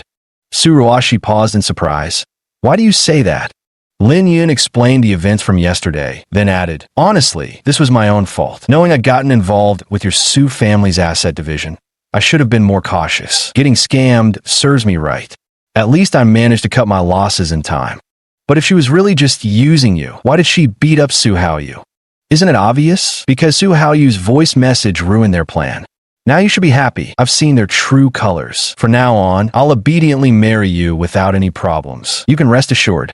Indeed, by all logic, Su Ruoxi should have been delighted by this news. Yet, her smile was unmistakably forced. Because she had also fallen for Lin Yun, yet now, she had defined their relationship as merely a transaction. Now, the incident with Su Yuxuan has further convinced Lin Yun that there are scarcely any decent people in the Su family. They would stop at nothing for profit, even resorting to deceiving others emotionally. This also meant that in Lin Yun's eyes, Su Ruoxi wasn't much better. Thus, although the incident involving Su Yuxuan had cleared many obstacles regarding her inheritance, it had also significantly lowered the possibility of any relationship between her and Lin Yun. How could she possibly be happy about that? As Su Ruoxi was agonizing over her feelings for Lin Yun, his phone suddenly rang with a cheerful tune. Asterisk, find the one you love most, the cherished beloved, to bid farewell to singlehood. Asterisk. Su Ruoxi was also momentarily stunned. Why had Lin Yun changed his ringtone to single love song? The caller ID showed Zhang Chao, Lin Yun's high school classmate. Lin Yun answered the call. Hey, Chaozi, what's up? Lin Yun, it's been years since our old classmates gathered, hasn't it? Our class monitor organized a reunion today at 3 p.m. at Tianshan Grand Hotel. You won't bail on us, will you? The mere mention of a class reunion turned Lin Yun's stomach. After all, it was at such a gathering that Shun Jieru had cuckolded him. So Lin Yun said, I won't go. Class reunions are nothing but showing off wealth and cheating on spouses, utterly pointless. Zhang Chao said somewhat discontentedly. Lin Yun, you can't put it that way. Aside from all this, doesn't our schoolboy friendship count for anything? Have you forgotten the days when we buddies played basketball together and pulled all-nighters at internet cafes in high school? Lin Yun's expression changed slightly. Zhang Chao wasn't wrong. Back then, they had played basketball together, spent nights at internet cafes together, and even gotten in a fight side by side after basketball quarrels with others. Those were indeed beautiful memories. Getting together now and just chatting wouldn't be such a bad idea. So Lin Yun said, fine, out of respect for you, I'll go to this class reunion. We can catch up properly when the time comes. Zhang Chao laughed and said, nice. Thanks for giving me some face, bro. Then the phone hung up, and Su Ruashi immediately asked, are you going to the class reunion? Yeah, don't worry, I won't cheat. I'm just catching up with an old friend. Su Ruashi smiled and said, then I'll go with you. Why? Su Ruashi explained, I have to keep an eye on you. Don't forget about your wife's situation. What if at the class reunion, you also have some childhood sweetheart or an old flame? If sparks fly and you can't control yourself, leading to the second wife getting some leverage, our whole plan would be completely ruined. Besides, when you meet your old friends, wouldn't you want to show off a little? Lin Yun glanced at Su Ruashi upon hearing these words. Her figure was nothing short of perfection, capable of turning heads wherever she walked down the street. With equally flawless beauty and grace, she resembled those dazzling starlets that captivate the eye. If Lin Yun could take Su Ruashi as his companion, he'd be the undisputed image of success. Such a peerless beauty was beyond the reach of ordinary men. Come to think of it, if Zhang Chao saw how stunning his wife was, wouldn't he be so envious his eyes would pop out? With that thought, Lin Yun felt taking Su Ruashi along might not be such a bad idea after all. So Lin Yun said, all right, it's settled then. Even if it's just pretend, showing off in front of classmates should be quite amusing. Su Ruashi didn't speak, silently thinking to herself, it may be fake now, but when everyone believes it's real, then the fake becomes real. Chapter 35, Class Reunion. That's right, Su Ruashi decided to take the mass line approach. The transactional nature of her relationship with Lin Yun was now set in stone by her own doing, and Lin Yun had already accepted it as an unchangeable reality. It would be better to let everyone around Lin Yun, his classmates, friends, relatives, and even his parents, know about her existence as his wife. Once everyone close to Lin Yun is aware, even a pretense can become reality. By staging a fake relationship that turns genuine, naturally, Lin Yun would belong to her alone in the end. At first, she still felt that Su Yuxuan posed quite a threat and might snatch Lin Yun away from her. However, with Su Haoyu's message in the picture, Su Yuxuan no longer seemed like much of a threat. Su Ruashi attached great importance to Lin Yun's class reunion, as she wanted to leave a good impression on his classmates and help her man gain some face. Thus, she intentionally spent the entire morning shopping for new clothes, only reappearing before Lin Yun by noon. Lin Yun couldn't help but find a refreshed Su Ruashi quite a pleasing sight. She wore a knitted dress, a black apricot top paired with an off-white skirt, cinched at the waist with a black belt. This outfit exudes a cool and aloof aesthetic, beautifully accentuating one's poised demeanor, radiating an undeniable vibe of a goddess. Yet Su Ruashi herself was inherently seductive. Though her outfit wasn't the least bit revealing, the way it clung to her figure stirred an uncontrollable surge of hormones in anyone who looked. Dressed in this outfit, Su Ruashi was like a seductive siren wrapped in the guise of an ice-cold beauty, her enchanting allure harmonizing perfectly with her aloof demeanor, making her all the more captivating. Su Ruashi was quite pleased with Lin Yun's reaction. Her efforts in coordinating the outfit all morning certainly hadn't gone to waste. She naturally linked her arm with Lin Yun's and asked, "So, am I beautiful today?" Lin Yun answered honestly, "Your beauty is undeniable, not just today, but every single day." Suruoshi's face blossomed into a sweet smile upon hearing his words. As the saying goes, a woman dresses up for the one who appreciates her. In the past, she had merely treated Lin Yun as a tool, feeling nothing particularly special for him. But now, she had genuinely fallen for Lin Yun, so even a simple compliment from him could make her heart feel as sweet as if she had tasted honey. The two got into Suruoshi's Maserati Quattroporte and headed towards Tianshang Grand Hotel. Speaking of which, this class reunion venue happens to be one of Suruoshi's family properties. At 2:50 p.m., Lin Yun and Suruoshi arrived at the reserved VIP room where the door was open, with about half of their classmates already present. Having not seen each other for years, everyone gathered with visible excitement, engaging in animated conversations. Suruoshi held Lin Yun's arm as they entered the private room together. Instantly, the room fell silent as everyone turned their gaze toward Lin Yun and Suruoshi. To be precise, most eyes were firmly fixed on Suruoshi. Beautiful women weren't uncommon to see, but one as stunning and sensual as this was truly a rare sight. Seated among the crowd, Zhang Wei gazed at the stunning woman beside Lin Yun, a flicker of envy flashing in his eyes. This class reunion was primarily organized by Zhang Wei himself. Zhang Wei came from a fairly well-off family and had once pursued one of the girls in their class. Back then, most girls were rather simple-minded. They only liked boys who either had excellent grades or strikingly good looks. Zhang Wei, who possessed neither and merely had some modest family wealth, naturally didn't make the cut. He still remembered that graduation season. The girl he liked had given Lin Yun a fountain pen, while he himself received nothing at all. Years had passed, and with the help of his family, Zhang Wei had started his own car detailing business, employing 8 or 9 staff members. With an annual profit of 7 to 800,000 yuan, he had undeniably become a successful man. And he caught up with the goddess he once adored, who was now pregnant and planning to marry him within 2 or 3 months. Before Lin Yun and Suruoshi arrived, Zhang Wei was still boasting about his own goddess. But with Suruoshi by Lin Yun's side, his so-called goddess instantly paled in comparison. No comparison, no harm.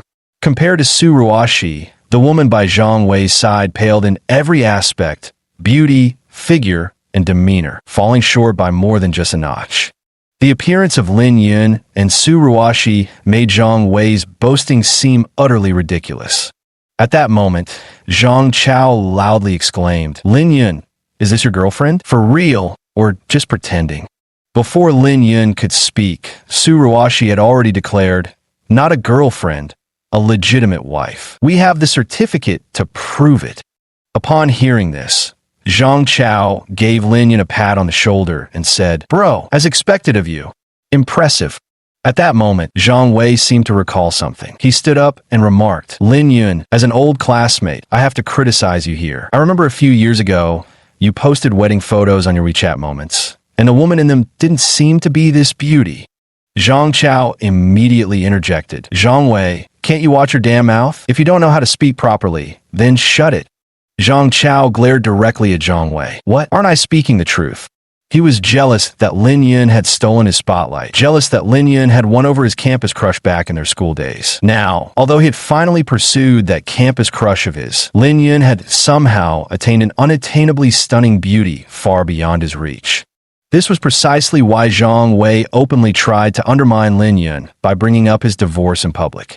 Zhang Wei even suspected that Lin Yun might not have told Suruoshi about his past divorce. If that were true, even better. The two might argue right there and then, ending things on bitter terms, and his goal would be accomplished. It's a pity that Suruoshi didn't argue with Lin Yun at all. In fact, the smile on her face didn't waver in the slightest. I know Lin Yun was married before. Coincidentally, Lin Yun's ex-wife rekindled an old flame with a former classmate during a class reunion, which led to their divorce. I'm just afraid something similar might happen again, which is why I'm keeping an eye on my man this time. Zhang Chao immediately chimed in. "Don't worry, sister-in-law. My brother Yun's character is beyond reproach. I wish you two a lifetime of happiness and many children." Suruwashi smiled and said, "Thank you." Then, Lin Yun and Suruwashi took their seats. Seeing this, Zhang Wei subtly gave one of his underlings a meaningful glance. This underling was both an old classmate and currently worked at Zhang Wei's car detailing shop, relying on him for a living and obeying his every word. With just that glance, Wang Lei understood exactly what Zhang Wei meant. He exchanged a few polite words with Lin Yun before shifting the topic. "Your wife is so beautiful, Yun. You must be thriving now. May I ask where you're currently working?" "I resigned not long ago. Right now, I'm unemployed."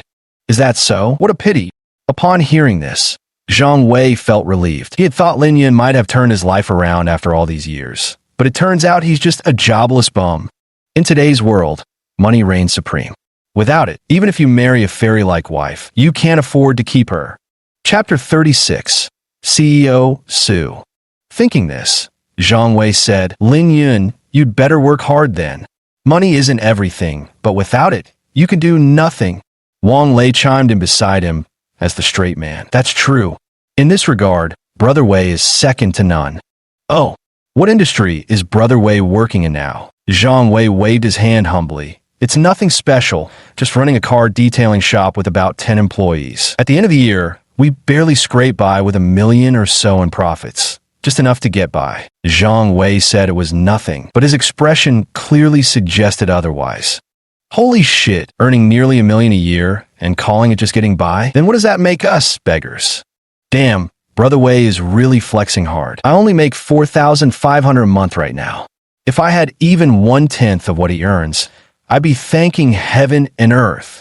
Yeah, making $1 million a year would be like living in heaven." Listening to his classmates' words of admiration, Zhang Wei couldn't help but flash a satisfied smile. What was the point of attending this reunion anyway, if not to show off a little in front of his old schoolmates? Back in school, he had faded into obscurity among his classmates, utterly forgettable. Yet now, he had become the most impressive among them. The satisfaction of this comeback thrilled him to no end. At this moment, Zhang Wei felt on top of the world and immediately proclaimed, "My dear old classmates, I'm truly delighted we're all gathered together today. How about this? I'll be picking up the tab for our reunion this time." Wang Lei chimed in, "No problem at all. For Brother Wei, this small amount is just chicken feed, utterly insignificant."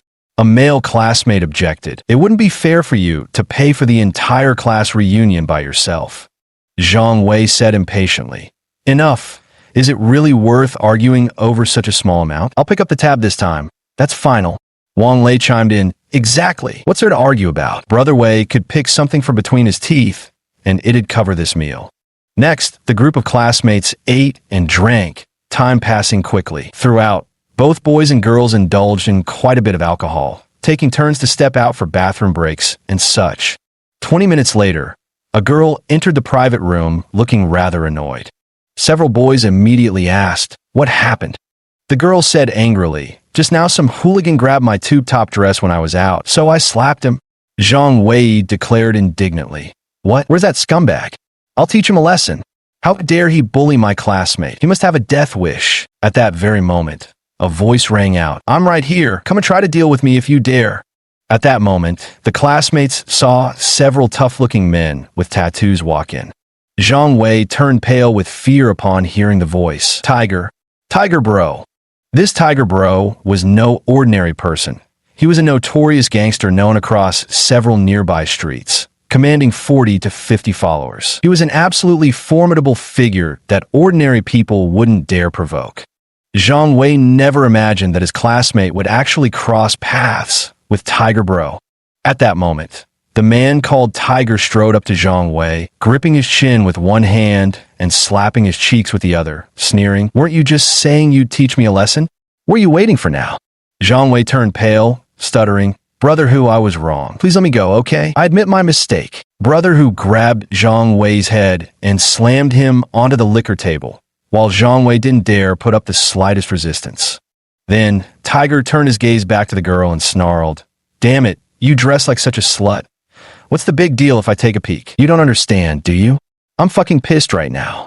This girl's figure was actually quite average, but wearing an off-shoulder dress that revealed a hint of cleavage. Since brother, who is usually arrogant in his actions, that's why he tugged at her clothes. Listening to this, Zhang Chao stood up and said, "Don't go too far. With so many of us here, do you think we'll let you bully her?" Tiger smirked disdainfully as he patted Zhang Wei's cheek and said, "Tell your classmates who I am, Zhang Wei." Zhang Wei immediately said, "Brother Tiger is the boss of these streets. We can't afford to mess with him. As for Li Lin, Brother Tiger just wants to be friends with her. Everyone should mind their own business." Tiger Ge flashed a satisfied smile and said to Li Lin, "Let's go. Since you slapped me earlier, you owe me a good drink. Consider it settled after that." He mentioned drinking, but the look in his eyes made it clear. If Li Lin went with him for a drink, she would undoubtedly be taken advantage of completely. Zhang Wei said at this moment, "Li Lin, Brother Tiger, taking a liking to you is an honor. Don't be ungrateful." However, at this moment, Lin Yin stood up and said coldly, "Drink my ass. If you want someone to drink with, why don't you go drink with your mother?" Tiger was instantly enraged by Lin Yun's words. He furiously roared, "You little bastard looking to die?" As he spoke, Tiger snatched up a beer bottle from the table and aggressively charged towards Lin Yun, intending to smash his head open. Watching the furious Tiger charging at him, Lin Yun swiftly kicked out with his foot. Brother, whose body flew backward before crashing heavily to the ground. Brother, who scrambled up in disarray, just about to make another move when a large group of security guards rushed over, surrounding him and his companions. Brother, whose face darkened, "Is Qiansheng Grand Hotel daring to oppose me?" "Brother who?" The security captain mocked him. "Oppose you? Who do you think you are?" "President Su, are you all right?" Su Ruashi slowly stood up and said, "I'm fine." "Deal with them, then hand them over to the police. A bunch of scum." "Yes, President Su." The security guards then led the thugs away. The hotel manager also arrived at the private room and approached Su Ruashi. "President Su, we apologize for these scoundrels disrupting your pleasant dining experience." Su Ruashi said calmly, "It's fine, Manager Bai. Everyone here is my husband's classmates. Make sure the kitchen pays extra attention to the dishes for this private room. Don't worry, our hotel chefs are among the best in the entire Jiangxing area." Zhang Chao stammered, "President? Sister-in-law, you're the president of Tiansheng Grand Hotel." At that moment, Manager Bai clarified, "You're mistaken. President Su isn't just the president of Tiansheng Grand Hotel. She's the president of the entire Tiansheng Group." Manager Bai's previous remark had been a misunderstanding, allowing Zhang Chao to breathe a sigh of relief. He thought Su Ruashi wasn't actually that impressive after all. But the next words out of Manager Bai's mouth nearly made Zhang Chao jump out of his skin. The CEO of the entire Tiansheng Group? Damn, was this a joke? Chapter 37. Envy. Tiansheng Group is a renowned enterprise throughout Jiangxing, with assets amounting to at least tens of billions. The conglomerate boasts numerous projects under its umbrella, including real estate, hotels, cinema chains, and more, demonstrating formidable strength. The wife of his old classmate turned out to be the CEO of Tiansheng Group. Am I dreaming? With that, Manager Bai left the private room, plunging the entire space into silence. Meanwhile, Zhang Chao quickly searched on his phone and then whispered, "Tiansheng Group has a market value of several billion. The founder of Tiansheng Group is surnamed Su. Think about it. Really think about it." All the classmates gasped in shock. At that moment, even Li Lin temporarily forgot about Tiger Brothers' matter, stunned by the revelation of Su Ruashi's identity. Su Ruashi, despite her young age, could serve as vice president. Combined with the fact that she shared the same surname as the founder of Tiansheng Group, it was clear she must be a direct descendant to receive such treatment. In other words, she would be one of Tiansheng Group's future heirs, destined to inherit tens of billions in family fortune. As for Zhang Wei, he wished he could find a hole to crawl into right now. Just moments ago, he was showing off, boasting about his $1 million annual income and offering to pick up the tab. In the blink of an eye, his bravado turned into a complete joke. To think he was trying to impress Su Ruashi by pretending to be some wealthy big shot. What a ridiculous farce. Zhang Chao simply couldn't restrain himself anymore. He turned to Lin Yun and asked, "Brother Yun, do you have some hidden identity? Are you actually some young master from a wealthy family? A secret second-generation rich kid?" Lin Yun spread his hands and said, I also want to be a rich second generation, but my parents are not supportive. How did you manage to win over sister-in-law? Any special tricks? Teach me. Su Ruashi smiled and said, when it comes to feelings, all that matters is mutual attraction. As for my husband's financial situation, I have no particular demands. Whether it's 50 billion or 100 billion, it's all the same. After all, we couldn't spend that much in several lifetimes. Money is just a string of numbers to me. Money has just become a string of numbers to me. When will I ever get to experience that feeling? In your dreams, you can have everything. There's no hope in this lifetime. Better pray for a good rebirth next time. Hurry up then. If you could be reborn as Lin Yun's son, wouldn't all that couple's fortune be yours someday? Money is just a string of numbers. This remark left their old classmates sighing in lament. As for Zhang Wei, no one paid her any attention anymore, as her caliber was simply too far beneath Su Ruashi's. Especially earlier, when Li Lin was being harassed by that tiger guy, Zhang Wei didn't dare utter a peep. She even kept making excuses for him. Meanwhile, Su Ruashi and Lin Yun, as a couple, thoroughly dealt with Tiger, even having security escort him to the police station. The contrast couldn't have been starker. Of course, every guy present was practically green with envy over Lin Yun. This soft rice is simply irresistible. Not only does his wife possess terrifying assets, but she's also stunningly beautiful. Did Lin Yun save the world in his past life? That's the only explanation for such incredible fortune in this lifetime. At this class reunion, Lin Yun became the target of countless envious gazes. The only pity is he alone understands that his relationship with Su Ruashi is merely that of employer and employee. As for anything beyond that, they're still far from it.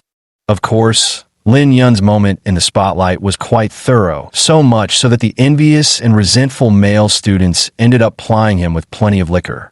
Su Ruashi also drank a little, though given her special status, few dared to force her into drinking heavily. After all, her position spoke for itself, so she remained sober. Since both of them had been drinking, Su Ruashi had already arranged for her driver to pick them up. After eating and drinking to their heart's content, Lin Yun and Su Ruashi left the hotel under the envious gazes of the crowd. Lin Yun and Su Ruashi sat in the back seat while the driver took the wheel up front. Though Lin Yun reeked of alcohol, his physical prowess far surpassed that of ordinary people, including his tolerance for liquor, so his mind remained perfectly clear. Yet inexplicably, Lin Yun recalled that charity banquet where one of Su Ruashi's admirers had feigned drunkenness, plotting to teach him a lesson. Pretending to be drunk, maybe one could get away with doing whatever they please? Lin Yun sometimes thought about it and truly felt he was getting the short end of the stick. With such a stunning beauty by his side, everyone assumed he was living the dream. Yet in reality, all he had ever done was hold Su Ruashi's hand, nothing more. And once the 8th of next month arrived, the wedding ceremony would be over, Su Ruashi's goal achieved. Most likely, Lin Yun would be tossed aside without a second thought, left without even the chance to approach her again. The more he dwelled on it, the more Lin Yun felt he ought to seize the moment and take some small liberties. Otherwise, he might regret it later. Therefore, Lin Yun pretended to be drunk and immediately pulled Su Ruashi into his embrace. The soft and supple body pressed against him ignited a fire in Lin Yun's chest, and he embraced her even tighter. In the past, Su Ruashi would have pushed Lin Yun away immediately, but now, she felt weak all over, half-hearted in her resistance, with little strength to truly refuse. The driver, noticing the situation, asked, "Miss Su, do you need any help?" Su Ruashi replied immediately, "No, just keep driving." At this moment, a sudden thought crossed her mind. Lin Yun seemed drunk. Maybe she could take advantage of the situation? She had completely changed her opinion of Lin Yun and was now considering turning their sham marriage into a real one, making him truly her man. This matter needed a reasonable opportunity to transform what she had repeatedly called a transactional relationship into genuine romantic feelings.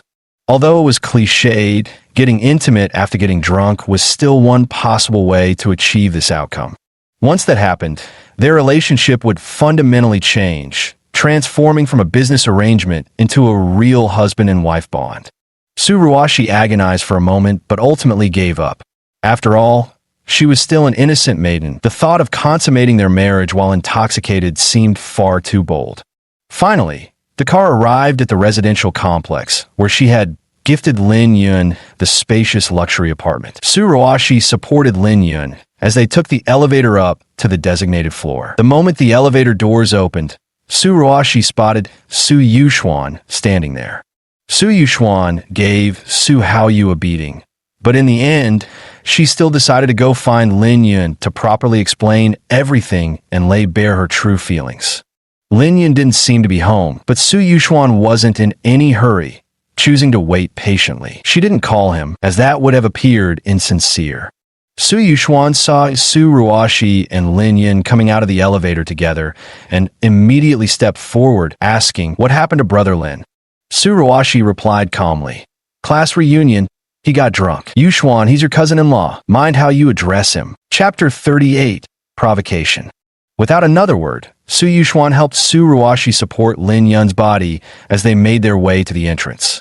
Tsuruoshi used her fingerprint to open the door, and the two women helped Lin Yun into the bedroom. A drunk person's body is especially heavy, and neither Tsuruoshi nor Su Yuxuan were particularly strong. Once inside the bedroom, they had intended to place Lin Yun on the bed, but lost control of the situation. As Lin Yun collapsed onto the bed, Tsuruoshi and Su Yuxuan were pulled down with him, ending up nestled against his chest, one on each side. At this moment, both Tsuruoshi and Su Yuxuan found each other to be in the way. If the other person weren't present, given the current situation, even without anything further happening, they could simply lie down fully clothed with Lin Yun. By the time they woke up, the nature of their relationship would have subtly changed. But now, with the other present, they couldn't do anything. They could only reluctantly leave Lin Yun's embrace. Lin Yun lay on the bed, while Tsuruoshi and Su Yuxuan sat by the bedside. At this moment, Lin Yun's steady breathing showed he'd clearly fallen asleep. At first, he had pretended to be drunk to take some small advantage while lying on Tsuruoshi, but as he kept up the act, he genuinely fell asleep. Tsuruoshi then said, "Yuxuan, Lin Yun is drunk. You should go back first. I'll take care of him." "On what grounds?" Without another word, Tsuruoshi took out their marriage certificate from her bag and placed it in front of Su Yuxuan. Then, Tsuruoshi said confidently, "Just with this, no matter what you think, it proves we're legally married." Su Yuxuan was left speechless and could only make an indirect plea. "Cousin, Lin Yun is drunk. What if he tries anything inappropriate with you?" Tsuruoshi glanced at Su Yuxuan and replied, "We're legally married, with a marriage certificate. Whatever intentions he has toward me wouldn't be inappropriate. They'd be perfectly justified." Su Yuxuan paused in surprise. "Cousin, what do you mean? You're not thinking of turning this act into reality, are you?" Tsuruoshi smiled non-committally and said, "All right, Yuxuan, you can go back now. I'll take care of things here. Then take good care of brother-in-law." What could Su Yuxuan say? Tsuruoshi held too many advantages in terms of status, and to make matters worse, there was already a misunderstanding between her and Lin Yun. Now, in Lin Yun's eyes, she was merely a liar. No matter which aspect he considered, she had no right to stay another moment. After Su Yuxuan left, only Tsuruoshi and Lin Yun remained in the room. Hearing Lin Yun's steady breathing, Tsuruoshi slowly walked up to him, secretly planted a kiss on his cheek, then hastily retreated like a thief caught in the act. The next morning, Lin Yun awoke in the double bed. Though he had drunk heavily, the effects of practicing the Shinnon classic left him feeling refreshed and clear-headed, without any trace of hangover. He vaguely remembered yesterday's events. Tsuruoshi had brought him home. He'd pretended to be drunk in the car to savor the feel of her exquisite figure. And then, apparently, he'd genuinely fallen asleep. He vaguely remembered encountering Su Yuxuan when stepping out of the elevator. The two of them had helped him into the room together. After that, his memory became a complete blank. Lost in thought, Lin Yun got up, intending to wash his face. But when he stood before the bathroom mirror, he froze. Reflected in the mirror was his own face bearing a faint lipstick mark on the cheek. Though not strikingly obvious, the imprint was unmistakably there. Someone secretly kissed me while I was asleep? That doesn't make sense. Su Ruashi married me just to inherit the estate. We're nothing more than tools to each other. As for Su Yuxuan, her goal was to ruin our wedding, again because of the assets. Neither of them had any reason to sneak a kiss while I was sleeping, right? Could it be that one of them got too immersed in the act and wanted to turn the pretense into reality? Then who exactly would it be? Lin Yun looked at the lipstick mark on his face, lost in thought. After studying it carefully for a while, he even took a photograph of his own face before starting to wash up. After all, this was a certain woman's incriminating evidence. Lin Yun needed to preserve it properly so he could settle accounts with her later. No sooner had Lin Yun finished washing his face than the phone began to ring, leaving him no time to dry off. He casually wiped his face with a towel and walked to the bedroom to answer the call. "Hello, Xiaoli." Bai Li's voice came through. "Brother Lin, some friends and I are going to KTV to sing. They wanted to invite you too. Will you come?" Lin Yun paused. "Your friends? I don't know any of them. Why would they invite me?" Bai Li laughed. "Of course they know you. Some were rescued by you during that wilderness escape last time. Others have heard about your exploits. They'd love to be friends with you. These friends of Bai Li's, well, birds of a feather flock together. They all came from well-off families with money and time to spare, and their usual pastime was just having fun." Lin Yun's impressive skills made them quite interested in him. Lin Yun replied straightforwardly, "Sure, where's the location? I'll come find you." 6 o'clock in the evening, at Intoxicated Dreams. In the morning, Lin Yun practiced the Shinnong scripture at home, while in the afternoon he set out for the Intoxicated Dreams KTV.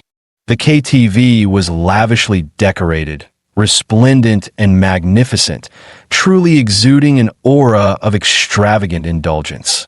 Lin Yun had just stepped out of the car when he saw Bai Li waving at him. Beside her stood over a dozen young men and women. Some had personally witnessed the earlier events, while others had only heard about them. Their expressions varied.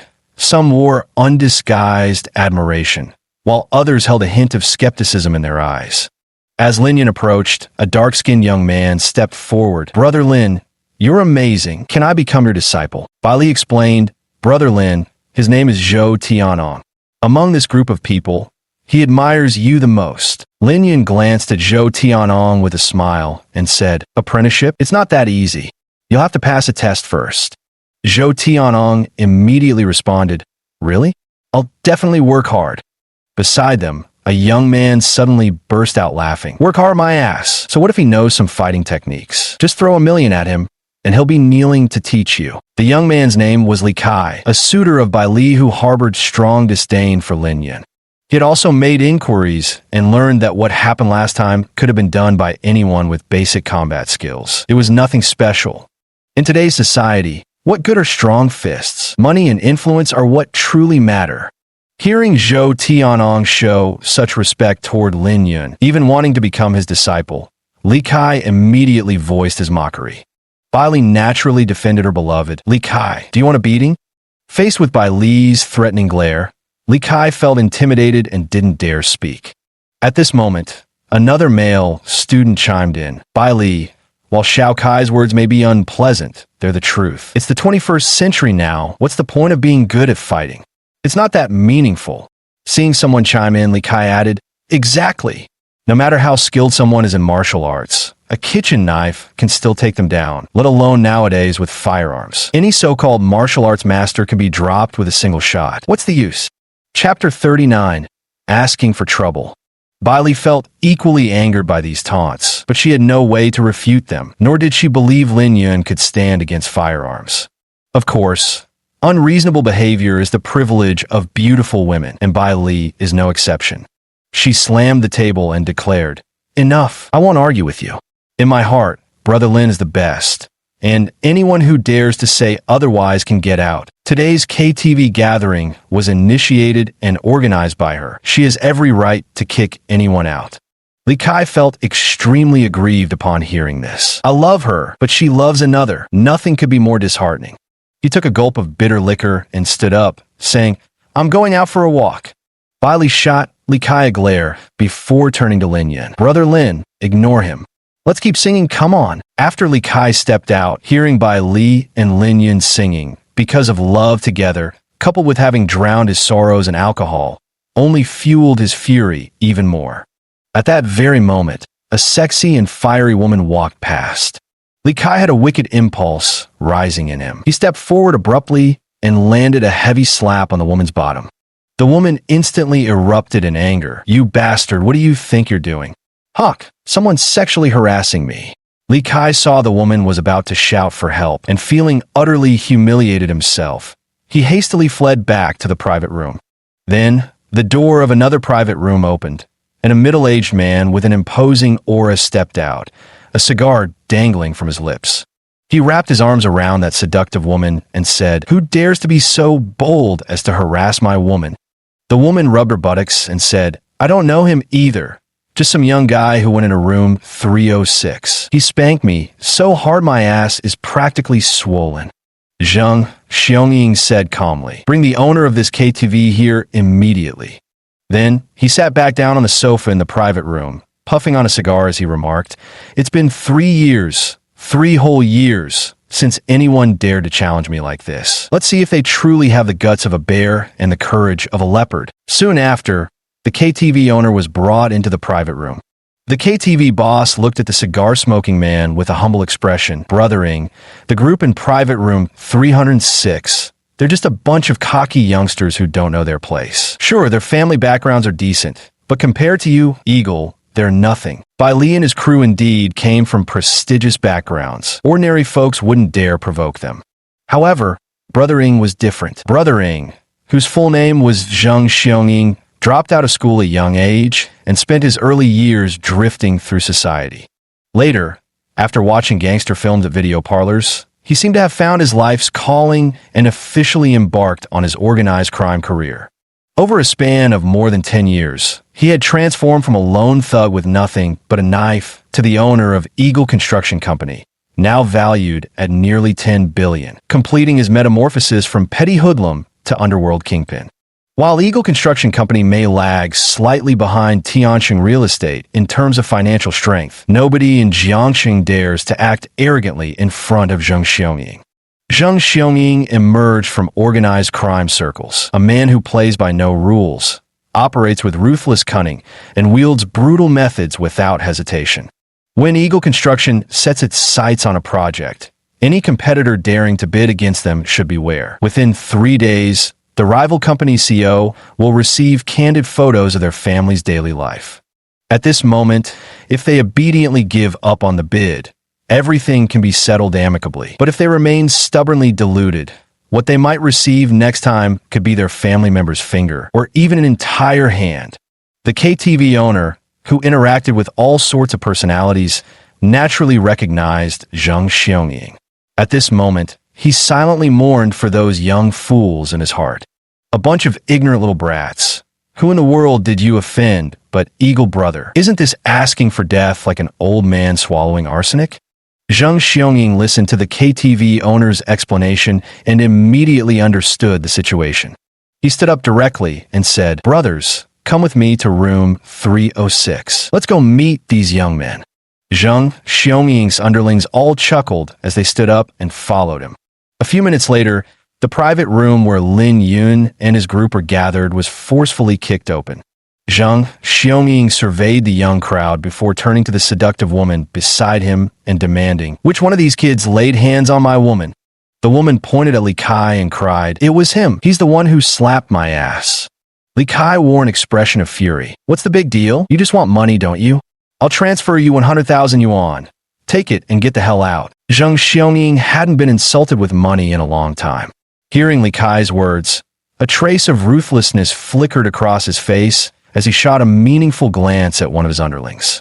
Immediately, the underling lashed out, punching Li Kai squarely in the stomach. With a howl of pain, Li Kai crumpled to his knees.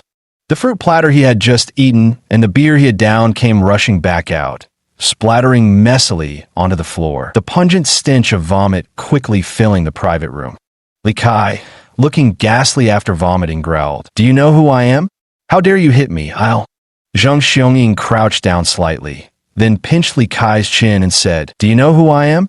Call your dad now. Tell him you're now in my hands, Zhang Xiangying. Give him a quarter of an hour to come ransom you, or he'll face the consequences." Li Kai's face darkened, but he still pulled out his phone and called his father. The phone had just connected when Zhang Xiongying commanded, "Turn on speakerphone." Li Kai glanced at the domineering Zhang Xiongying, obediently switched on the speakerphone, then said to his father, "Dad, I've fallen into Zhang Xiongying's hands. He wants you to come ransom me within 15 minutes. Li Kai's father's voice changed abruptly. "Zhang Xiongying? Is he about 40 years old with a knife scar near his eye?" "Yes, Dad. Who is he?" Li Kai's father angrily exclaimed. "Have you lost your mind? Why provoke him? In Jiangcheng, you might as well offend the city's richest man rather than offend Zhang Xiongying. He's the underground emperor of Jiangcheng, ruthless and vicious, with at least 10 lives on his hands. How could you have provoked him?" Li Kai's father's voice came through clearly over the phone, and in an instant, all the young people in the private room panicked. Chapter 40. The self-wrought doom cannot be escaped. Though headstrong, Li Kai understood full well what the title Underground Emperor represented. It meant Zhang Xiongying could easily destroy him. His parents wouldn't be able to lift a finger to stop it. Li Kai froze in terror, never imagining that casually slapping a woman's but would provoke someone as formidable as Zhang Xiongying. This was River City's underground emperor we're talking about. Even his own father had to mind his manners around the man. And here he'd gone and messed with him? "Dad, what should I do now?" Li Kai's father immediately responded. "You swallow your pride honestly. Kneel down and apologize. Show complete humility. I'll be right over." Li Kai was an only child with no siblings, so his father had gone to great lengths to protect him, willing to pay any price.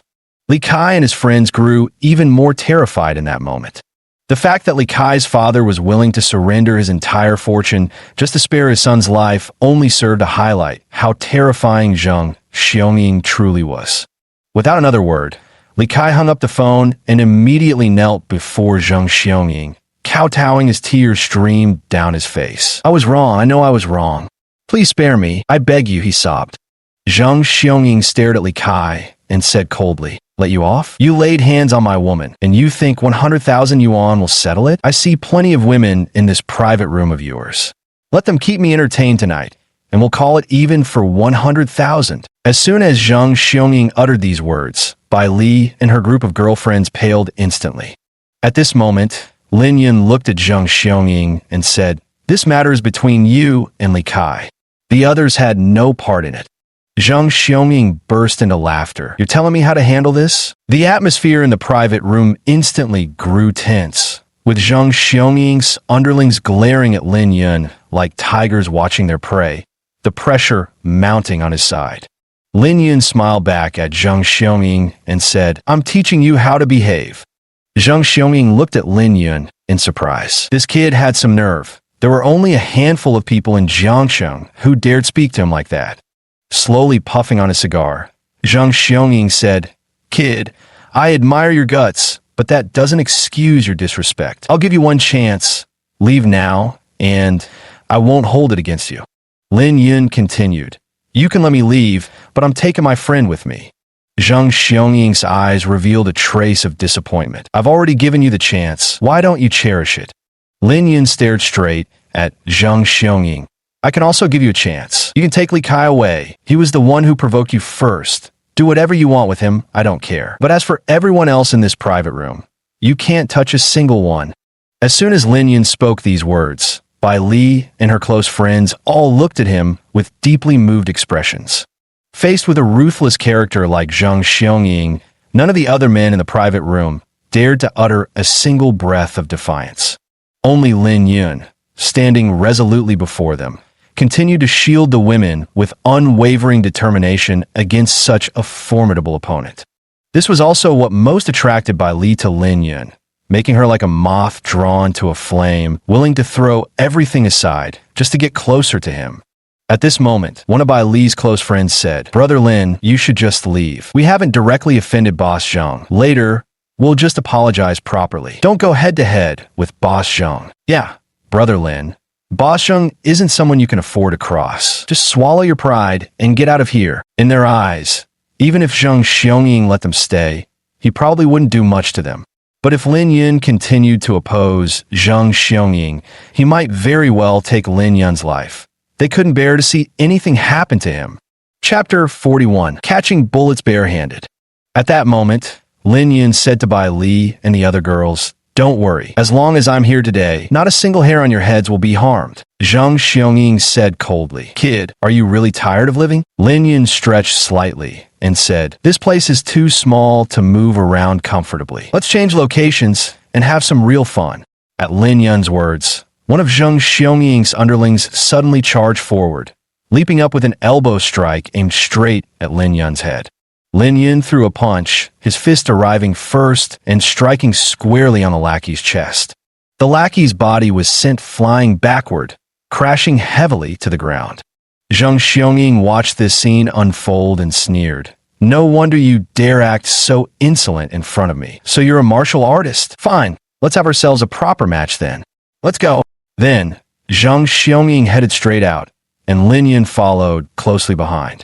Bai Li watched Lin Yun's retreating figure, hesitated for a moment, then also trailed after them. As for Zhou Tianong, who wished to become a disciple, he was convinced his master would handle this effortlessly. He wanted to witness his master putting these people in their place. The others, feeling guilty about the situation they'd inadvertently caused, were somewhat embarrassed that Lin Yun had to bear the consequences. But people are inherently selfish. Now that Lin Yun had foolishly taken the blame upon himself, they certainly weren't going to follow him into disaster. So, watching as Lin Yun and the other two followed Zhang Xiangying and his crew out, they fled the private room like their lives depended on it, driving straight home in their own cars. As for what came next, they didn't dare get involved. Of course, one person couldn't escape, Li Kai, who remained under the control of Zhang Xiangying's men and was dragged out of the dazzling paper Drunk Gold KTV along with the others. A few minutes later, the group arrived at an alley behind the KTV, a place free of surveillance cameras, where anything that happened would leave no recorded traces. Behind Zhang Xiangying stood over a dozen strong and robust underlings, while Lin Yun only had Zhou Tianong and Bai Li by his side, essentially carrying two burdens. Zhang Xiangying looked at Lin Yun and said, "Kid, if you can beat all my men here, I'll take you in as my godson and offer you a bright future." Lin Yun flared up instantly. "Go to hell. Beat your men just to become your godson? How about I be your godfather instead?" Without another word, Zhang Xiangying gave a light clap, and his men charged straight at Lin Yun. Lin Yun's physical condition far surpassed that of an ordinary person. Any collision between him and a normal person would be like stones smashing against an egg. Lin Yun's movements were a pleasure to watch, simple yet strikingly effective. Under Zhang Xiangying's command, his men fell one after another. Some vomited blood from a single punch before collapsing. Others were sent flying by a kick. Those who tried to ambush from behind had their arms seized by Lin Yun, who then flipped them over his shoulder, slamming them heavily to the ground. Zhang Xiangying had quite a few underlings, but none of them could withstand Lin Yun's ruthless beatdown.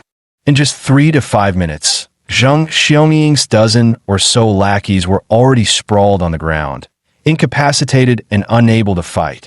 Zhou Ziang, who wanted to become his disciple, watched this scene with boiling excitement. Seeing his future master so formidable, he clenched his fists in anticipation, eager to one day become as powerful as Lin Yun. However, Zhang Xiangying remained unruffled. He clapped his hands and said, "Kid, you've definitely got some skills. Call me Godfather, and we'll let this slide." Lin Yun paused. "Are you out of your mind? You call me Godfather first." Lin Yun spoke and was about to step forward to deal with Zhi Xiangying directly. However, Zhi Xiangying sneered and said, "I see you refuse a toast only to be forced to drink a forfeit. Kid, times have changed." As he spoke, Zhi Xiangying pulled out a black pistol from his waist and aimed it directly at Lin Yun.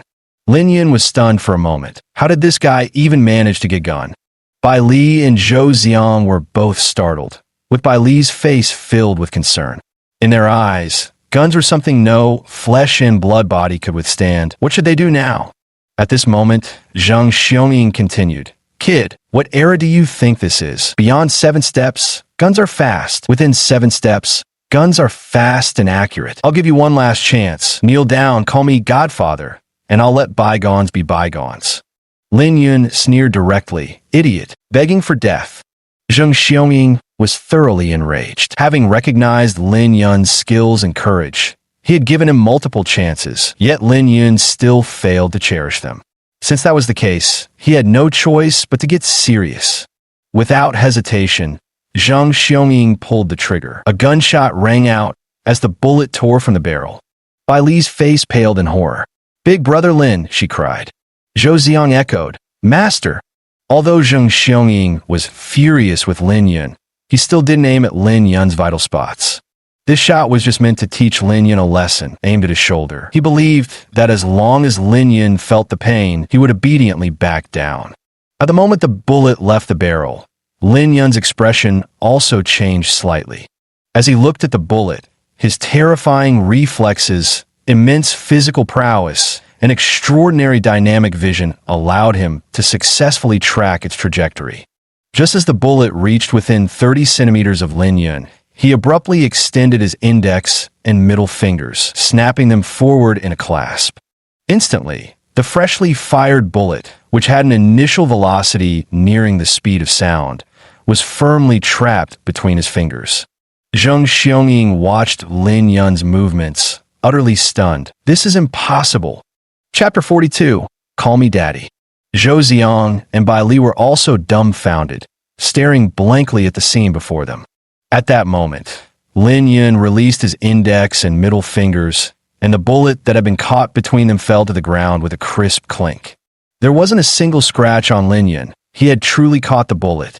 Zhang Xiongying finally showed a change in expression, swallowing hard as he stared at Lin Yun, as though gazing at a deity or demon. Beating 10 opponents by oneself is nothing extraordinary. A trained combatant could achieve that. But catching bullets barehanded?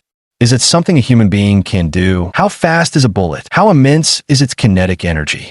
An ordinary person would have their palm instantly pierced by a bullet, even if they managed to touch it with their hand.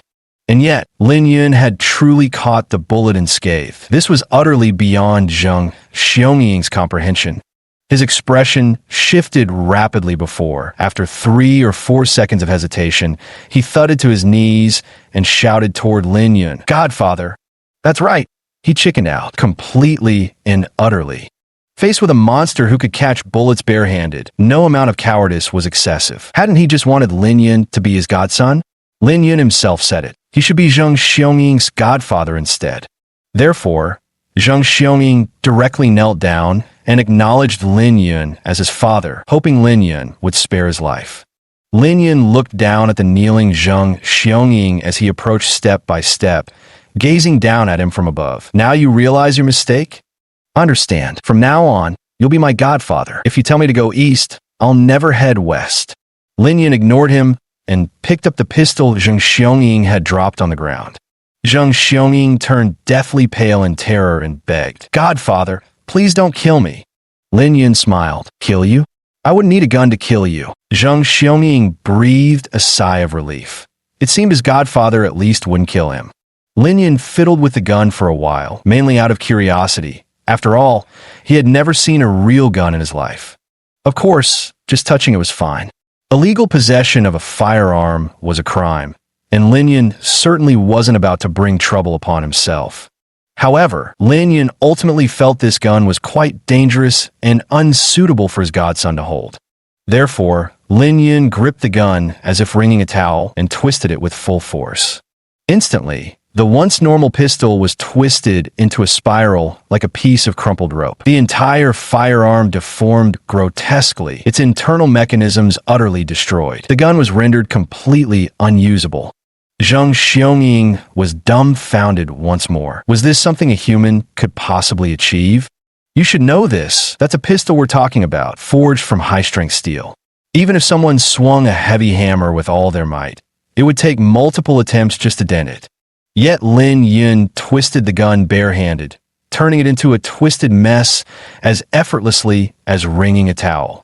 Such strength made Zhang Xiongying realize that if Lin Yun were to slap his head, the blow could splatter his brains.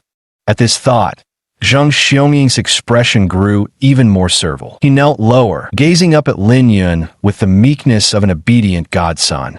Of course, there was one more person staring dumbfounded at this sight, Li Kai. Li Kai had been brought down while restrained by Zhang Xiangying's men. Though frightened, he had initially felt a certain schadenfreude. While his gamble had backfired disastrously this time, dragging himself into the mess, in his eyes, Lin Yun was the one truly suffering worse misfortune. Percent. After all, Lin Yun had openly confronted and offended Zhang Xiangying. What Li Kai never expected was that Lin Yun could actually be this terrifyingly powerful, catching bullets barehanded and twisting a gun into a pretzel with bare hands. These aren't things a human should be capable of, right? And here he thought Lin Yun was just a little skilled in fighting. What the hell kind of little skilled is this? He suddenly remembered how he'd mocked Lin Yun earlier, saying stuff like, no matter how strong your martial arts are, one bullet can take you down. Now that he thought about it, his words were complete bullshit. One bullet taking him down? Fucker Lin Yun could catch bullets barehanded. While he was still wrestling with his thoughts, the two underlings controlling Li Kai timidly asked Zhang Xiangying, Brother Eagle, what should we do with this punk? Zhang Xiangying shot a glare at his subordinates and snapped, Why are you asking me? My godfather makes the call on this. Lin Yun cut in, Enough. I don't have a godson as old as you. Li Kai, you deliberately provoked Zhang Xiangying just to stir up trouble and cause problems for me, didn't you? Have you ever considered you'd land yourself in such a predicament? Brother Lin, I was wrong. I'll never dare again. Please spare me this time. Lin Yun said coolly, You made your choice. Now face the consequences. Zhang Xiangying, weren't you planning to squeeze compensation from him? I won't interfere. Handle it as you see fit. Zhang Xiangying immediately said, Rest assured, Brother Lin, I'll definitely make his father pay the price. Zhang Xiangying now also harbored deep hatred toward Li Kai. If it weren't for Li Kai provoking them first, would he have provoked Lin Yun and been forced to kneel on the ground, calling him Godfather? Lin Yun didn't object to being called Brother Lin. At least it sounded better than Godfather. After all, Zhang Xiangying was much older than Lin Yun. If people overheard the Godfather title, they might assume there was some improper relationship between them. All right, apologize to my friend, and we'll consider this matter closed. Lin Yun didn't intend to do anything too harsh to Zhang Xiangying. While Zhang was no saint, the real instigator of today's incident was Li Kai. Zhang had merely resisted. Zhang Xiangying's mistake was dragging the innocent into this, which was why Lin Yun decided to teach him a lesson. Zhang Xiangying felt as though he'd been granted a pardon and immediately turned to Bai Li. Sister-in-law, I was wrong. I scared you. I apologize. Bai Li had originally despised Zhang Xiangying, but hearing the term sister-in-law brought a faint smile to her face. From now on, you're not allowed to bully girls anymore. Or I'll tell Brother Lin to beat you up. I wouldn't dare. I absolutely wouldn't dare. All right, take your people and scram. Zhang Xiangying then took out a business card from his pocket and said, Brother Lin, here's my card. If you ever need anything, just give me a call anytime. No matter what I'm doing, just say the word and I'll handle it for you right away. From now on, you're my big brother. Zhang Xiangying. Lin Yun casually pocketed the business card. Every creature has its own path. Snakes slither and rats scurry. Though Lin Yun's fists were formidable, there were matters they couldn't easily resolve. Zhang Xiangying could indeed help Lin Yun take care of certain troublesome nuisances. With that, Lin Yun left with Bai Li, while Zhou Ziong followed eagerly behind them, his face brimming with enthusiasm. Today I witnessed Lin Yun's capabilities, and my desire to become his disciple grew 100 times stronger. After Lin Yun left, one of Zhang Xiangying's lackeys asked, Boss, does this mean we've gained an emperor above us now? Zhang Xiangying snapped back, obviously. What do you think? He can catch bullets barehanded and twist guns into pretzels. What exactly am I supposed to do about him? To put it bluntly, if he wanted to wipe us all out just now, not a single one of us could have escaped. The underlings glared at Li Kai with vicious expressions upon hearing these words. If not for this bastard, how could they have provoked such a monster? Li Kai grew deathly pale as he faced their menacing glares. Chapter 43, Buying a Car. On the other side, Lin Yun and Bai Li were in a taxi. Although Bai Li's family was well off, she hadn't obtained her driver's license yet, so they had to take a cab. Zhou Ziong initially wanted to keep pestering Lin Yun to take him as a disciple, But after receiving a glare from Bai Li, he didn't dare to follow them further. After all, Zhou Ziong also thought it was highly probable that Bai Li would become his future master's wife, even though he hadn't succeeded in becoming a disciple yet. If he offended his would-be master's wife, wouldn't that make his chances even slimmer? So he obediently left, no longer playing the third wheel. In the car, Bai Li held onto Lin Yun's arm and rested her little head against it. "Brother Lin, you've saved me again. How can I thank you? By the way, do you have a driver's license?" Lin Yun replied, "Yes, I do. Why do you ask? How about I gift you a car? Next time we hang out, you can drive instead of taking a taxi." At this moment, Bai Li found the driver quite inconvenient. Even though the driver was focused on the road, his presence made it awkward for her and Lin Yun to get too intimate. But if Lin Yun had his own car, with just the two of them inside, it would be much more comfortable. She could pull off all sorts of naughty little moves. "A car as a gift? Isn't that too extravagant?" Bai Li laughed. "It's fine. I've got plenty of pocket money." It's settled then. Lin Yun didn't speak again, only letting out a sigh. He seemed to be walking further and further down the path of being a kept man. Su Ruashi gave him a house. Bai Li gifted him a car. Before he knew it, was he about to become a successful man with both property and wheels? At this moment, the driver glanced at Lin Yun's expression through the rearview mirror and felt so angry he wanted to hit someone. Just think of him, a forever alone guy whose blind dates walked away after barely exchanging a few words, all because he owned a house, but no car. And look at Lin Yun? No car whatsoever, yet some rich little heiress is practically throwing one at him. The kicker? The bastard actually sighed when offered a free car. How infuriating is that? If you don't want it, give it to me, damn it. Bai Li's efficiency was unmatched. The very next day, she arranged to meet Lin Yun to pick out a car for him. After browsing the three luxury German brands, BBA, BMW, Benz, Audi, Lin Yun ultimately chose an Audi. Because when Lin Yun was in his teens, during the village fair, many relatives came to his home, where they would enjoy a good meal together and stroll around the gathering. Among them, a distant relative drove an Audi, and at the time, both Lin Yun's parents and the other relatives were filled with admiration, believing it was a fine car. Young Lin Yun even declared ambitiously that when he grew up, he too would buy an Audi. As he gradually grew older, Lin Yun came to realize the gap between dreams and reality. He had previously married Chun Jiru just to solve the housing problem, never even buying a car. He simply couldn't scrape together the money back then. Now, relying on his partner's wealth, Lin Yun could finally fulfill his teenage dream. It was kind of ironic when you thought about it. Lin Yun and Bai Li arrived at the Audi 4S dealership to browse cars. The salesperson enthusiastically introduced various models to them, but just as they were inspecting a vehicle, a voice suddenly called out, "Lin Yun." Lin Yun turned his head and saw a somewhat familiar-looking girl standing there. He froze for a moment. "You are?" "I'm Shen Yun, your high school classmate." Lin Yun said in surprise, "You've changed so much, I hardly recognized you." In high school, Shen Yun hardly stood out. She wasn't particularly striking in looks, dressed rather plainly, and from what I recall, she never even showed up to any of the class reunions. This time when they met again, Shen Yun looked completely different. Perhaps she had grown in her features, or maybe she had learned how to apply makeup. She looked noticeably prettier than before. Her outfit was much more fashionable too, wearing high heels and a miniskirt. Being in her early 20s, the prime of her youth, she was quite attractive to the opposite sex. Hearing Lin Yun's remark, Shen Yun smiled and said, "A girl changes 18 times before adulthood. Is this your girlfriend?" Bai Li smiled, "Of course." "How beautiful!" Shen Yun gazed at Bai Li, praising her sincerely. Bai Li wasn't much for dressing up. It was clear at a glance. Her face was nearly bare of makeup, and her hair fell in an unassuming medium length. If Shen Yun relied on various cosmetics, hairstyles, and other enhancements to reach an 80-point beauty standard, then Bai Li effortlessly scored a 95 with her natural looks alone. The gap between them was quite evident. "You're pretty amazing yourself, sister." Bai Li also complimented Shen Yun.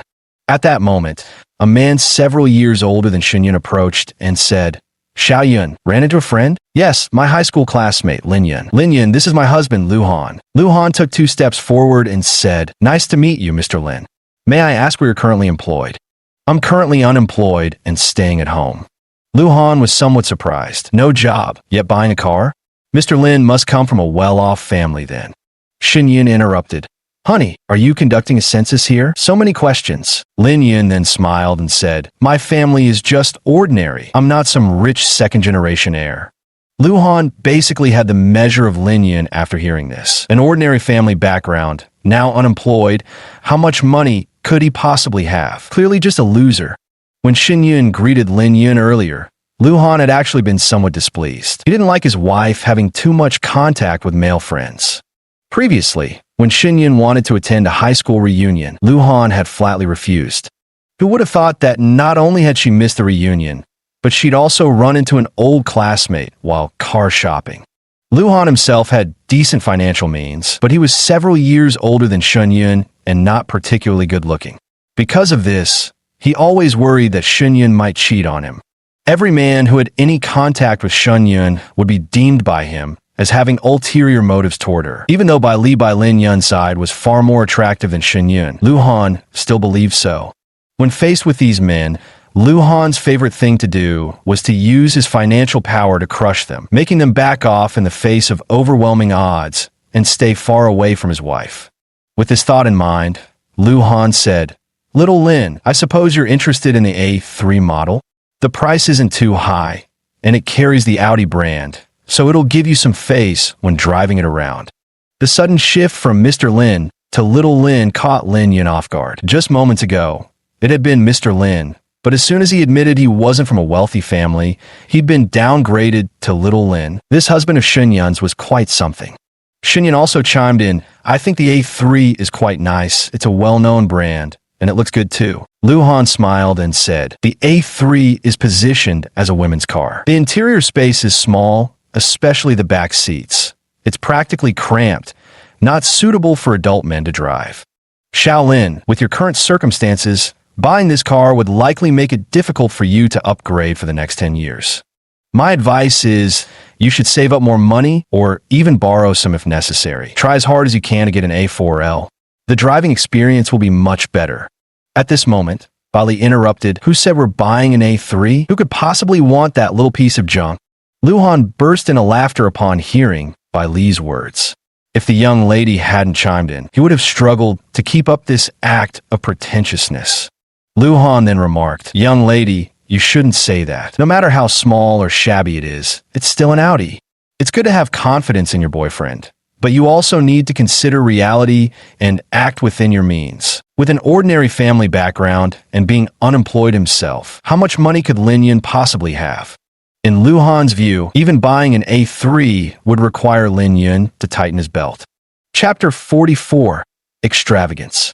Shin Yun also played along with her husband's boasting. Our Lu Han has been doing quite well in his career these past few years. This time we're planning to upgrade to an A6L. With all fees included, it'll be over 400,000. I was even feeling a bit reluctant about it. But Lao Lu said that a man's wife and car represent his dignity. These are areas where you absolutely can't cut corners. Yes, I've really splurged quite a bit this time. The couple felt quite smug inwardly at this moment. After all, putting on airs before this poor couple Lin Yun and Bailey gave them a rather satisfying feeling. Just then, a salesperson approached and asked Lin Yun, Mr. Lin, have you decided on this Q7 then? Lin Yun nodded and said, Let's go with this Q7. It feels a bit more comfortable than the A8. Would you be paying in full or opting for installments? Bailey said bluntly, the top trim costs just over 800,000. That's less than my yearly allowance. I'm paying it all up front. Bailey spoke while taking a bank card from her purse and handing it to the salesperson. The salesperson said directly, Miss Bai, since your father is friends with our shop owner, our boss has instructed us to give you the best possible discount on this car. Bailey said impatiently, Whatever, a few $1,000s isn't a big deal anyway. I need the car delivered as soon as possible. And the name on the ownership documents. Of course it'll be my boyfriend's name. I don't even have a driver's license, so I can't drive it anyway. All right, I understand, Mr. Lin. Please hand me your ID card, and I'll handle the car purchase procedures for you. Lin Yun directly took out his ID card and handed it over. Immediately, the salesperson went off to process the car purchase. Lin Yun then turned to Xin Yun and Lu Han. The A3 is indeed too cramped. Honestly, I feel even the A6L space is just average. Why not go straight for the Q7? Spacious interior, excellent visibility, and a much more comfortable drive. Lu Han and Xin Yun were completely dumbfounded, their faces turning red as a monkey's bottom. Just now they were still putting on airs, saying Lin Yun should work harder to afford an A4L, yet he directly bought a Q7, the top-tier model at that. With a base price over $800K, the total cost probably exceeded $1 million, more than double the price of Lu Han's chosen A6L. This turned Lu Han's earlier boasting into a complete joke, making him wish he could vanish into thin air. Lu Han's face flushed crimson with embarrassment. Why, you weren't supposed to come from an ordinary family? Bailey cut in bluntly. My boyfriend is from modest means, but my family has money. Spending for him is my absolute pleasure.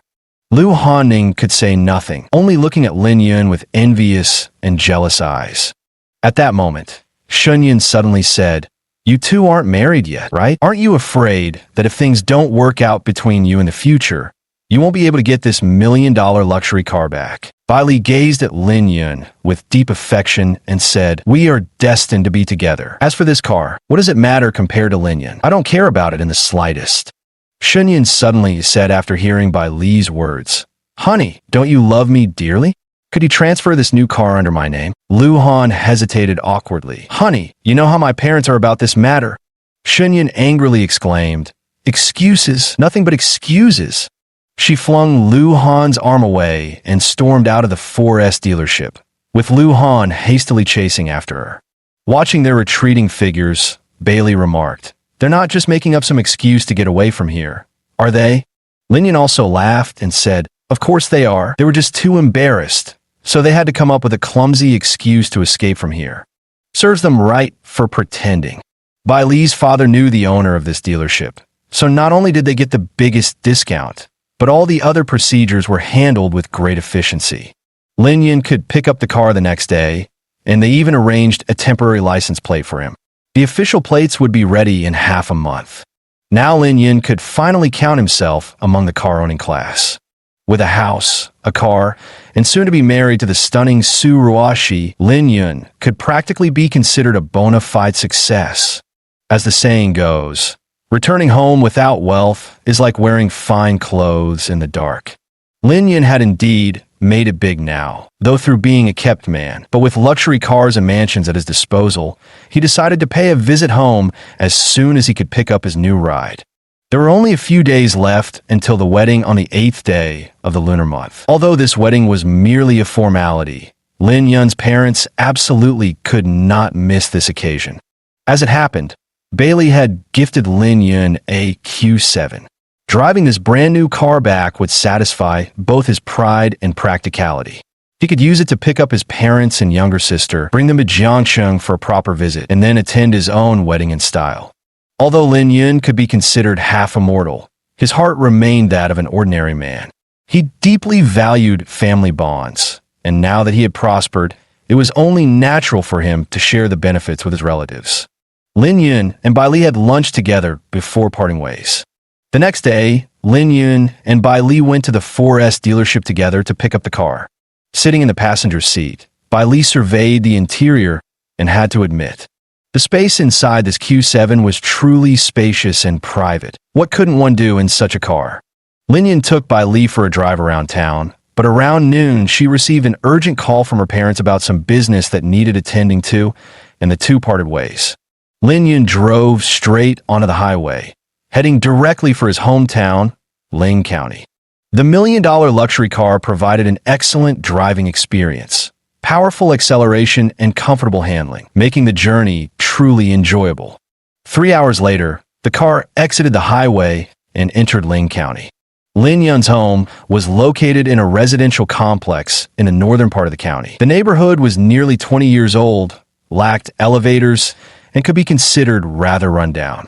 It was just that when Lin Yun got married before, he had spent all the family savings, leaving no money to replace their old house. After getting out of the car, Lin Yun looked at the aged family home and thought about selling his property in Jiangcheng to make ends meet. Although there's still a mortgage on the apartment, it could sell for 5 or 600,000, enough to buy my parents a better home in Lin County. Lin Yun immediately climbed the stairs and knocked on the door, intending to surprise his parents. That's why he hadn't called ahead. Unfortunately, no one answered despite his prolonged knocking. Lin Yun found it strange. This shouldn't be the case. It was 2 or 3 in the afternoon, and the weather was scorching hot. They should have been home by all reasoning. Thinking this, Lin Yun called Lin Jingyi. Hey Dad, where are you guys? Chapter 45, Rage.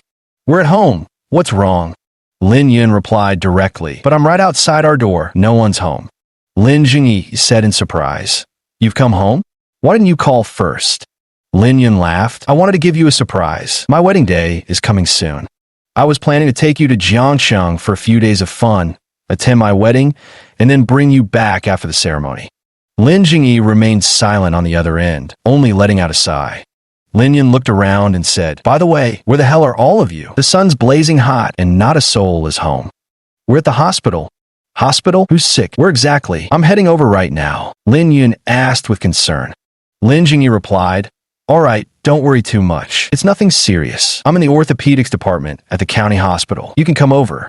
20 minutes later, Lin Yun arrived at the orthopedics ward of the county hospital. Lin Jingyi lay on the hospital bed, one leg wrapped in bandages, suspended in midair with a cast.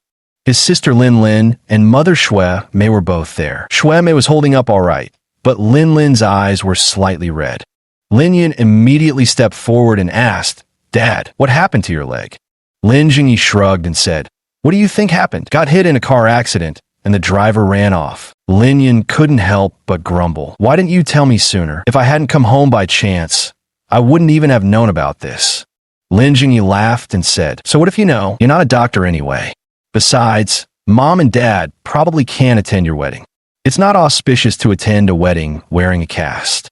Lin Yun replied, That's not necessarily true. As he spoke, Lin Yun approached Lin Jingyi and placed his hand on the cast-covered leg.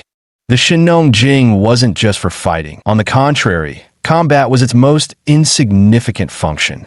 The Shenong Classic could discern feng shui and physiognomy, as well as cure illnesses and save lives. Otherwise, how could Lin Yun have been called a demigod? Lin Yun placed his hand on the cast, channeling the immortal energy within his body through his palm, allowing it to seep into Lin Jingyi's fractured leg bone. If Lin Yun had already attained full immortality, merely transferring this immortal energy into a mortal's mouth, even someone who had just died, would instantly revive them. This alone demonstrated the immense power of immortal energy. Of course, Lin Yun was not yet a true immortal, but merely a demigod. Even so, using immortal energy to heal a fractured bone posed no significant challenge. The old saying, 100 days to heal broken bones, wouldn't apply here. With Lin Yun's treatment, Lin Jingyi would likely wake up fresh as a daisy and ready to bounce around. However, upon channeling the celestial energy, Lin Yun discovered something else entirely. Lin Jingyi's wound didn't look like it was caused by a car accident at all, more like it had been struck by an iron rod. Was his father's injury really just from a traffic collision? Lin Yun appeared calm on the surface, but inwardly his emotions erupted like a volcano. At this moment, Lin Jingyi laughed and said, Would you believe it? Ever since you came back, my legs have been feeling much better. Isn't that what they call a father and son sharing the same heart? Lin Yun smiled and said, Of course, have you eaten yet? Shui Mei replied, Your father and I had a little something, but your sister has no appetite and refused to eat anything. Lin Yun said bluntly, Perfect timing. I'm hungry too. Little sister, let's grab a meal together. Without waiting for Lin Lin's protest, Lin Yun took her by the hand and led her out of the ward. After walking a short distance, Lin Yun's expression suddenly changed. Tell me straight, what really happened to Dad's leg? Lin Lin's expression changed. It was from a car accident. Lin Yun frowned and said, Do you take me for a fool? Tell me the truth. Lin Lin still felt a bit afraid of her elder brother and answered honestly, I was beaten by someone. Lin Yun clenched his right fist tightly and asked, Who hit you? Lin Lin rubbed her eyes and choked out, My classmates. Lin Yun comforted her. Don't cry. Tell your brother what happened. Rest assured, with your brother here, no one can bully our family. If he broke one of Dad's legs, I'll break all four of his limbs. Instead, Lin cried even harder, sobbing while trying to explain. Soon enough, Lin Yun understood what had happened. Lin Yun and Lin, brother and sister, had inherited their parents' excellent genes, both blessed with good looks. Lin had quite a few admirers in her class, and this conflict stemmed from one of them. This suitor, Zhao Xian, recently sent Lin several love letters, but unfortunately, with the college entrance exams approaching, Lin only wanted to focus on studying and getting into a good university, so she threw all the letters away. Later, Zhao Xian gathered a few friends and blocked Lin on her way home from school, forcing her to go on a date with him. On the first day, Lin managed to escape the harassment with the help of her friends and reported the incident to Lin Jingyi. How could Lin Jingyi, as a father, tolerate this? The very next day, he started personally escorting his daughter to and from school. As a result, Zhao Xian remained unrepentant and continued to harass Lin with his gang in tow. A conflict broke out immediately. Lin Jingyi slapped Zhao Xian on the spot, only for Zhao's lackeys to swarm and beat him up. In the end, they broke one of Lin Jingyi's legs with a stick before swaggering off. Though the police were called afterward, Zhao Xian wasn't the one who physically assaulted Lin. It was his hired thugs. The actual perpetrator was arrested and likely faces months in prison, while Zhao Xian walked away scot-free. Lin had heard from classmates that Zhao Xian's family owned a bar dealing with shady circles all year round. He knew plenty of local thugs and troublemakers, coming from a wealthy and influential background. So even though Lin Jingyi's leg was broken, Zhao Xian got off scot-free. Zhao Xian even declared that if Lin didn't agree to be his girlfriend, the Lin family wouldn't have any peace from now on. Their miserable days were just beginning. Lin Yun listened to his sister's tearful account and comforted her. All right, don't worry about this matter. Go get something to eat later, and don't mention to Dad that you spoke to me about this. Lin looked at Lin Yun expectantly. Brother, what should I do? Should I become his girlfriend? Then nothing bad will happen to our family. Lin Yun interrupted. What nonsense are you talking? Don't worry. Just act as if nothing happened. Take good care of Dad, and go to school as usual tomorrow morning. By then you'll know everything has passed. Nothing will happen anymore. Lin looked at Lin Yun expectantly. Really? Lin Yun declared resolutely. Of course it's true. When has your big brother ever lied to you? I promise, starting tomorrow, this Zhao Xian will never appear before you again. Brother, you wouldn't do anything foolish, would you? Lin gazed at Lin Yun worriedly, afraid he might seek mutual destruction with Zhao Xian. Silly girl, that piece of trash isn't worth mutual destruction with me. All right, why don't you go order something to eat? Your brother needs to make a phone call to a friend. I got it, bro. Lin looked at Lin Yun's confident demeanor, and a hint of a smile appeared on her face. Chapter 46, Calling to Account. As he walked further away, Lin Yun took several deep breaths to suppress the rage boiling within him. Then, he dialed Zheng Xionying's number. The phone connected quickly, and Zheng Xionying spoke up. Brother Lin, what can I do for you? Take your men and come to Ling County, Lin Yun said bluntly. I want you to do something for me. Lin Yun's fists could beat Zhao Xian and his men into submission, but it was much harder to make them truly fear him. But Zheng Xionying was different. He was the underground emperor of Jiangsheng, commanding a formidable force that ordinary people wouldn't dare provoke. Zhao Xian's family runs a small bar in Ling County, yet they act arrogant beyond measure, beating up Lin Jingyi without facing any consequences. But Zhao Xian's background is nothing compared to Zheng Xionying's. It's like comparing a minnow to a whale. If Lin Yun were to take action against Zhao Xian, it would only fuel the resentment of Zhao Xian and his family, leading them to seek revenge against the Lins later. Unless Lin Yun went as far as eliminating Zhao Xian's entire family, but that would be excessive. After all, we live in a society governed by law, and matters like murder require careful consideration.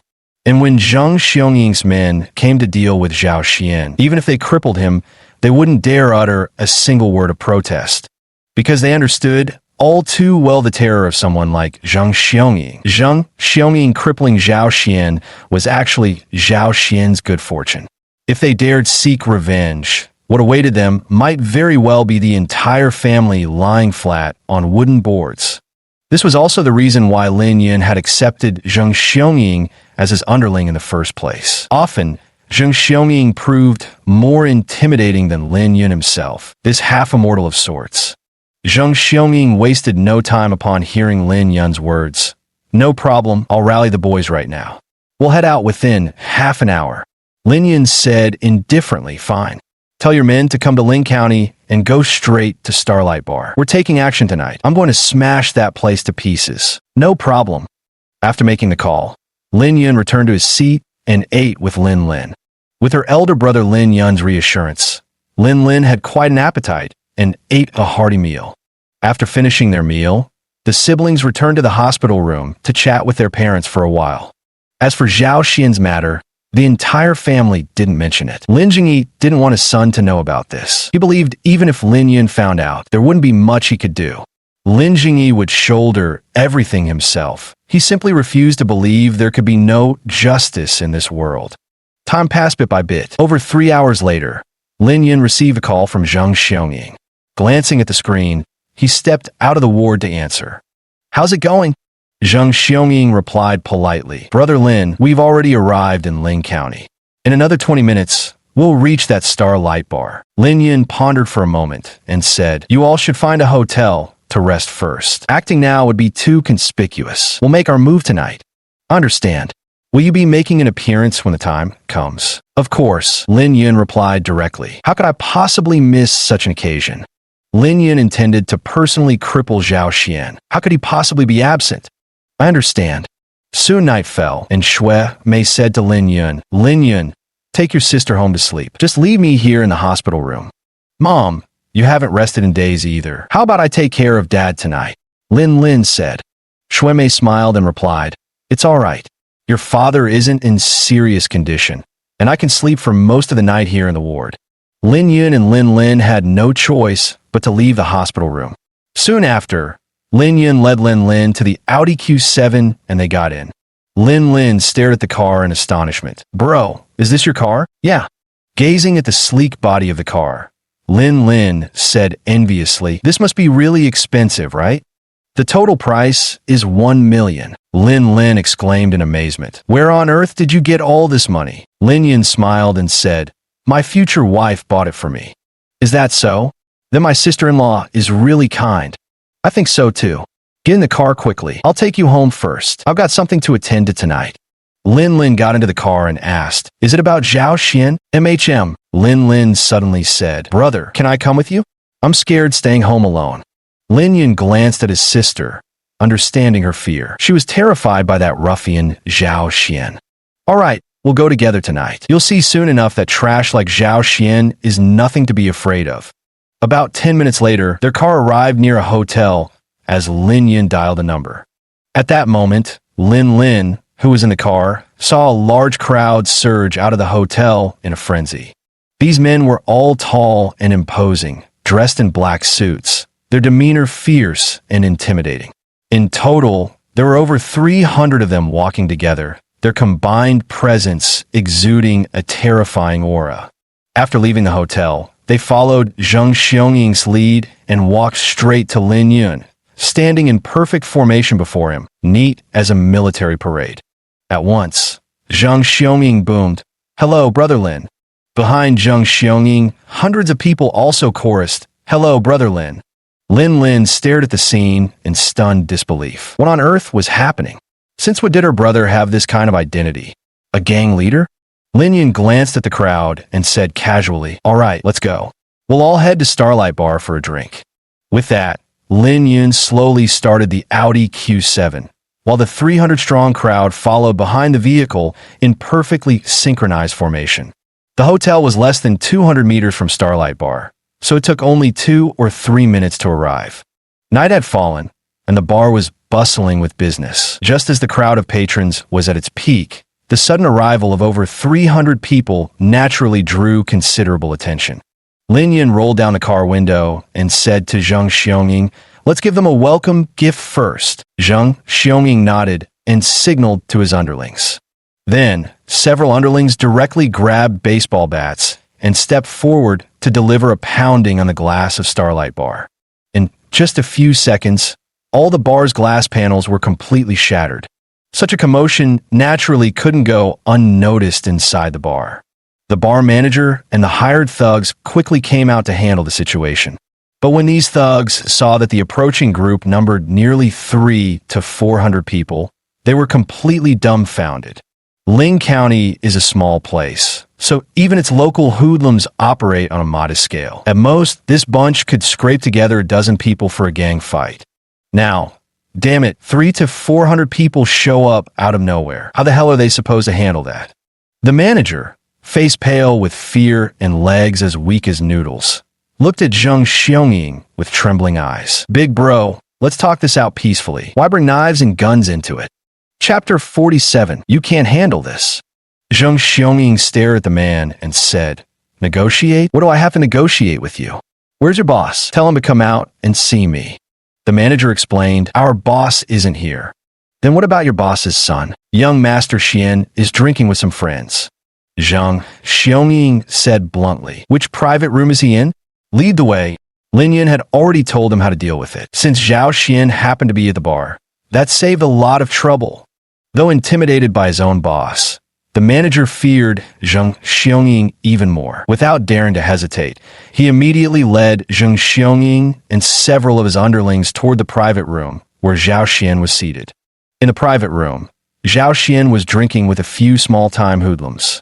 He had his arm around a bar hostess and said, Thanks for your help the other day, big brothers. I'd like to see how long that bitch Lin can hold out. Once she cracks, she'll have no choice but to become my woman. Brother Xian, sure Lin's got looks, but is she really worth all this effort? Zhao Xian scoffed. What do you know?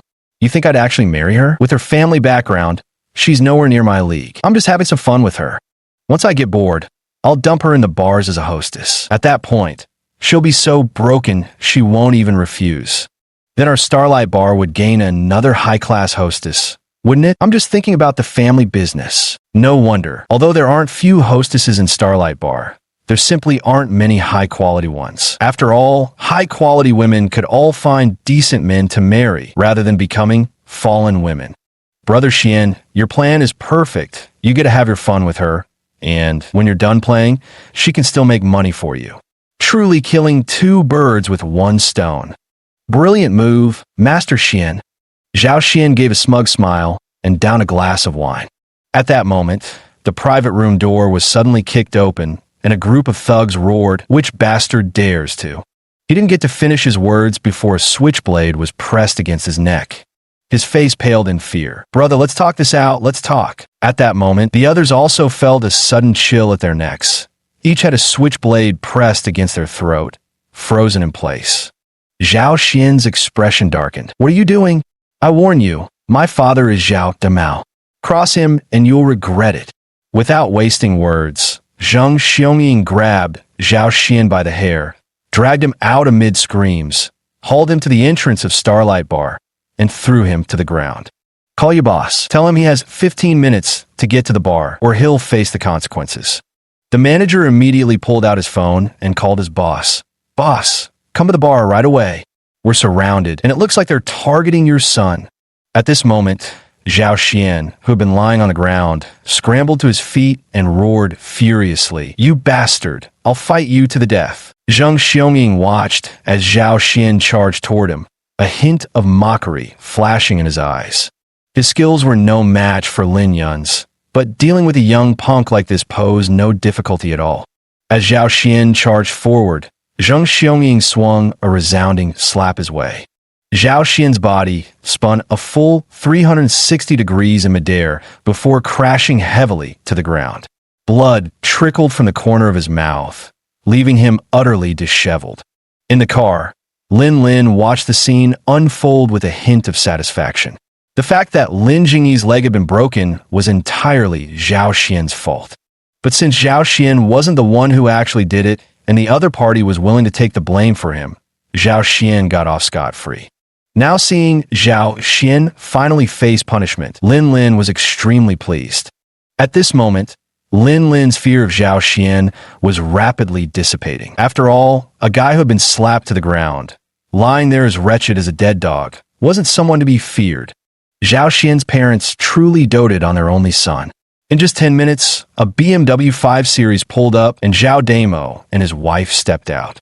The moment they got out of the car and saw the scene before them, they were stunned. Nearly 300 to 400 people. When had they ever offended such a large-scale force? Without hesitation, Zhao Damo quickly strode up to his son and confronted Zheng Xiongying. If my son has wronged you in any way, I, Zhao Damo, will take responsibility. Before Zheng Xiongying could speak, the door of the Audi Q7 opened, and Lin Yun stepped out of the car. He sneered at Zhao Damao with disdain. You'll take the blame? Do you even have shoulders to bear it? Could you first tell me how my son has offended you? Zhao Damao looked at Lin Yun with some nervousness. Lin Yun said coolly, Little sister, get out of the car. Then, Lin got out of the car and walked over to Lin Yun's side. Zhao Xian glared at the scene and spat angrily. Lin, so it's you bitch, I'll damn well. Before he could finish, Lin Yun's foot had already slammed into his mouth. The furious kick sent Zhao Xian's mouth gaping open like a bloody crater, with at least 7 or 8 teeth scattering across the floor amid a pool of spreading crimson. Zhao Damao's face changed dramatically, about to take action against Lin Yun. Unfortunately, Zheng Xiongying directly whipped his baton across Zhao Damao's leg, fracturing his left femur instantly. Zhao Damao screamed in pain and collapsed to his knees. At this moment, Zheng Xiongying spoke slowly. So you're Zhao Damao? I'm Zheng Xiongying from Jiangcheng. Perhaps you've heard of me? Zhao Damao endured the pain in his leg and spoke slowly. Of course I've heard of Brother Eagle's name, the local emperor of Jiangcheng. But even someone like Brother Eagle should follow reason, right? Lin Yun couldn't help but laugh when he heard Zhao Damao's words. Follow reason? Fine. Today, I'll teach you what reason means. Just then, several more people were dragged out by their hair. They were the very gangsters who had assisted Zhao Xian in cornering Lin earlier.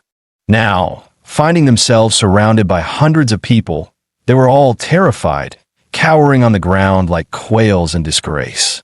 Lin Yun led Lin up to them and said, You guys know my sister, don't you? Tell me, how exactly did this Zhao Xian provoke her? If you leave out even the slightest detail, I'll take your lives. These small-time hoodlums finally understood why Starlight Bar suffered such an unjust calamity. It was all because of Lin. How could they have known that Zhao Xian's simple act of chasing a girl would provoke someone of this caliber?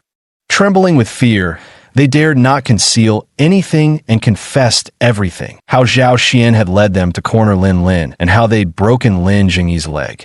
Zhao Damo's face turned deathly pale upon hearing this. He suddenly slapped himself across the face and declared, My failure as a father bred this undisciplined son. Regarding this matter, Brother Hawk, whatever solution you propose, I'll bear the responsibility for it myself. Lin Yun, upon hearing Zhao Damo's words, kicked him squarely in the chest, sending him sprawling to the side. With an icy tone, he stated, I told you, this matter is beyond your ability to handle. Chapter 48, Breaking All Four Limbs. Zhao Xian was terrified now. He pleaded with Lin. Lin, I was wrong. I'll never harass you again. Please let me go, okay? Lin Yun said to Lin. Lin, see? There's nothing scary about this kind of person. Go ahead and hit him. Lin hesitated for a moment upon hearing this, then approached Zhao Xian and kicked him squarely in the abdomen. Zhao Xian felt a sharp pain in his stomach, doubled over, and collapsed to the ground, clutching his abdomen. Lin Yun then said, All right, Lin, get in the car. I'll handle the rest from here. Lin Yun had no intention of letting Zhao Xian off easily. However, fearing that the next scene might frighten Lin, he had her return to the car first.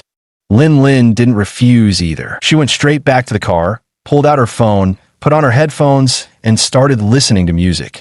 Meanwhile, Lin Yun turned to Zhao Xian and said, You broke one of my father's legs. Today, I'll break all 4 of yours. Then, several underlings stepped forward, each seizing one of Zhao Xian's limbs and restraining him. One of the underlings handed a baseball bat to Lin Yun's hand. Lin Yun weighed it slightly in his hands, preparing to strike, when Zhao Damo suddenly shouted, Wait! My son is still a child. Whatever wrong he's done is my responsibility. Can't you break my limbs instead? No. With those words, Lin Yun brought the bat down heavily on Zhao Xian's arm. Lin Yun's strike landed with immense force. With a single swing of his staff, Zhao Xian's arm was bent into a Z shape, while his agonized screams, like those of slaughtered pig, pierced the air. Seeing this, Zhao Damao wanted to step forward to save his son, but unfortunately, Zheng Xiaoming's underlings pinned him to the ground instantly. He couldn't even move a muscle. Then, Lin Yun proceeded to break Zhao Xian's limbs one by one right in front of Zhao Damao. Zhao Xian had already passed out from the excruciating pain, lying motionless on the ground. Lin Yun's strength was formidable. The bones he shattered were completely pulverized, making healing far more difficult than from ordinary fractures. With current medical technology, even if Zhao Xian seeks the best hospital and receives the best treatment, his limbs will be permanently disabled. From now on, Zhao Xian won't be able to carry anything on his shoulders or lift anything heavy. Even walking will require extreme caution, rendering him virtually useless. This is the punishment Lin Yun has dealt him. At this moment, both Zhao Damo and his wife wore expressions of sorrow and hatred. Lin Yun paid them no heed and simply returned to his car before driving away. Zheng Xiaoming then shouted, "Brothers, there's still work to be done. Let's wreck this bar." To destroy one's spirit along with killing them. Lin Yun's vengeance never stopped at Zhao Xian alone. Why was Zhao Xian so arrogant? Wasn't it simply because his family had money that he dared to act so outrageously? Zheng Xiaoming had someone smash up the entire bar today. For Zhao Damao, this wasn't just about direct financial losses. There were also the ripple effects to consider. All the guests would know that the owner of Starlight Bar had offended someone powerful, resulting in his bar being smashed up and his son having all 4 limbs broken. With such things happening, how many guests dare to come here? Aren't they afraid of being implicated or encountering trouble?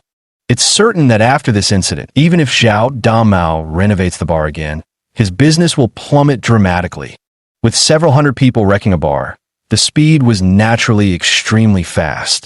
In less than 10 minutes, the entire bar was in complete shambles, with not a single corner left intact. Zhao Damao couldn't care less about the bar now, his heart aching as he stared at his unconscious son. Zheng Xiaoming watched as the bar was completely trashed, then turned to Zhao Damao and said, "All right, as far as I'm concerned, this ends here today. Of course, if you're thinking of revenge, I'm always game.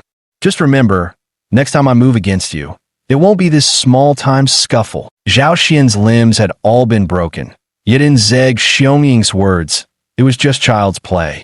So what wouldn't be considered child's play? Taking lives, of course. Zheng Xiaoming was threatening Zhao Damao. If he dared retaliate, Zheng wouldn't hesitate to wipe out his entire family. Though hatred burned in Zhao Damao's heart, he understood that revenge would only lead his family to utter ruin. All he could say was, "Brother Eagle, what are you saying? My son was ignorant and truly needed discipline. I should be thanking you for teaching him a lesson. How could I ever think of retaliating against you?" Zheng Xiaoming said with satisfaction, "It's good that you can think this way. Brothers, let's go." Immediately, Zheng Xiaoming led his men away, while Zhao Damo called for an ambulance. Zhao Xian didn't wake up until the next morning. As soon as he regained consciousness, he felt excruciating pain all over his body. His limbs were in casts and wrapped in bandages, completely immobile. He lay on the bed, his face filled with resentment. "Dad, we can't let this go. I want revenge. I want to destroy them." Zhao Damao had one of his legs broken as well. Lying on the hospital bed next door, he scolded, "What nonsense are you spouting? That was Zheng Xiaoming. The consequence of revenge would be our entire family being stuffed into sacks with rocks and drowned in the river. Do you understand? It's all your damn fault. Of all people, why did you have to offend Zheng Xiaoming? Having a worthless son like you, I must be cursed for 8 lifetimes." At this moment, Lin Lin had already gone to school as usual. Previously, due to the incident with Zhao Xian, she hadn't even dared to attend classes, keeping vigil at the hospital with her father and reading books at home. But last night, Lin Lin saw with her own eyes that Zhao Xian was nothing more than trash.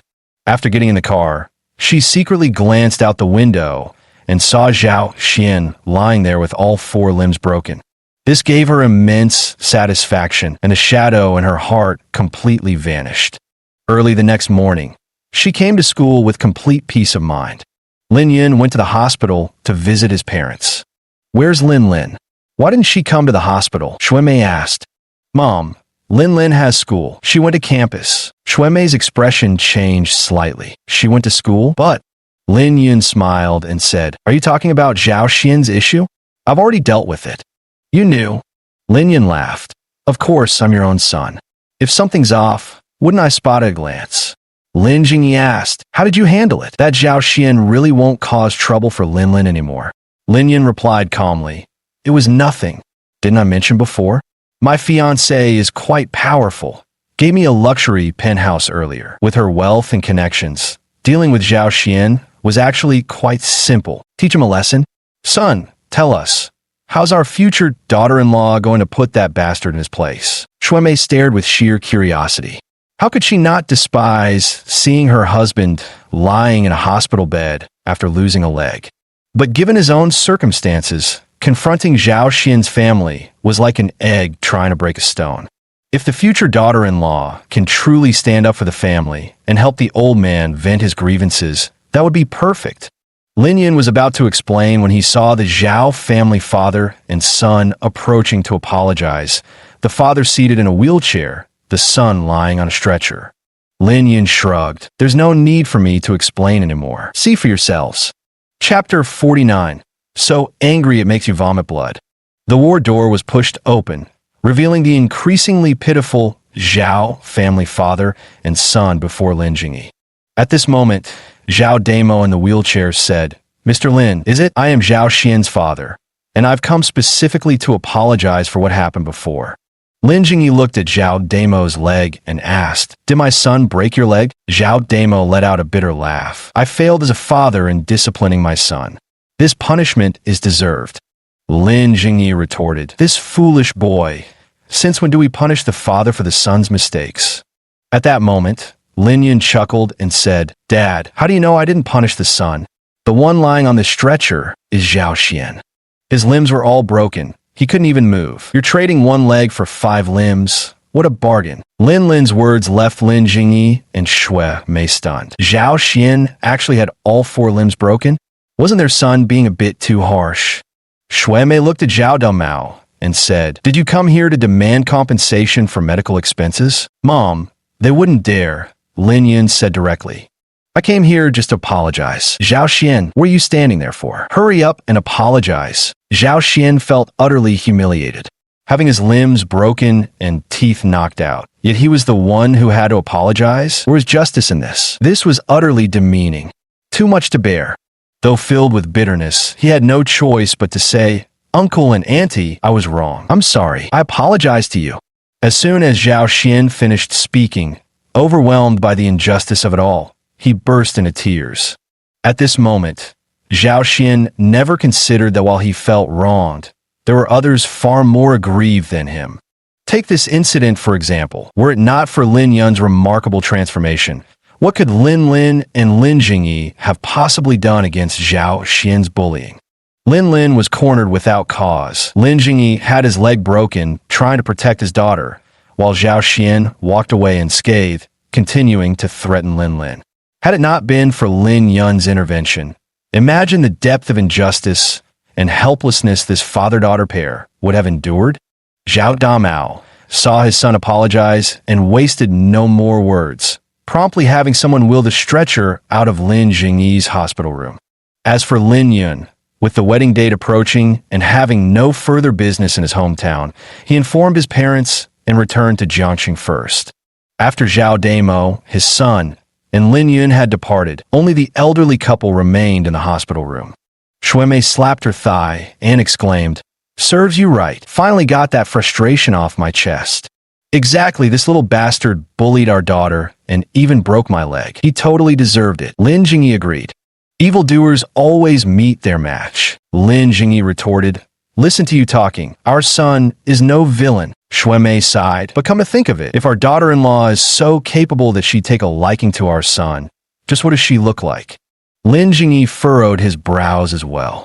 The Lin family was an ordinary household, and the only redeeming quality among them was their universally high level of attractiveness. Lin Yun caught the eye of a wealthy woman. If only this woman had looked halfway decent, she could have married someone of equal wealth, a perfect match for a power couple. So it can be said that the richer the wealthy woman is, the less attractive she becomes.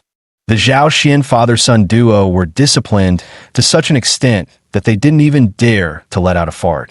Given the future daughter-in-law's formidable abilities, her appearance could only be described with the words fierce and menacing. With this thought, the joy of their successful vengeance faded by 70 or 80% as they began worrying about their son's future. Lin Yun and Su Ruoxi's wedding was scheduled for the same day and even the same venue as Zhang Zihao and Chen Jieru's. Both ceremonies were to be held at Tianjin Grand Hotel. Lin Yun was busy with the wedding arrangements, and naturally, so were Zhang Zihao and Chen Jieru.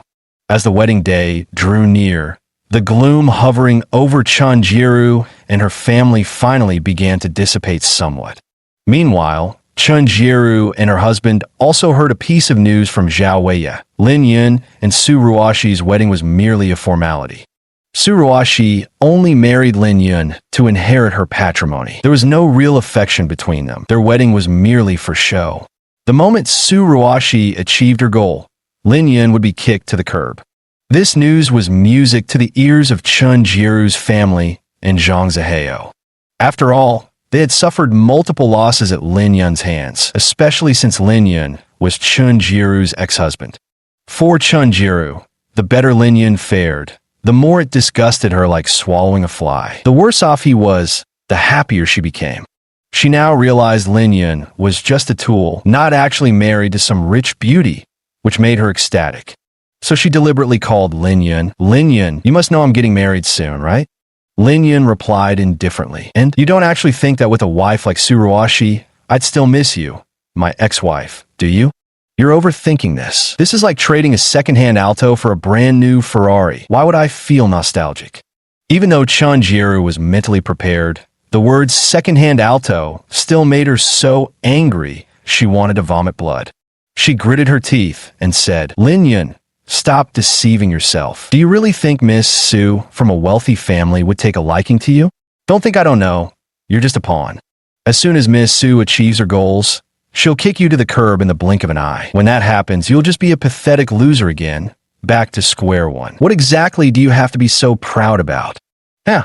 Lin Yun replied with 2 words before hanging up. Holding the disconnected phone, Chen Jieru felt she had finally asserted herself in front of Lin Yun.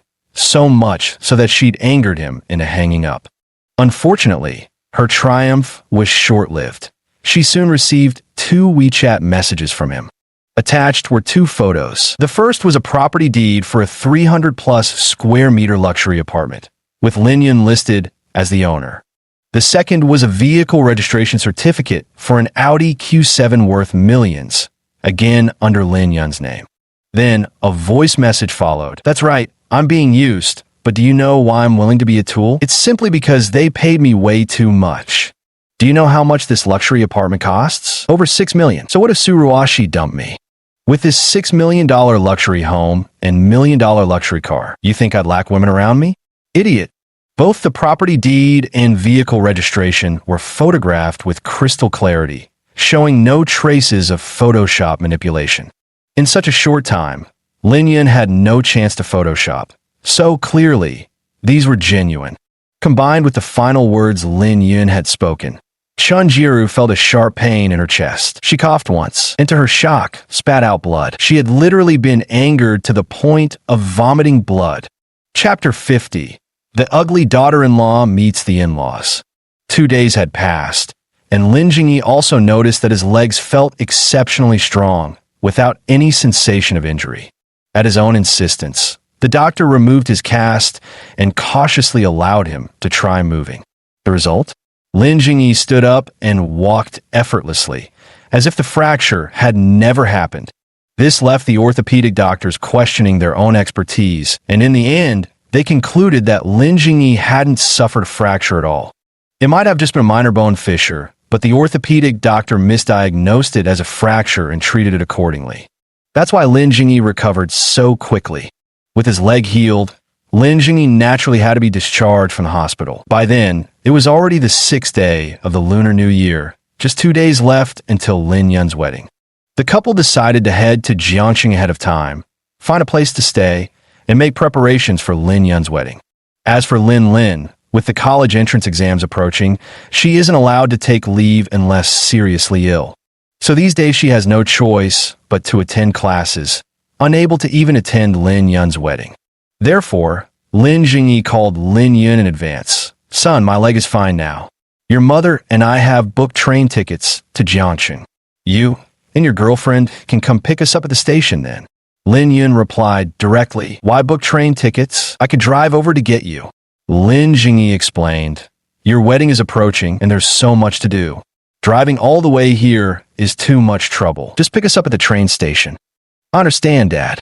We'll come together to pick you up, and you can also meet your future daughter-in-law." Hearing the words future daughter-in-law, Lin Jingyi couldn't help but frown slightly. He believed this daughter-in-law would certainly leave a lasting impression on him. The reason they came early was also to meet her beforehand and adjust to the idea in advance. To avoid meeting her at the wedding outright and startling her unprepared, what if we accidentally offend our new daughter-in-law because of the shock? After all, this daughter-in-law-to-be was truly formidable, having broken 5 legs between the Zhao father and son without facing any consequences. Such power was no exaggeration. As future parents-in-law, Lin Jingyi and Shui Mei regarded their prospective daughter-in-law with both awe and trepidation. The call ended, and Lin Yun dialed Su Ruoshi's number. "Boss, my parents are coming to Jiangxing tomorrow and want us to pick them up at the train station. Do you happen to have time?" Su Ruoshi immediately said, "Of course I have time. They're my parents-in-law, after all." "Boss, you don't need to get too immersed in this act. This whole performance is mainly for your family's benefit. On my side, we really don't have to take it this seriously." Su Ruoshi retorted, "Are you telling me how to do things? Who's the boss here, you or me?" Lin Yun said helplessly, "You're the boss. Then that settles it. We'll go pick up my parents together tomorrow, and you'd better act affectionate in front of them. If you mess this up, I'll dock your paycheck." Su Ruoshi was determined to take a grassroots approach, and among the crowd, Lin Yun's parents are naturally the 2 most important figures she had to take seriously. She needed to make Lin Yun's parents fully accept her as their daughter-in-law. Little did Su Ruoshi know that in the eyes of her future in-laws, she appeared as a terrifyingly ugly daughter-in-law. Lin Jingyi and Shui Mei had mustered immense courage just to meet her. The next morning, on the train, Lin Jingyi and Shui Mei sat together in adjacent seats. It's clear that the elderly couple wore solemn expressions as if preparing for battle. Ordinary people wouldn't make such a grand fuss when meeting their future daughter-in-law, but unfortunately, this particular daughter-in-law was anything but ordinary. This future bride was wealthy and powerful. She'd casually gifted their son a luxury penthouse worth millions. The Zhao family had some influence in Ling County, yet when father and son got 5 limbs broken between them, they didn't dare utter a word of protest. Just how formidable must this woman be? For someone so formidable to take a liking to their son, she must surely be some ferocious, inhuman monster who'd taken him as her kept man. Shui Mei frowned with worry and said, "Honey, what if our daughter-in-law ends up being older than me? What should we do then?" Lin Jingyi sighed. "Whether someone is older than you or even older than our mother, we'll have to put up with it. Who asked our son to take such a shortcut? But if she's older than Mom, will we even have the chance to hold our grandchild in the future?" Lin Jingyi laughed and said, "Of course there's a chance. If she's even older than our mother, then shouldn't she just kick the bucket in another 20 or 30 years? By then, our son would only be in his 40s, still young enough to inherit a massive fortune and remarry some pretty young thing. We'll definitely get to hold our grandchild sooner or later." Shui Mei grew furious at his laughter. "Laugh? How can you still laugh? If it weren't for your incompetence, our son wouldn't have resorted to such shortcuts." Lin Jingyi never expected the flames of battle to reach him. He instantly lost his smile, clutching his chest in anguish as he said, "Fine, blame me. Just blame me, all right? If I could, I'd willingly suffer in my son's place. But what can I do when there's no other way?" Shui Mei then said, "Tell me, Is it still possible to back out of this marriage now? Lin Jingyi refused outright. Don't even think about it. Leaving aside everything else, when Zhao Xian caused trouble before, this daughter-in-law helped our family immensely. Backing out now would be sheer ingratitude. But we can't just push our son into a pit of fire, can we? Lin Jingyi sighed and said, one must crawl on one's knees down the path they've chosen. Xuanmei said no more, merely wiping her tears. Ah, how her son had suffered. At this moment, Lin Yun sat in the passenger seat of the Maserati, admiring the scenery along the way while stealing glances at Su Ruoxi's figure from the corner of his eye. Su Ruoxi truly lived up to the title of peerless enchantress, exuding sensuality and allure in every way.